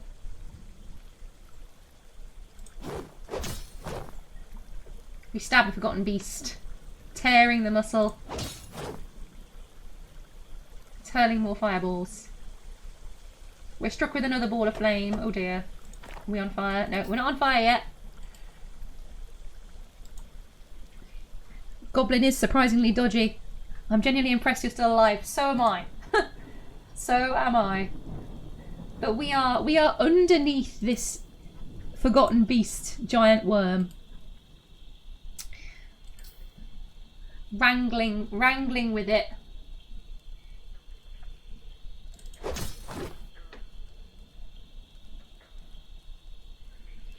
I'm striking it with the shield. Okay, bruising the muscle. And the gut.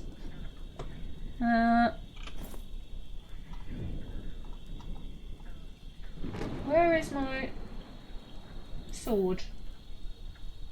I'm a bit confused right now. Yeah, we do. Yeah, okay, yeah. Getting a bit confused there. Slashing, tearing the skin. Oh. Forgotten beast attacks us, but we jump away. Okay, let's see if we can get a slightly different hit. Literally on top of us now. Tricky strike, body. Direct hit, stab, yes. We stab the forgotten beast. Tearing into its guts. This giant flatworm. Oops, no. I want to just have another look at this thing again. It's heavily bleeding. It's a huge, hairy flatworm with a spiral shell that we've destroyed. Oh, it's mauve. It's purple.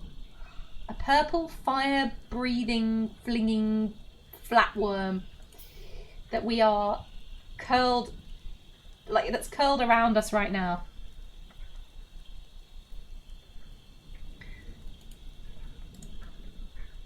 Let's not wrestle it. Tricky, tricky, tricky. Okay, let's go for another. Can we do an auto attack while it's on top of us? No, not really.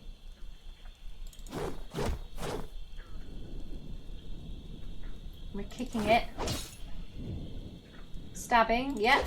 Let's keep going. Ooh. Forgotten Beast strikes at us, but the shot is blocked with this. We block with our shield. That blessing is working really damn hard for us right now. I'm pretty sure that's why we're still alive.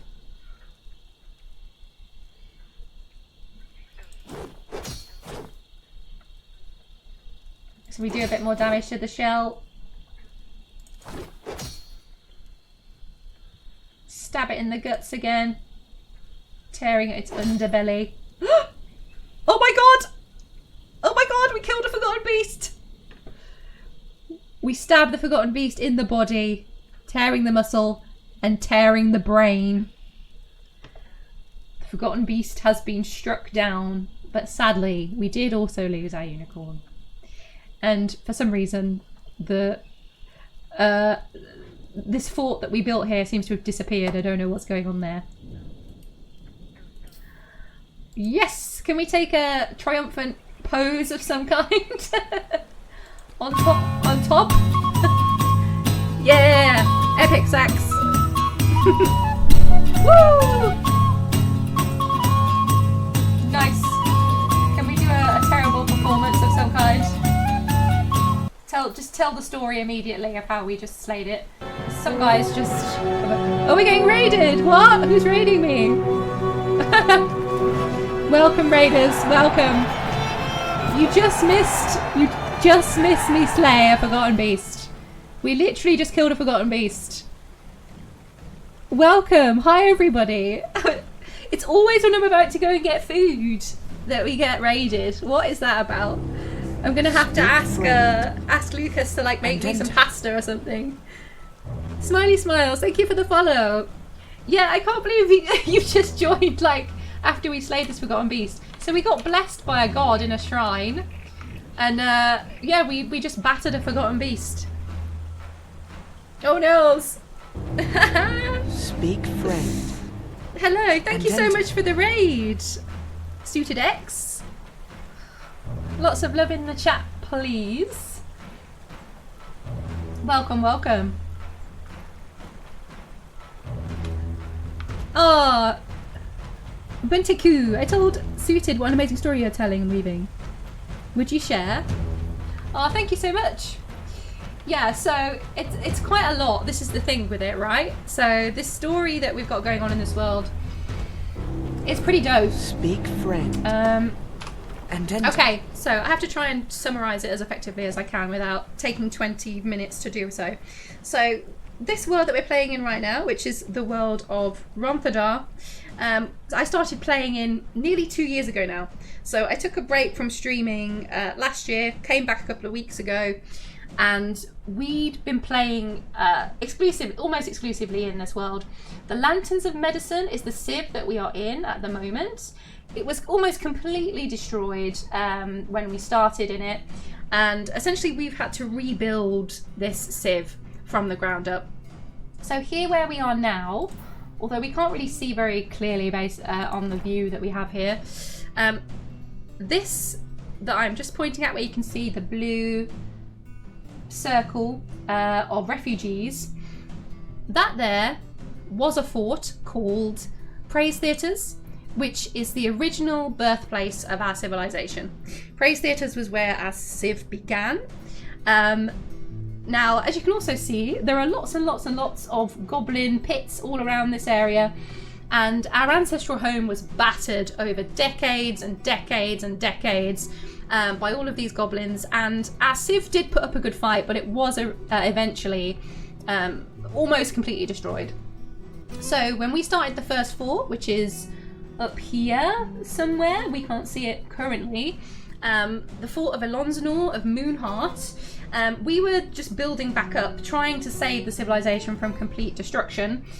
We succeeded in that, built a good military, we gained an elvish queen, so that's kind of crazy. So one of the really cool things that's happening in this civ, we actually found the elvish queen earlier on this stream. She's probably still there.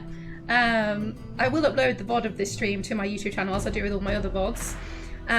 But yeah, playing in that first fort, which was called Ilon, we essentially built up a new capital for the civ, and all of the VODs for that, or almost all the VODs for that playthrough, are on my YouTube channel as well in a playlist.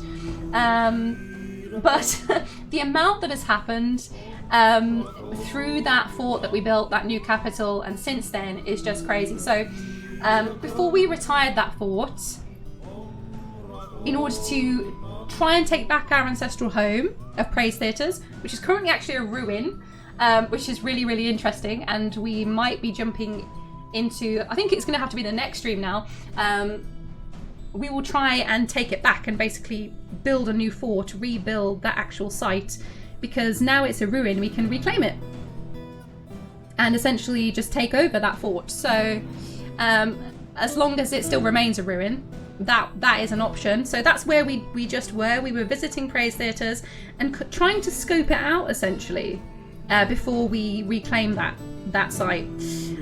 There's a lot of barons there. They're all a bit suspicious. I don't really know if the people that are still there are on our side or not. I'm not really convinced. This is a vanilla world save, so there are not really any mods. The only thing that's been modded in this world save is unicorns. So if I come out of this, unfortunately, this was our noble steed, war unicorn, who just fell to this forgotten beast. So through editing just a single line of code in the creature raw, I made unicorns tameable in this world.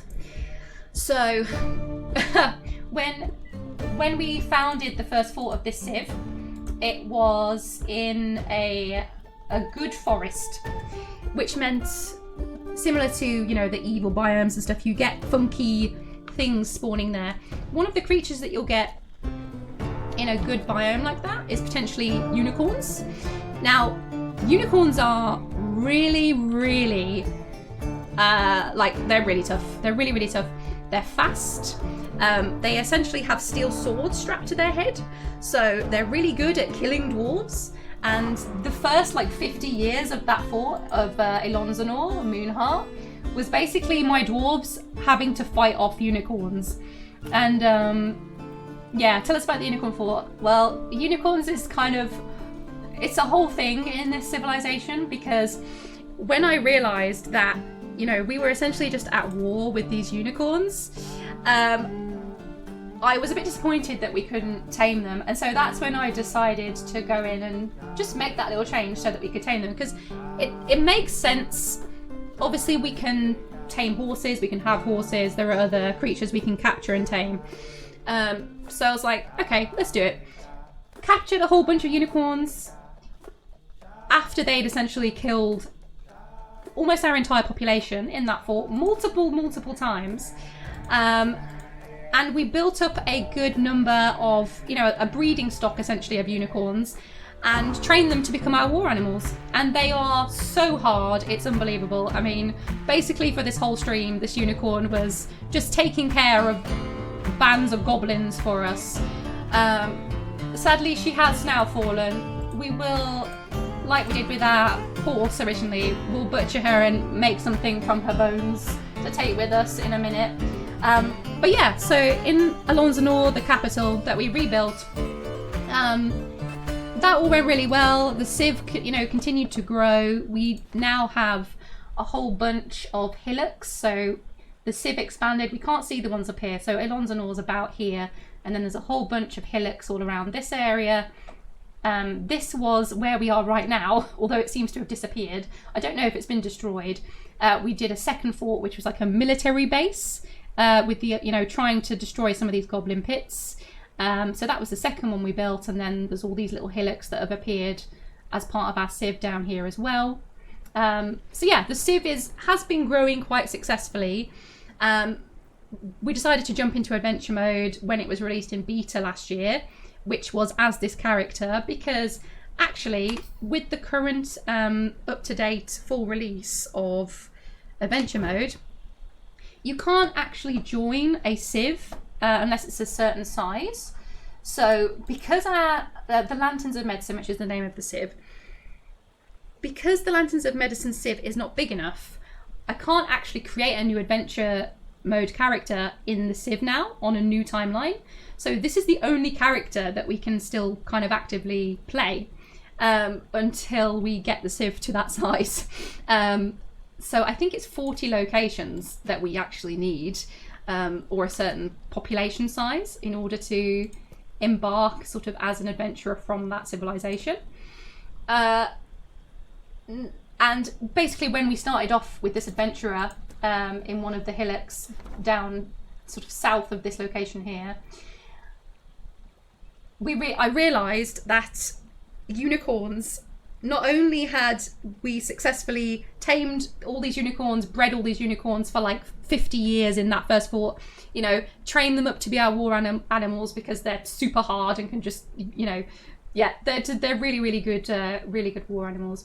But before we retired that fort, we assigned all the unicorns as pets so that once the fort was retired, any migrants from that location could take those pets with them to the new locations.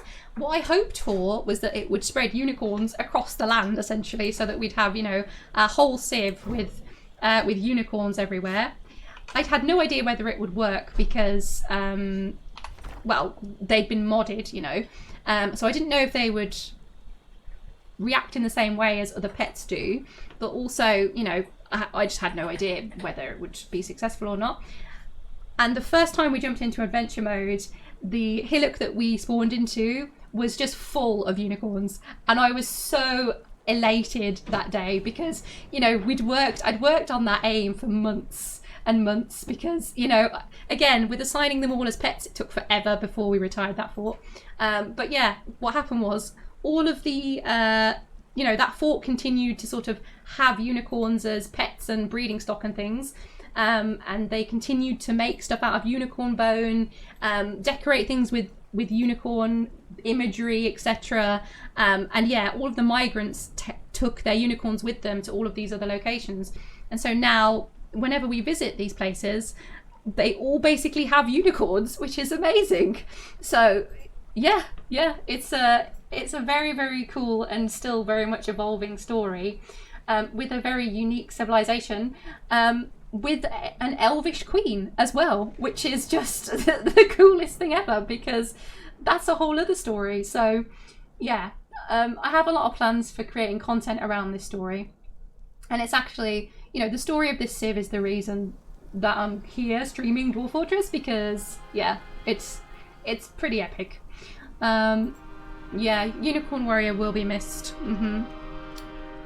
Sadly so. But I need to have a look at this forgotten beast that we've just killed, because we got blessed by the god of death, so that helped us out quite a lot. If you do and unretire anyone in DF hack, you can play as Amayi. Yeah, yeah, but I know I really want to play as the queen, but I don't know. We've still got war music going on. Every time I hear this story, I have to think about the song "The Unicorn Invasion of Dundee" from Gloria.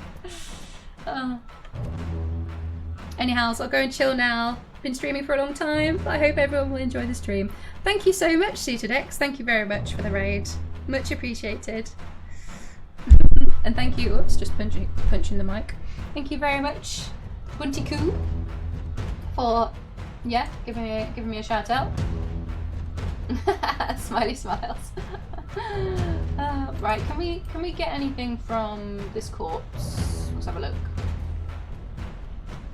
I know, yeah, you did say in the Discord that we can play as a dragon, which is very OP. I've still not experienced dragons properly in the game. I've seen a cave dragon once, but that's it.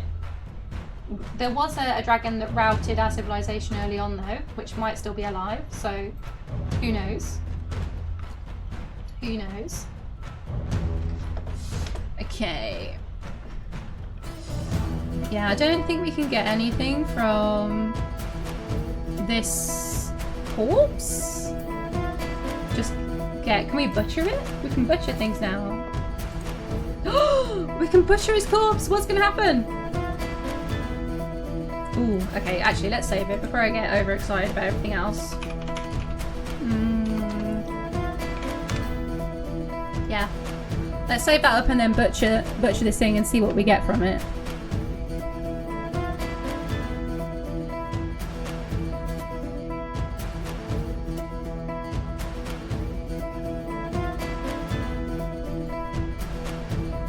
Let's have a look. Let's have a look and see if we get anything from butchering this corpse.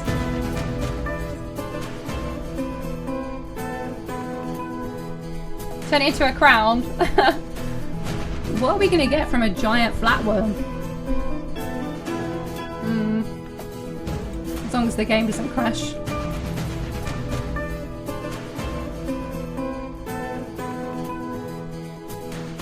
What game were you guys watching, Raiders? What was Suited playing? Was Suited playing Dwarf Fortress as well? Do you all know what Dwarf Fortress is? Are you looking at the screen and thinking, what the heck's going on? Yeah, dragons can be caught in flimsy wood cages, it's interesting. I have returned. Why is there fire? We just killed a forgotten beast. It was pretty epic. Unfortunately, our unicorn is now dead, and I've just realised we're not going to be able to carry any of our loot. So, hello, Richie. Oh, comic art. Awesome. Suited is a comic artist and has no idea what Dwarf Fortress is. Well, for everybody who's here, and for those of you who have no clue what's going on the screen right now, Dwarf Fortress is, and I don't say this lightly, it's the best fantasy world simulator that exists.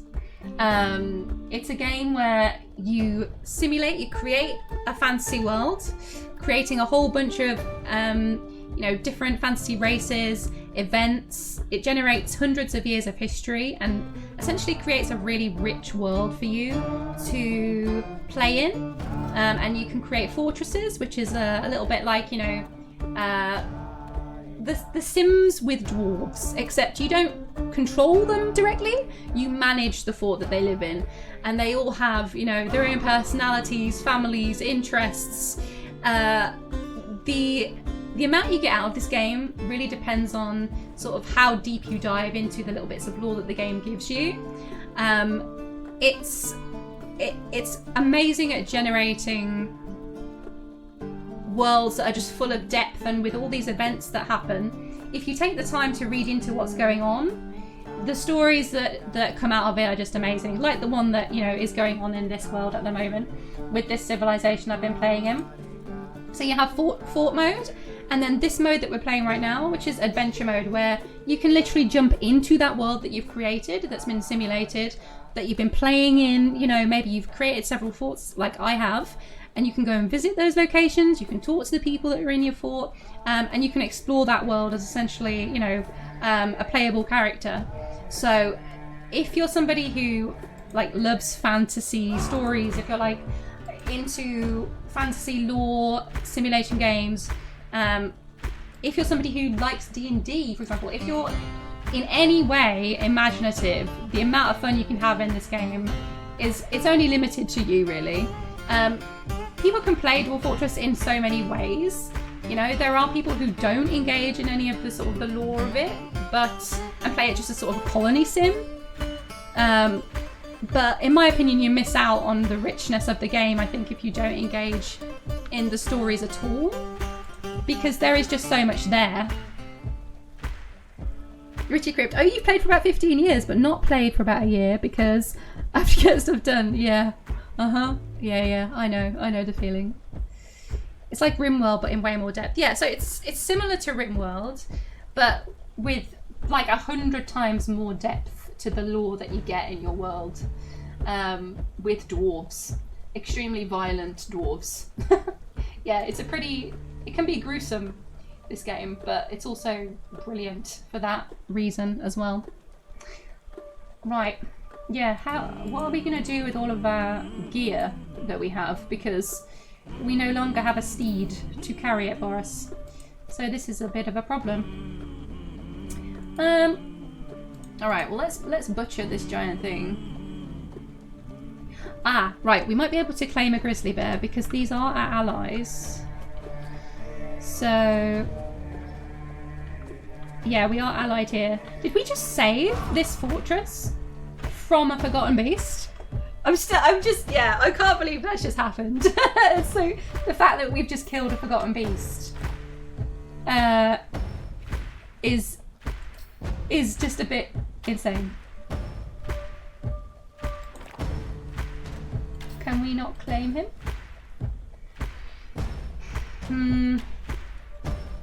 No, okay. Ally. I guess it belongs to someone else, but we might be able to pick up another creature from somewhere. Okay.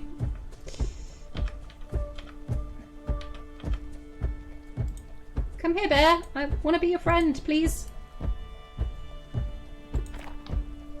Can we not do that anymore? We used to be able to claim...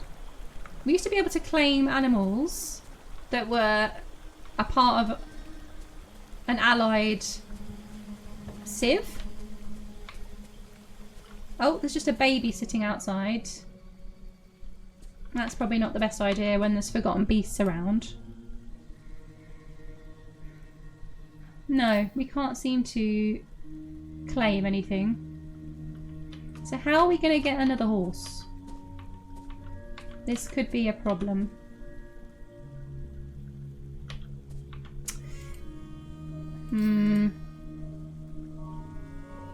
Yeah, naked mole on the surface. There's definitely something weird that's gone on with this fort that's meant to be here. I mean, where is it, first of all?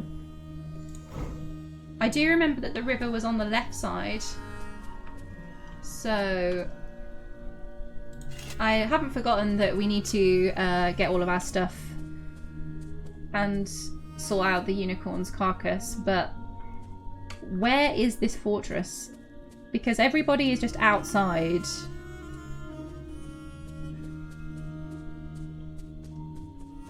Because it can't have just been completely destroyed, because it was like a stone building, right? So unless something's bugged out and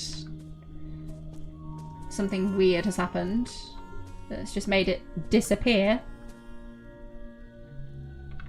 You saw a bit of flooring? That's not a good sign. Did you? It was orange. We built everything out of orange stone. Oh dear. What? There's nothing in the game that can do that, is there? Unless it was a dragon or something. But even then, I don't think they literally melt forts off the screen. So what is... Where is the building? Oh, okay, we're crawling. Let's stop that. Where is it? I'm very confused.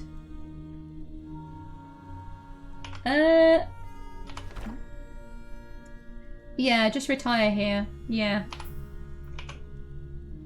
Maybe so.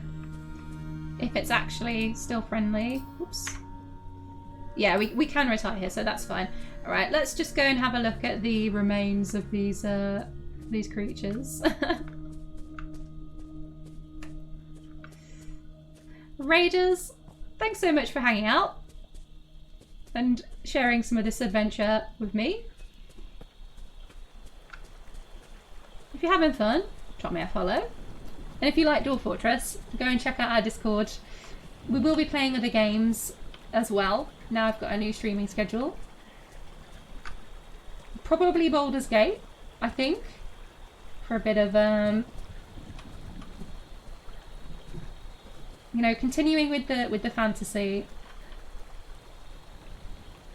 But something a little bit different. Oh, are we still moving? Yep. It's because of the fire, I think. It's still burning. Oh, this poor man. Can we... His corpse just eternally burning now.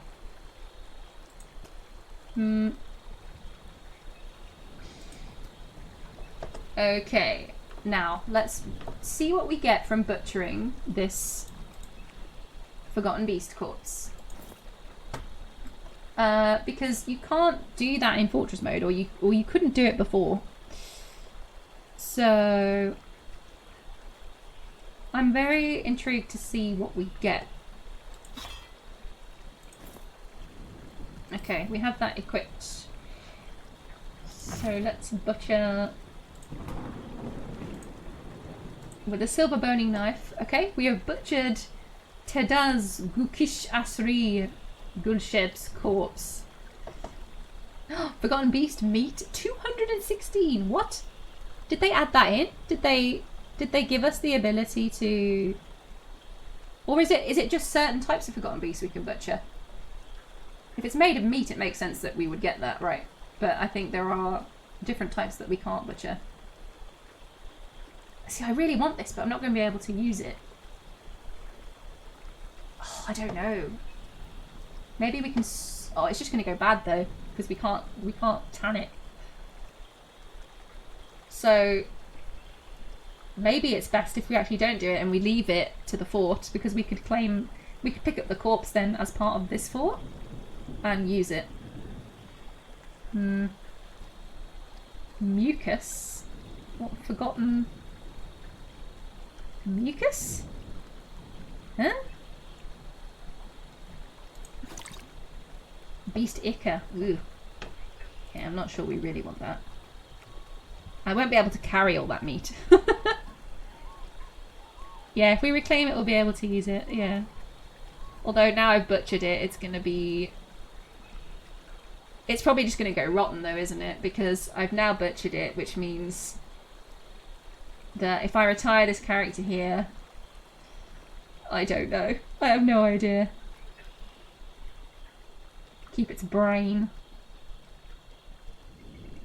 Because the skin, same as the meat, will start to go off. Oh no. But I mean, it's all there, so if we maybe just leave it there. We currently have just its, like, whatever, gross, wormy slime in our hand, so maybe we actually don't need that. Yep. Okay. Hi, unicorn. It's very sad. Sad times. Sad times. For Ustoltar, our legendary unicorn. A noble steed indeed. He was also carrying all of our swag, which is now too heavy for us to carry. But yeah, let's do what we did with Nil, our horse who fell before as well, and let's butcher our unicorn.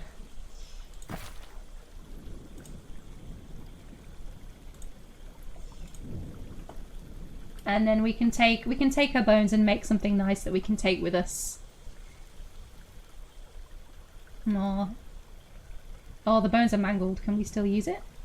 And we get the horn as well. So fun fact, yeah, if you butcher unicorns, you do get to use their actual horns, which is pretty cool.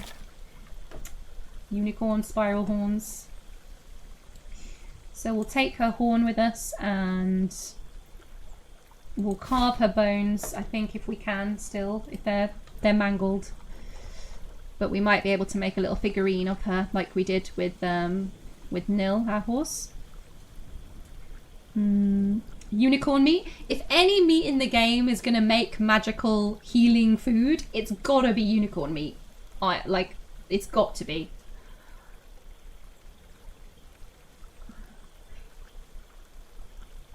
Bone carving is for adventure mode and wood carving. Other crafting at workshops will be added with the building update. Yeah, I hope so. Okay, so we've got the bones, we've got her horn.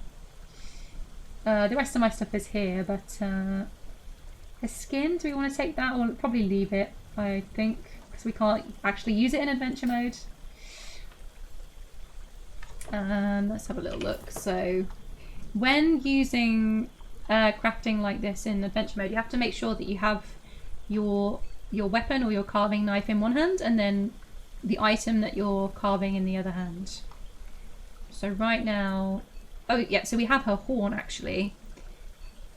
Now if we keep this, we could sort of attach it to a piece of armor in fortress mode, or we can carve it into something. So maybe we keep that. I don't know. Should we keep her unicorn horn? carve it into something. We do have our other bones. So can I put this in here? And let's pick up her actual bones, because I'm curious to see if we can actually use them, seeing as they've been mangled and destroyed. We can, nice.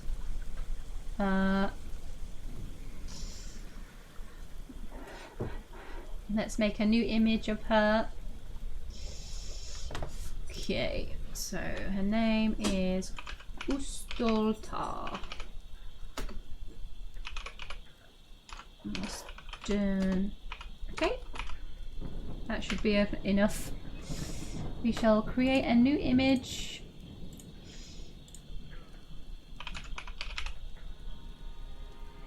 Ustoltar, there she is.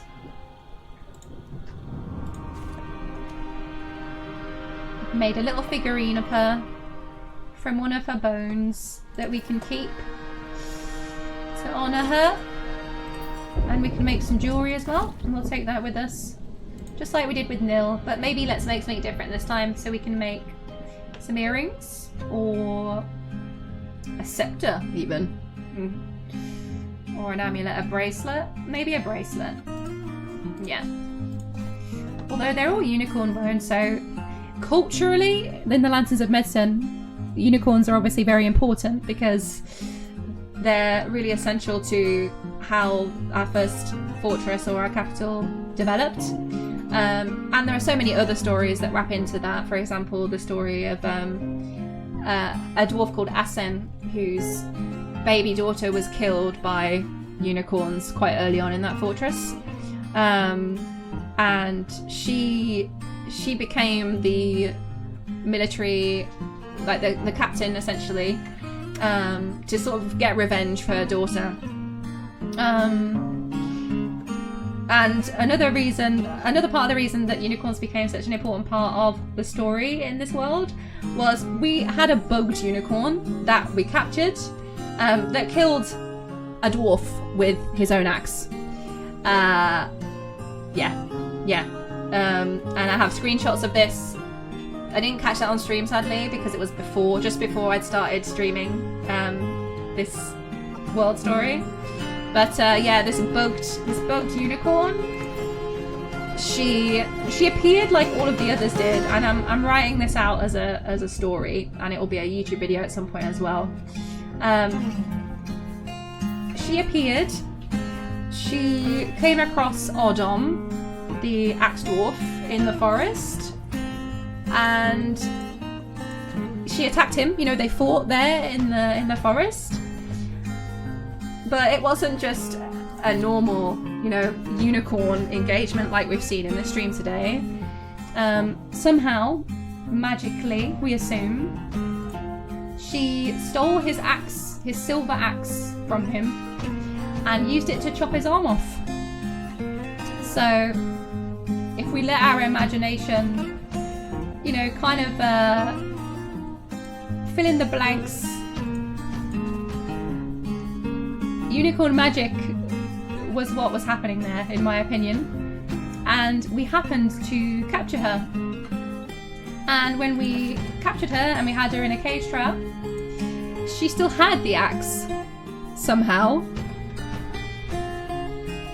And so she became a rather important, revered figure, in a way, in that fortress. And it ties into, you know, why unicorns are sort of so important and powerful and revered in our civilization. Obviously now we have them tamed, but at that time we didn't. So, yeah, that was a big thing to happen in the story at the time. Right, let's get these used up. Or I can probably do that later on as well. Image. Yeah. Oh nice, that one's high quality as well. So we've got some figures of our horse who unfortunately died as well. And then some figurines. Unicorn amulet, bone. Nice. Okay. But yeah. The unicorns became a much bigger deal in the story than I expected. And yeah, not to even mention our Elvish Queen, which is a pretty unusual thing to happen in a civ.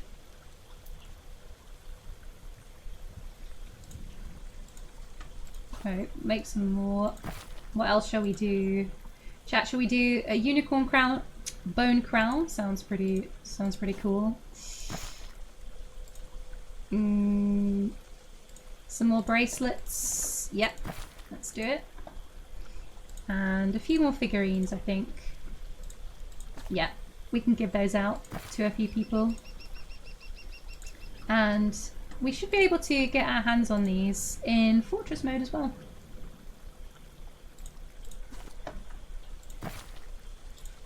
Okay, maybe just one more. If we do... Let's do a scepter, why not? Hopefully we can carry all these bits and bobs that we've got now. We get rid of all the bones. All the remainder of the bones, which are very heavy. Yeah, there we go. And I think that's all. We did drop a horn, I think, so we'll pick that back up. Yes. Okay. Well. Waste not, want not. Let's get this sorted. Alright.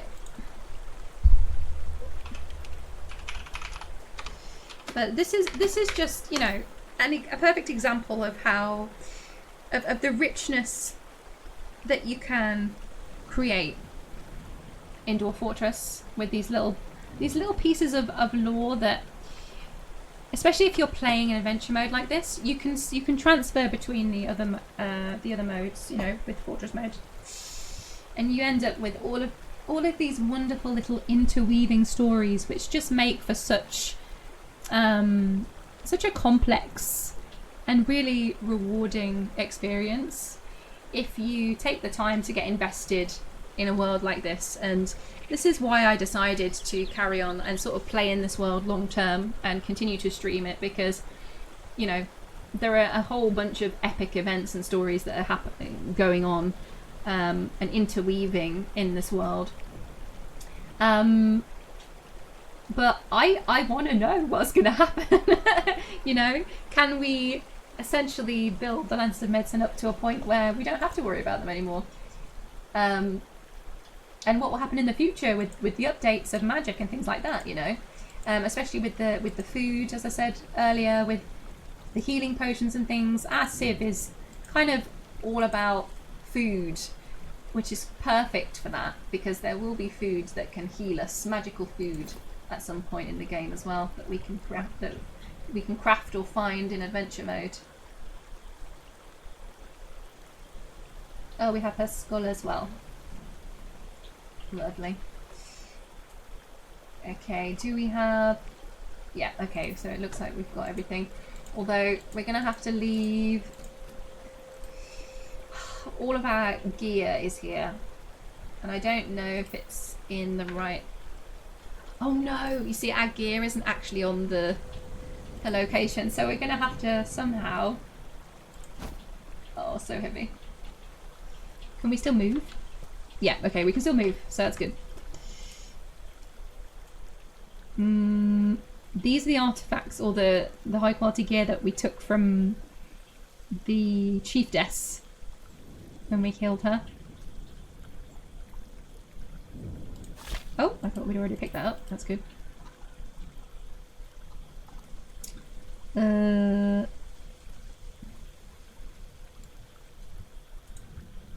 Right, so let's take this and that. I don't think we need the bow. Yeah, we'll keep the crossbow. The arrows. This might mean we can't move because these are super, super heavy.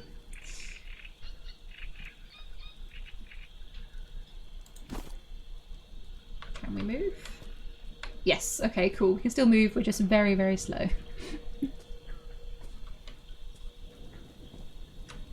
And this poor guy is still burning. I feel a little bit bad, but I don't actually think I can do anything about it. Yeah, because, okay, this zigzagging river was... We built a bridge over this river, right? As part of this fortress. So I don't know. Maybe it's just disappeared. I'm just going to munch on some pasta.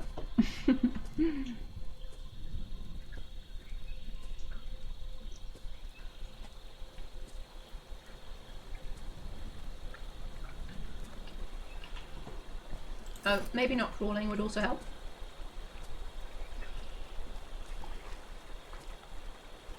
There was a road? We built a road here?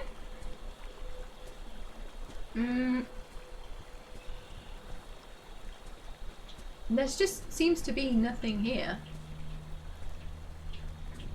Which doesn't really make any sense. Although there was also a forgotten beast on the surface, so that also doesn't really make much sense.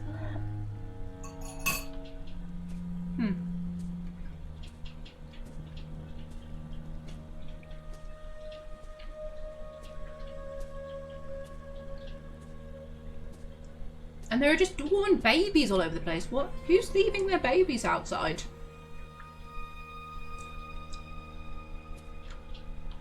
Yeah, I don't think we're anywhere near it now. We'll look on the map. Oh, okay, it says we are, but... Where is it? Life is very slow without a noble steed.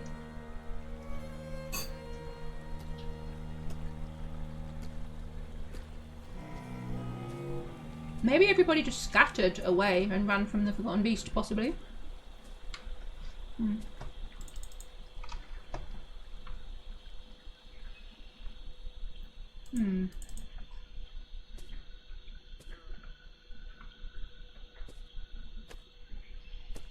Yeah, we really need a horse. Oh. Oh, okay, there might be some people over here. Did we find something? Anything, please?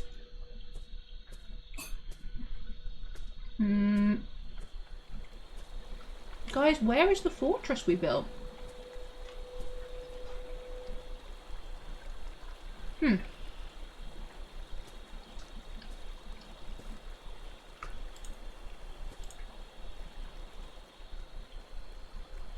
Show some mercy now and again. I don't know what you mean. Okay, if we sleep so we can see, that's probably a good idea. Cannot rest until we leave the site, of course. Let's ask this person if we can stay. And then we can retire here. And have a look and see if we can reclaim. But what the heck has happened here? I really do not understand where the building has gone. Unless it's just, we just haven't found it.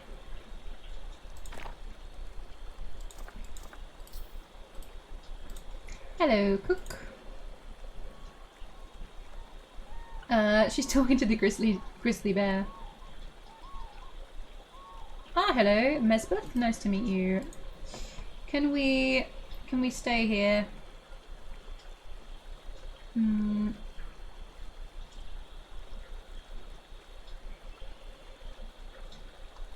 Or ask just, can I have some directions, please? To, well, where we are now, but just, ask directions for the Moon of Justice, yeah? We are in the Moons of Justice. In the early spring of 180, the Everlasting Lanterns of the Lanterns of Medicine founded the Moons of Justice. Okay. Right. So, if we sleep, ask about local ruler. I don't know anything else about them. Huh, okay.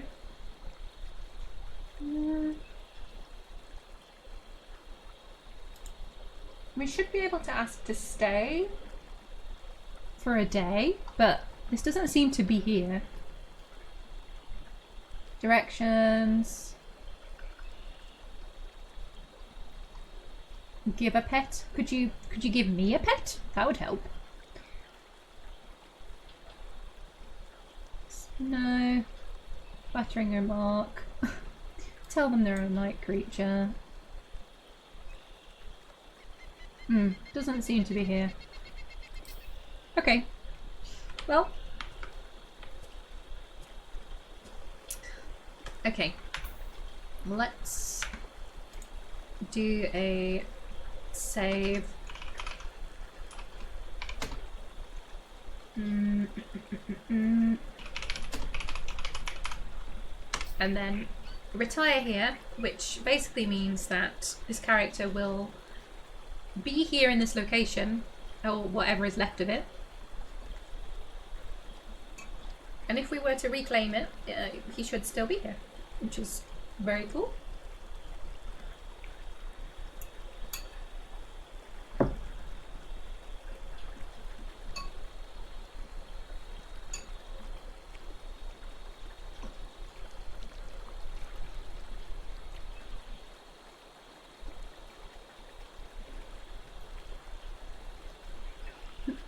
Thank you for all the follows, guys, and for you guys who came over from Suited X as well.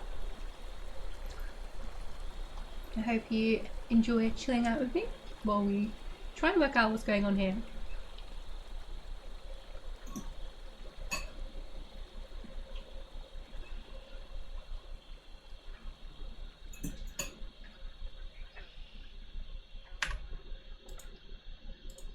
Alright, we're gonna retire this guy.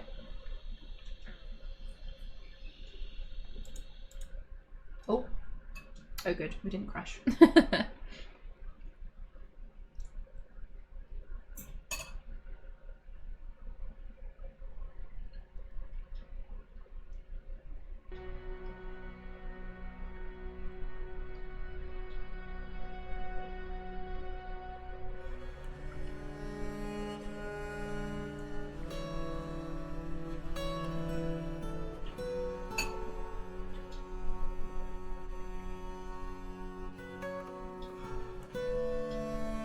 Right, so while this saves, I'm just munching away at this very yummy pasta, but I will be creating essentially a catch-up video, which will be like a long-form story video that will go through the history of this civ.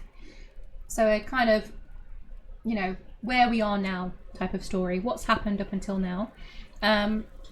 For everybody that jumps onto the stream or, you know, comes and finds me on Twitch and starts following me and wants to follow the story of this world, so that at the start of every stream, you know, we don't have to spend half an hour recounting all the events, because there's just so much that's unfolded, you know, that I can't, unfortunately, I can't do it justice even sitting here and just telling it. I forget lots of really cool details, so yeah, I will get that done ASAP really over the next couple of weeks, just so that that exists and people can catch up with the story. There's going to be a whole load of content around this world and all the stories in it coming as well, videos, written stuff as well, so just some written tales, artwork, music. So for those of you who are new today, I am a musician, producer and sort of composer in training. I've been a musician for a long time, but started producing stuff over the last couple of years. Yeah, and long-term goal / dream to be composing and producing 4 games and films. Very much a soundtrack nerd, and always have been. So I make a lot of music actually, and I have made a lot of tracks inspired by Dwarf Fortress. Sometimes I play them on my stream. I have a couple of them on SoundCloud and things, but yeah, there's a lot of stuff in the works. Right, now the challenge of finding the right save. 187 is where we were, I think.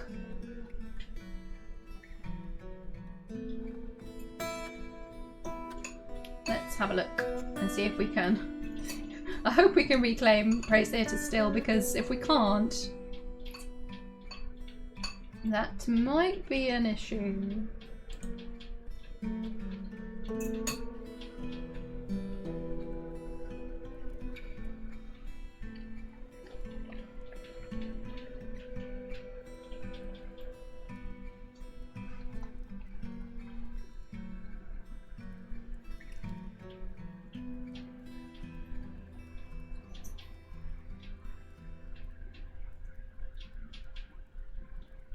Comic art sounds really cool though.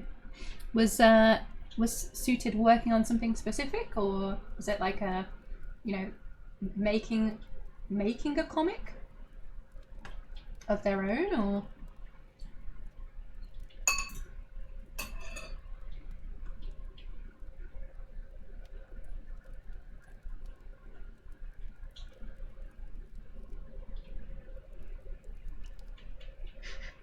Hopefully you guys can't just hear me munching really loud.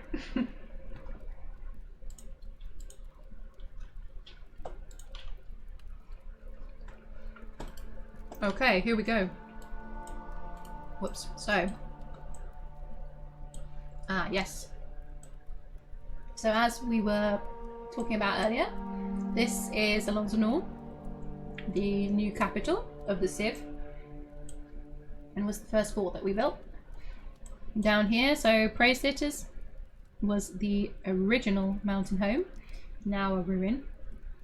Ilon Imketh, where we just were, which doesn't look destroyed, and where we just retired. So, yeah, not sure what was happening there. And all these lovely little hillocks that have established themselves as well. Look at these caves as well. We now know where these are because we've played in adventure mode.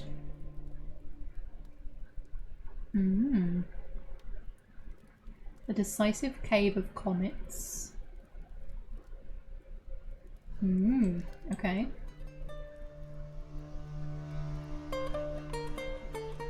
And then of course we have to find a dragon's lair in adventure mode at some point, so we can embark on top of a dragon, because taming dragons is like my ultimate dream in this game.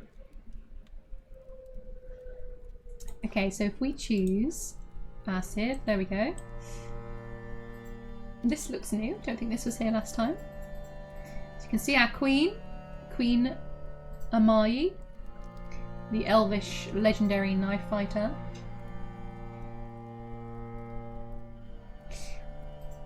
I'm kind of curious, like I want to reclaim Ilon Imketh now and see what the heck was going on and see if we can pick up those items, but I don't want to miss out on the chance to reclaim this ruin. But we should get another chance to do it, because if it gets taken over, we can sack it and take ownership of it actually. So let's see if we can pick that up. What do you want to do, chat? Shall we continue with the original plan that we had at the start of the stream and jump into Praisetheaters, which is going to be a big job if we start doing that. Rebuilding that fort is going to be, yeah, it's going to be a lot of work.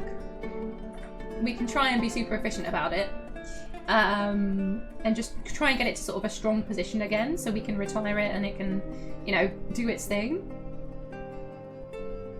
But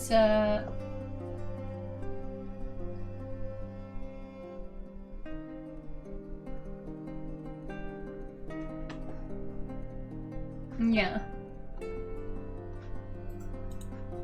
Just gonna refresh chat. There we go.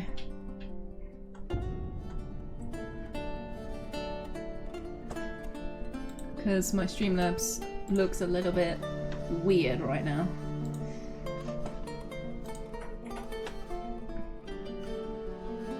A bit suspicious.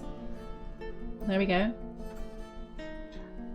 Oh I just realised we hit my follower goal today as well. That's awesome. Didn't get an alert for that. But there we go. 300 followers. Thank you very much. I'll update the goal later. Yeah, doing this.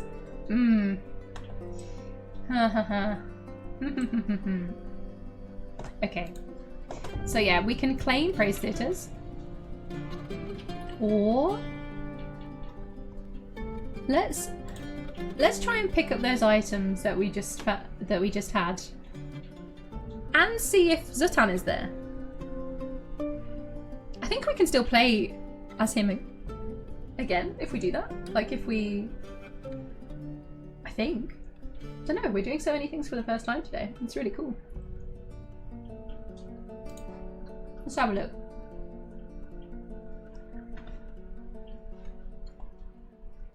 We have returned. Oh my god, where is the fortress? What?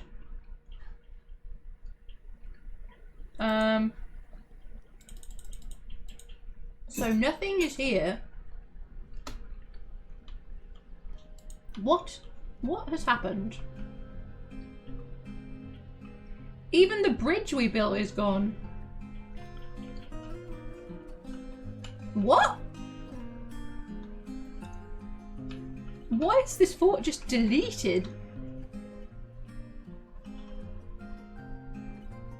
This has got to be some sort of technical issue because there's not even any sign of where we dug. What?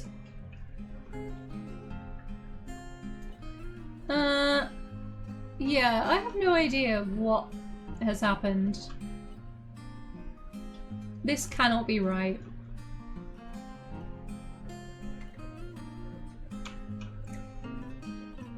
This is definitely not right. Forts aren't meant to just vanish.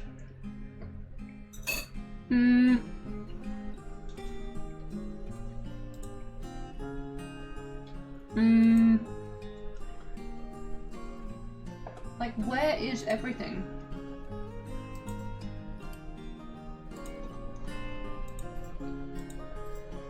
Everything is gone.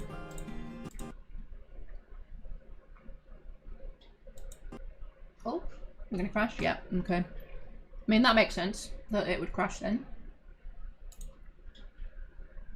Well, that's not very fun. That fort has just completely disappeared.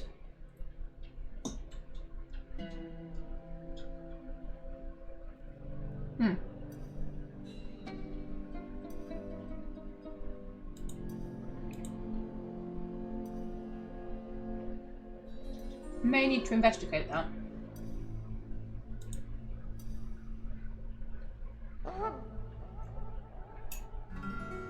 Because how did the Forgotten Beast even get onto the surface if there's nothing dug into the ground?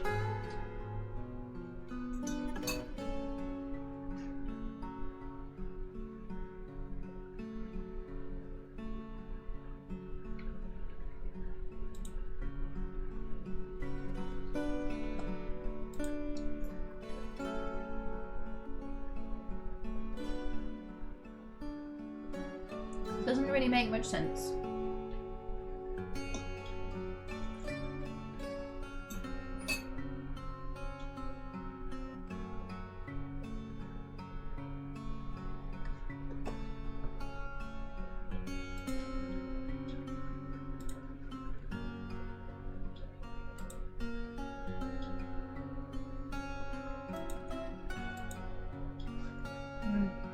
Maybe it got broken because this save is, playing an adventure mode that was in beta. I don't know.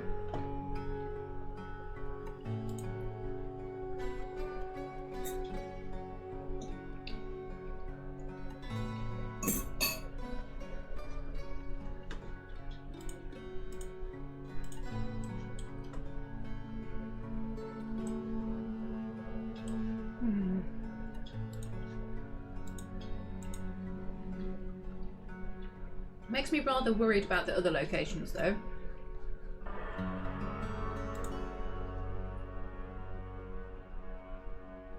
And it doesn't say it's a ruin, so it definitely seems bugged. Although it's inhabited, it's just empty.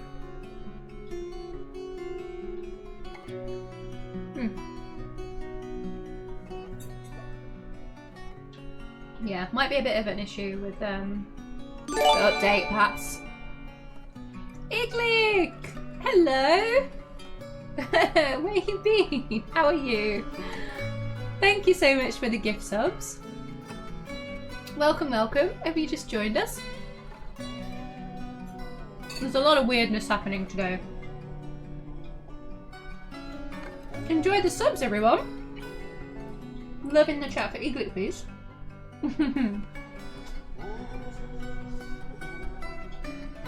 Starting up the hype train. Welcome back, 13 months. Iglik, you absolute babe. Enjoy your tier 1 subs. Goose Bjorn, Eyeball Soup, Cold Burn, Dragon Garland, and Kludgy. There we go. Yeah, I do not know what's going on here. I think we're having some technical weirdness with this fort. I'll try and unretire it again, but it was empty in adventure mode and everything had disappeared. So even where we dug down into the earth has disappeared. So yeah, that's definitely not right.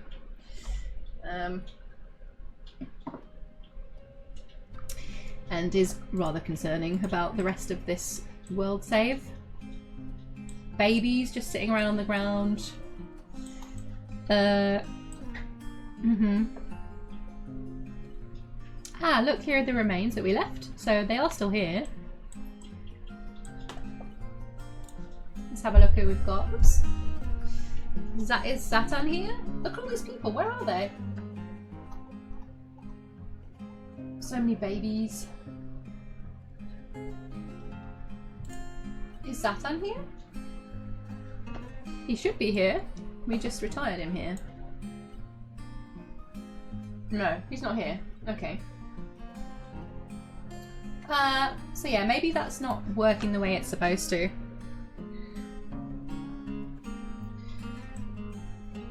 Well, these poor people are just here with nothing.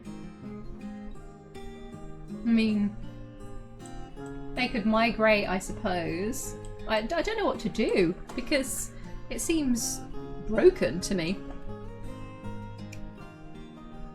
77% on the hype train, level 2. Nice. Right, okay, I'm gonna do a quick search for this. Fort disappeared. Yeah, because cases of disappearing fortresses. Here we go, December 2024. Yeah, this is what happened to me. Heard this happening. It seems the file in the save game where the details of the site layout are stored not being loaded correctly. I'm not sure why. Something you might want to bring to Putnam's attention on the Kitfox Discord if you have a save game. They're still there. I ended up rolling back the save I was playing on. Oh, but we've killed a forgotten beast. We can't roll back a save where we killed a forgotten beast. I mean, how would we explain this? Like, magic? The curse of the unicorns is struck again.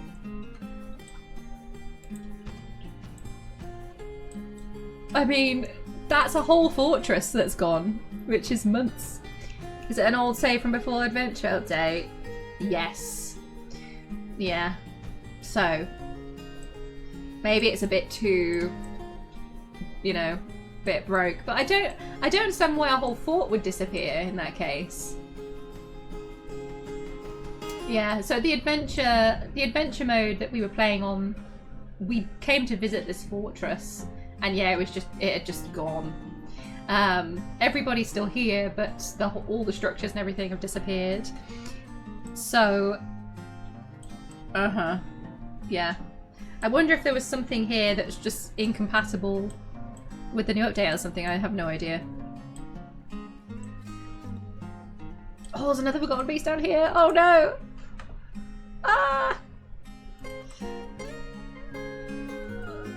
Oh no, that's terrible. Okay. Okay, let's go back and do test a few other things. Because, I mean, that fortress still exists in the other save, so it's not gone. But obviously we've done a lot of cool stuff with our adventurer today. But maybe, yeah, maybe that's going to just cause a few too many problems because it's an old version save. Hype chest, what do we get? Mega consumer emote. Nom nom nom.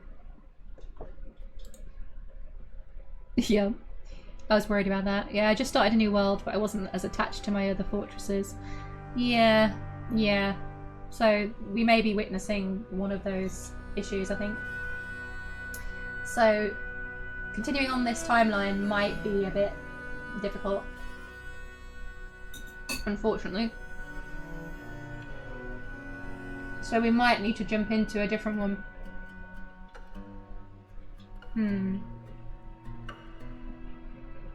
So we have... Let's have a look.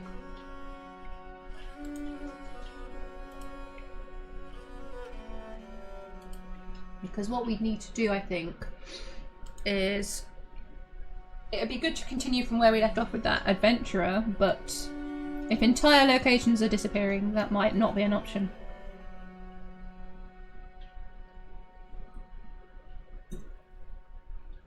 Things might just get a bit too broke.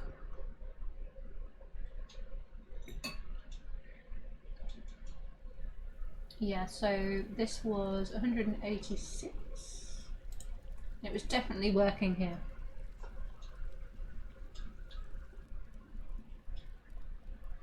Maybe it's playing in adventure mode that broke it, I don't know.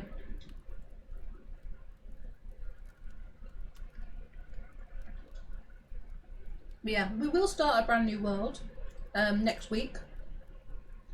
And hopefully continue with this world story as well, but yeah, there might be limitations with the adventure mode with this world if it's gonna disappear entire locations.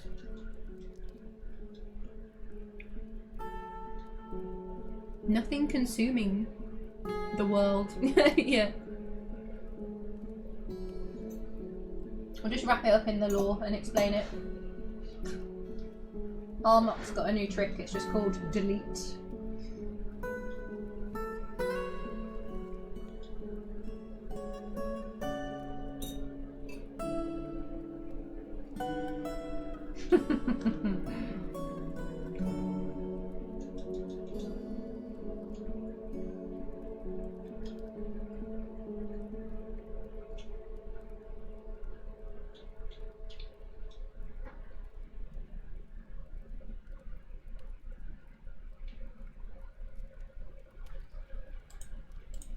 Okay, so this is a bit earlier in the timeline, prior to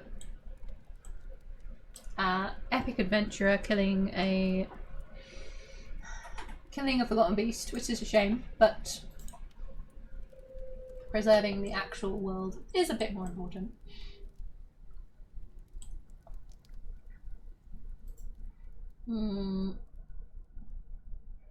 Yeah, so let's just have a little look and check if it's still there in this save. Because I don't think... Yeah, we haven't played in adventure mode on this world save. Or on this timeline, I should say. Not the new one. So if it's still there, then it could just be that. Yeah, there we go. So it's still here, as we can see. Yeah. So it seems that visiting this, either visiting it or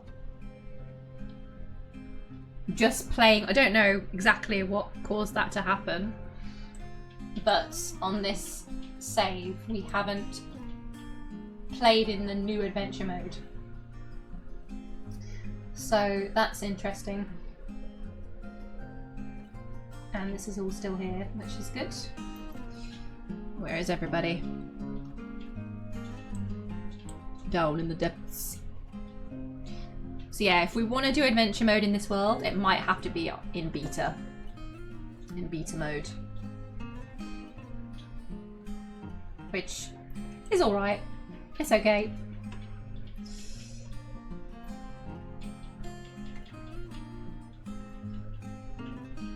In the future, I believe the compatibility with old worlds, like it's planned. It's just a case of waiting for it. But I mean, I've personally been playing in this world for over a year and a half now, so you know, if it takes 5 years to just finish the story of this world, then it just takes that long.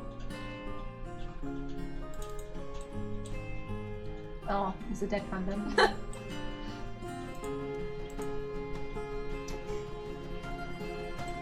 Don't let Peter hear about this. He'll not be pleased. It seems really small. I'm sure it was bigger than this, but maybe not. Because we just tried to be super efficient and go straight for steel. Yeah, everyone's here.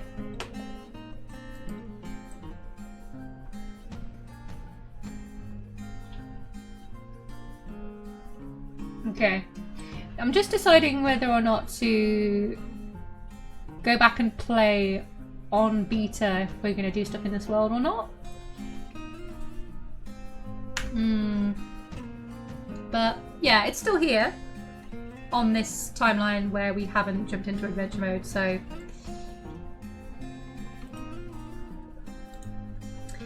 but then Praisetheaters also isn't a ruin in this one. It still belongs to us, so sometime within the next year it either got attacked or taken or whatever happened.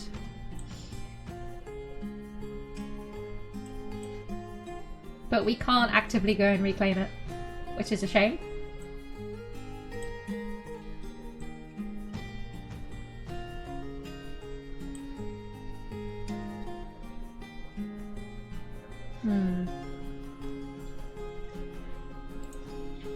Okay.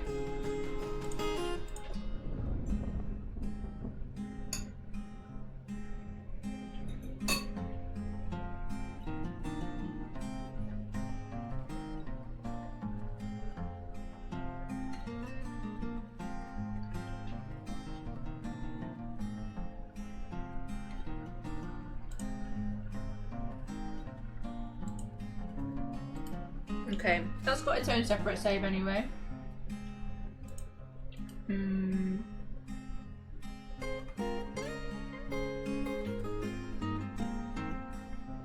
Yeah, if we want to be in that world, I think we'll have to probably be a bit safe and do adventure mode things in beta.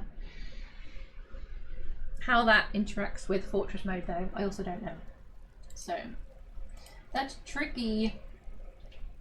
Very tricky.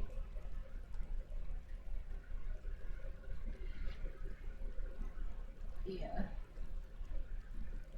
Praisetheaters. I wonder if it's broken on this one. Yeah. Just trying some things out to try and figure out which bits are broken, which bits aren't. A never-ending story and Dark Crystal mod. Those are very good ideas.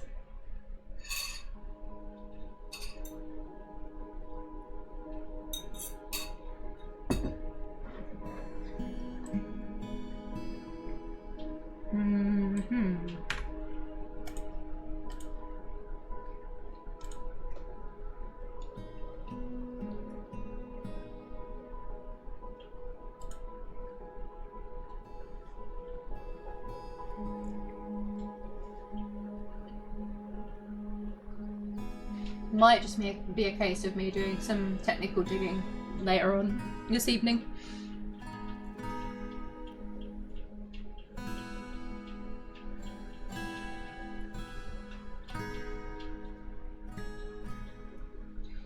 Or we can always, on the next stream, if it takes me a little while to figure this out, we can just jump into the new world that I wanted to do, because there are so many themed fortresses that I have on my list to do. We've got pirates, as we talked about earlier. We've got building a giant library. There is the, what's the word I'm looking for? That's full of astronomers. Yeah, star dwarfs. Star dwarfs. Doing another zoo, because one of my favourite things in this game is just, you know, animals. Giant animals of all kinds, shapes and sizes, like jungle dwarves, ninja dwarves, building a monastery of dwarves. What else do we need to do? Yep, Arctic fort, an ice fort. And of course there's the whole dragons, you know, everything dragons.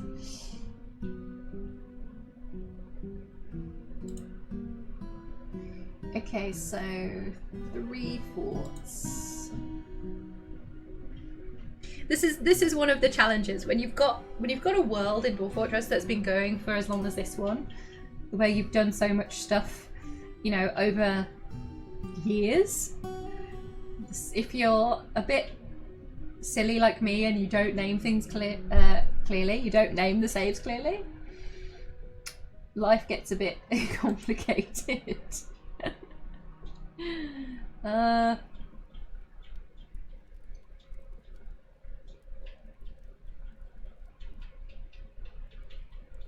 So yeah, name your saves clearly, everybody.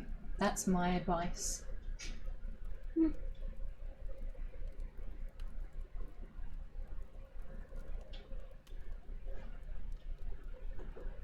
I really like this new hype train emote. Very much how I feel today. This weekend. I've just remembered it's Friday. It's Friday! Happy Friday, everyone. Welcome to the weekend.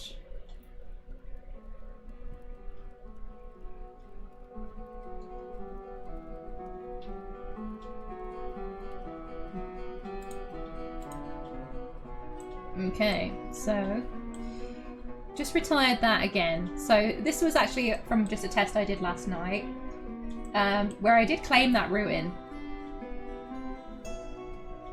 So we have a bunch of dwarves that we'd actually... And what's annoying is I skipped through the setup because I was just trying to test and see if it would work. And I think they're all peasants with no skills. So they're just all, like, the dwarves that we have there in Praisetheaters on this particular timeline are just a bunch of peasants with no skills. Really not the ideal people you want to send to rebuild, you know, the historic birthplace of your civilization. It's like, just a bunch of skillless peasants. Just throw them in there, see how they do. So, yeah, that's inhabited. Let's have a look and see if it's broken here, because I had played an adventure mode on this one.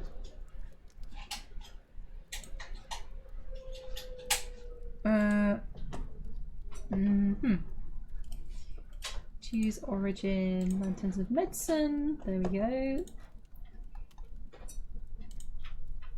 Oh, yeah, can we unretire? Yeah, let's try.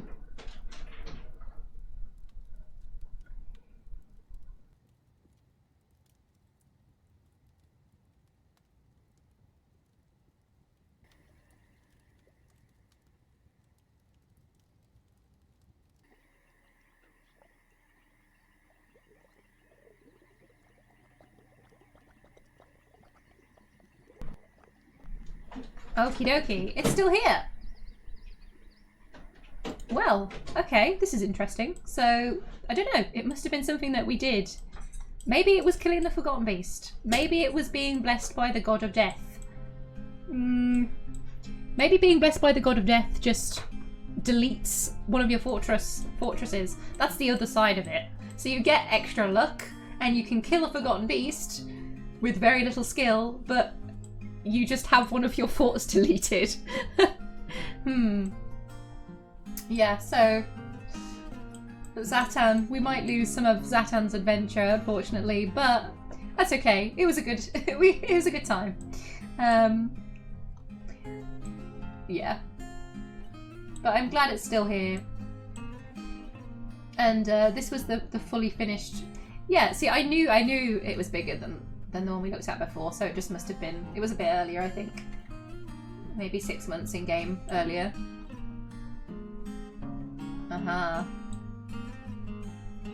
Yeah, well, that's my job for this weekend. Is just I'm gonna have to go through a lot of these saves and just double check them and make sure we can progress on the right one. Yeah, there we go. Got our nice training area. Orange castle. Or little military outpost.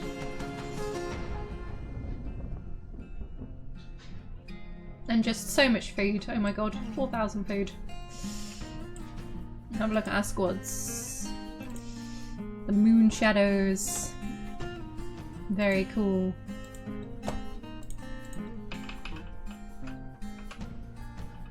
Yeah. Population of 40 there. It's interesting because just basically dumping a group of dwarves after reclaiming Praisetheaters. It'd be interesting to see if it would survive very long. I don't know if it would.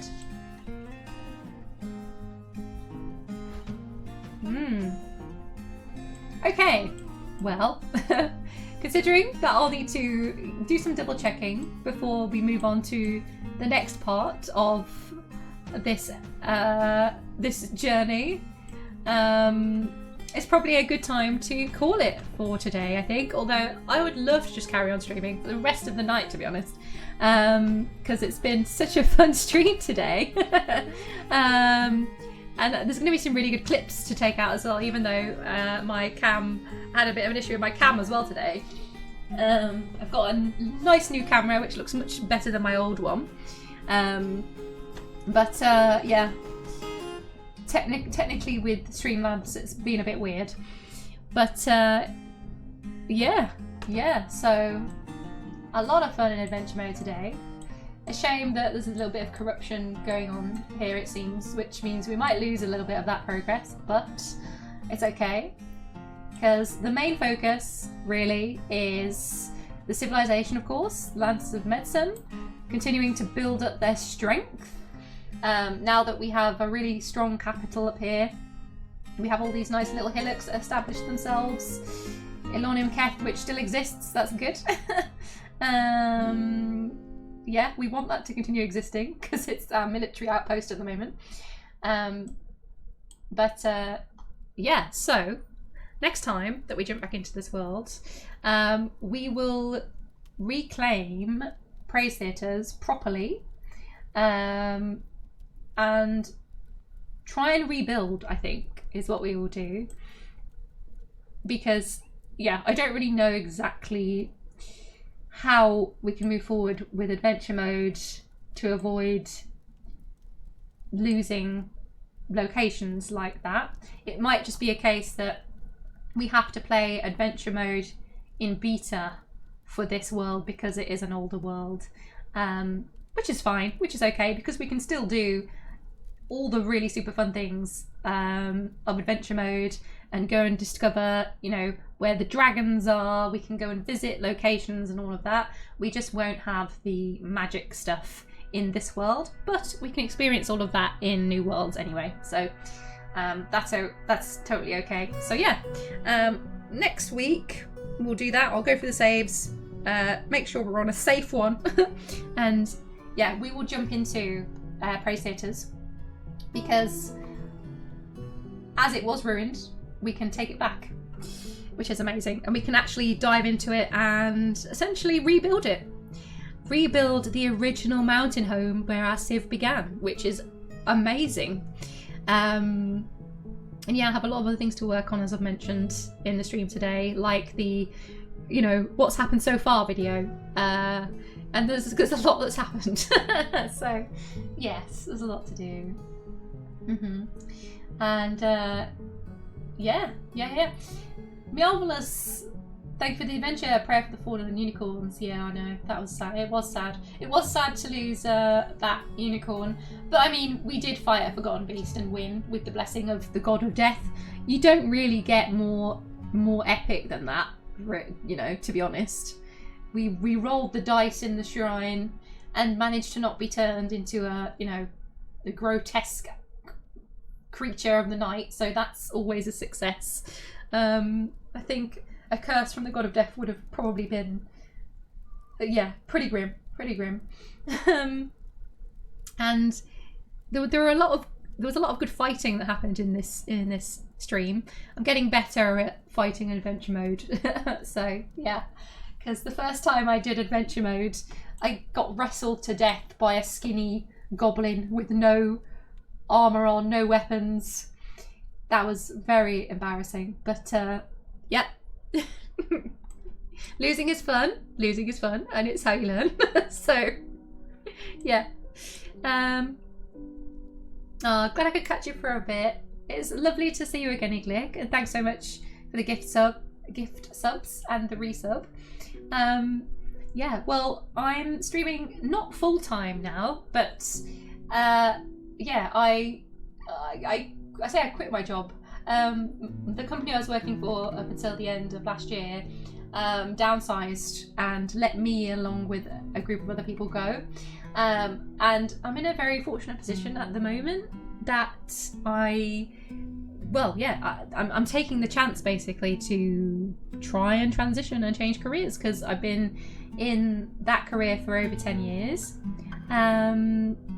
So I've been in marketing for over 10 years. And yeah, as I said, I've always sort of wanted to transition to something a bit more creative. I've always been a musician, and when you get to a certain point, you know, you have bills to pay, you have a home, all these things, it becomes very, very difficult to transition careers unless you have a lot of support around you. I have a wonderful, amazing, supportive partner. You know, I moved house last year, which is partly why I took a long break. So I'm living in a different place now. And yeah, I'm not sort of jumping into full-time streaming every single day to start with. But I'm selling my place, so my own house, after moving in with my lovely partner. And yeah, I'm taking the chance now to reskill, to I've been sort of producing and composing music around work for the past couple of years and learning some different skills. And so yeah, I'm going to split my time, do some studying, and spend the rest of my time streaming, because it's awesome and fun and I love it and it's great. And yeah, so maybe you know, and selling my my house will give me a nice chunk of savings for a little while. Which I think should give us enough time to, you know, really hopefully build something special here, I think, on Twitch and with the other content that I have planned and stuff. Yeah, I'm really, really blessed, and really grateful to be in the situation that I'm in. It's a bit scary. It's like, you know, doing something so completely different and starting from scratch. But yeah, starting with 3 days a week, so Monday, Thursday, Friday. So I'll do day streams like this on a Thursday and a Friday, and then an evening stream on a Monday for the moment, but you know, these things adjust a little bit over time, so we'll see. Yeah, so there's lots more coming, lots more of me, lots more time for working on the content and everything around my production and composition studies. But yeah, those of you that have been around for a little while as well and were here last year when I was streaming, you know, will have heard me talk about different little musical things. The Plump Helmet Man song, which is having its re-release, by the way, very soon. I did have an email from Kit Fox a couple of weeks ago, which was more to do with the launch of the full adventure mode and things. But yeah, I feel really excited about what's going to come for the rest of this year. So yeah, watch this space. And lots more updates and fun things to come. But yes, thanks so much, and thank you to everybody else who's jumped in to watch today. Again, a shout out to the lovely, where were you? Suited. To the lovely Suited X for the raid as well today. Very kind. Thank you, Svartvinge, for the follow. Thank you very much. Lovely to have you. And yeah, I hope to see you guys next week. So Monday evening, I'll be back. And then again, Thursday, Friday. And come and jump into the Discord as well if you fancy it. It's a lovely, friendly place. As I say, I will be adding in some variants as well with other games. I think that'll probably be Thursdays. Mondays and Fridays I think will probably remain the Dwarf Fortress days, at least for now. And then we'll kind of try and mix it up a little bit on Thursdays. I'm thinking Baldur's Gate, because I played it for the first time over Christmas and just could not stop playing it. I waited a long time to play it for the first time. And it's just so much fun. It is a blast.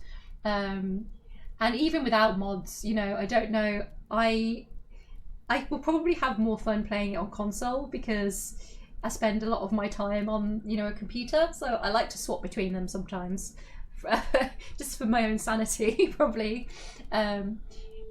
Yeah, but either way, I'm thinking we have a bit of fun with Baldur's Gate as well. And just any, you know, other new things that come out. Monster Hunter Wilds as well is happening. That's coming in March. I need to upgrade my computer to play it. So again, it might be that I end up streaming that from console. But me and Lucas, my partner, we're going to be playing that. And yeah, I'm planning to stream it. So that should probably be top level entertainment of me getting my ass whooped. While my poor boyfriend just like, yeah, has a meltdown probably and tries to, while I'm running after shiny objects. But yeah, I think that's mid-March that Monster Hunter Wilds is coming. So yeah, we'll see. We'll see what happens with that. But yeah, when everything in my house is sorted out and that's kind of been sold and everything, I'll be investing in a new PC because mine is about 5 or 6 years old now. So yeah, there'll be more doors will be opened when that happens. Yeah, we'll be able to run some newer games at higher specs, and also of course Dwarf Fortress, you know, because the more power we have, the smoother things run in Dwarf Fortress, which is nice. So it all wraps in and benefits in a range of ways. Yeah, okay. Well, the kids will be here soon, so my partner's daughter has just gone to pick her up. So I'm going to wrap this up and we will have some dinner, have some family time, all that goodness. And yeah, then I'll jump into trying to sort out some of these technical bits and bobs that we've discovered this evening, ready for next week. All right. Lots of love, guys. We're going to transition, and we should also do a raid, shouldn't we? So let's find someone so all you guys can migrate over. There we go.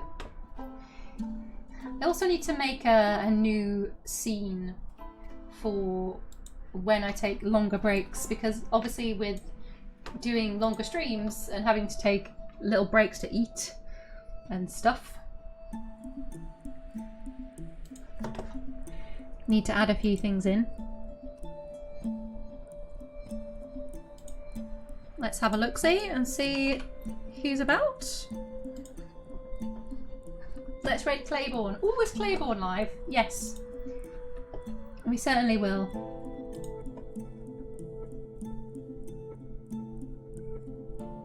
Who we got? Yeah, because I haven't had a lot of time over the past couple of weeks since getting back on Twitch to sort of check out other streamers.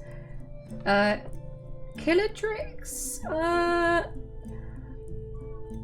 There's Killadrix as well. Ah, yes, Claiborne. There we go. Yeah, we'll go over to Claiborne. Hello. Hello. Hello, Claiborne. Thanks for a lovely stream. You're very welcome. Thank you for all being here with me.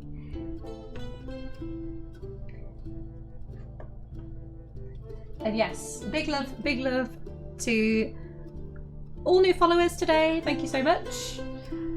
All, for the new subs and the gift subs from the lovely Ilon, long-time supporter of me in the channel. Thank you. Love, love.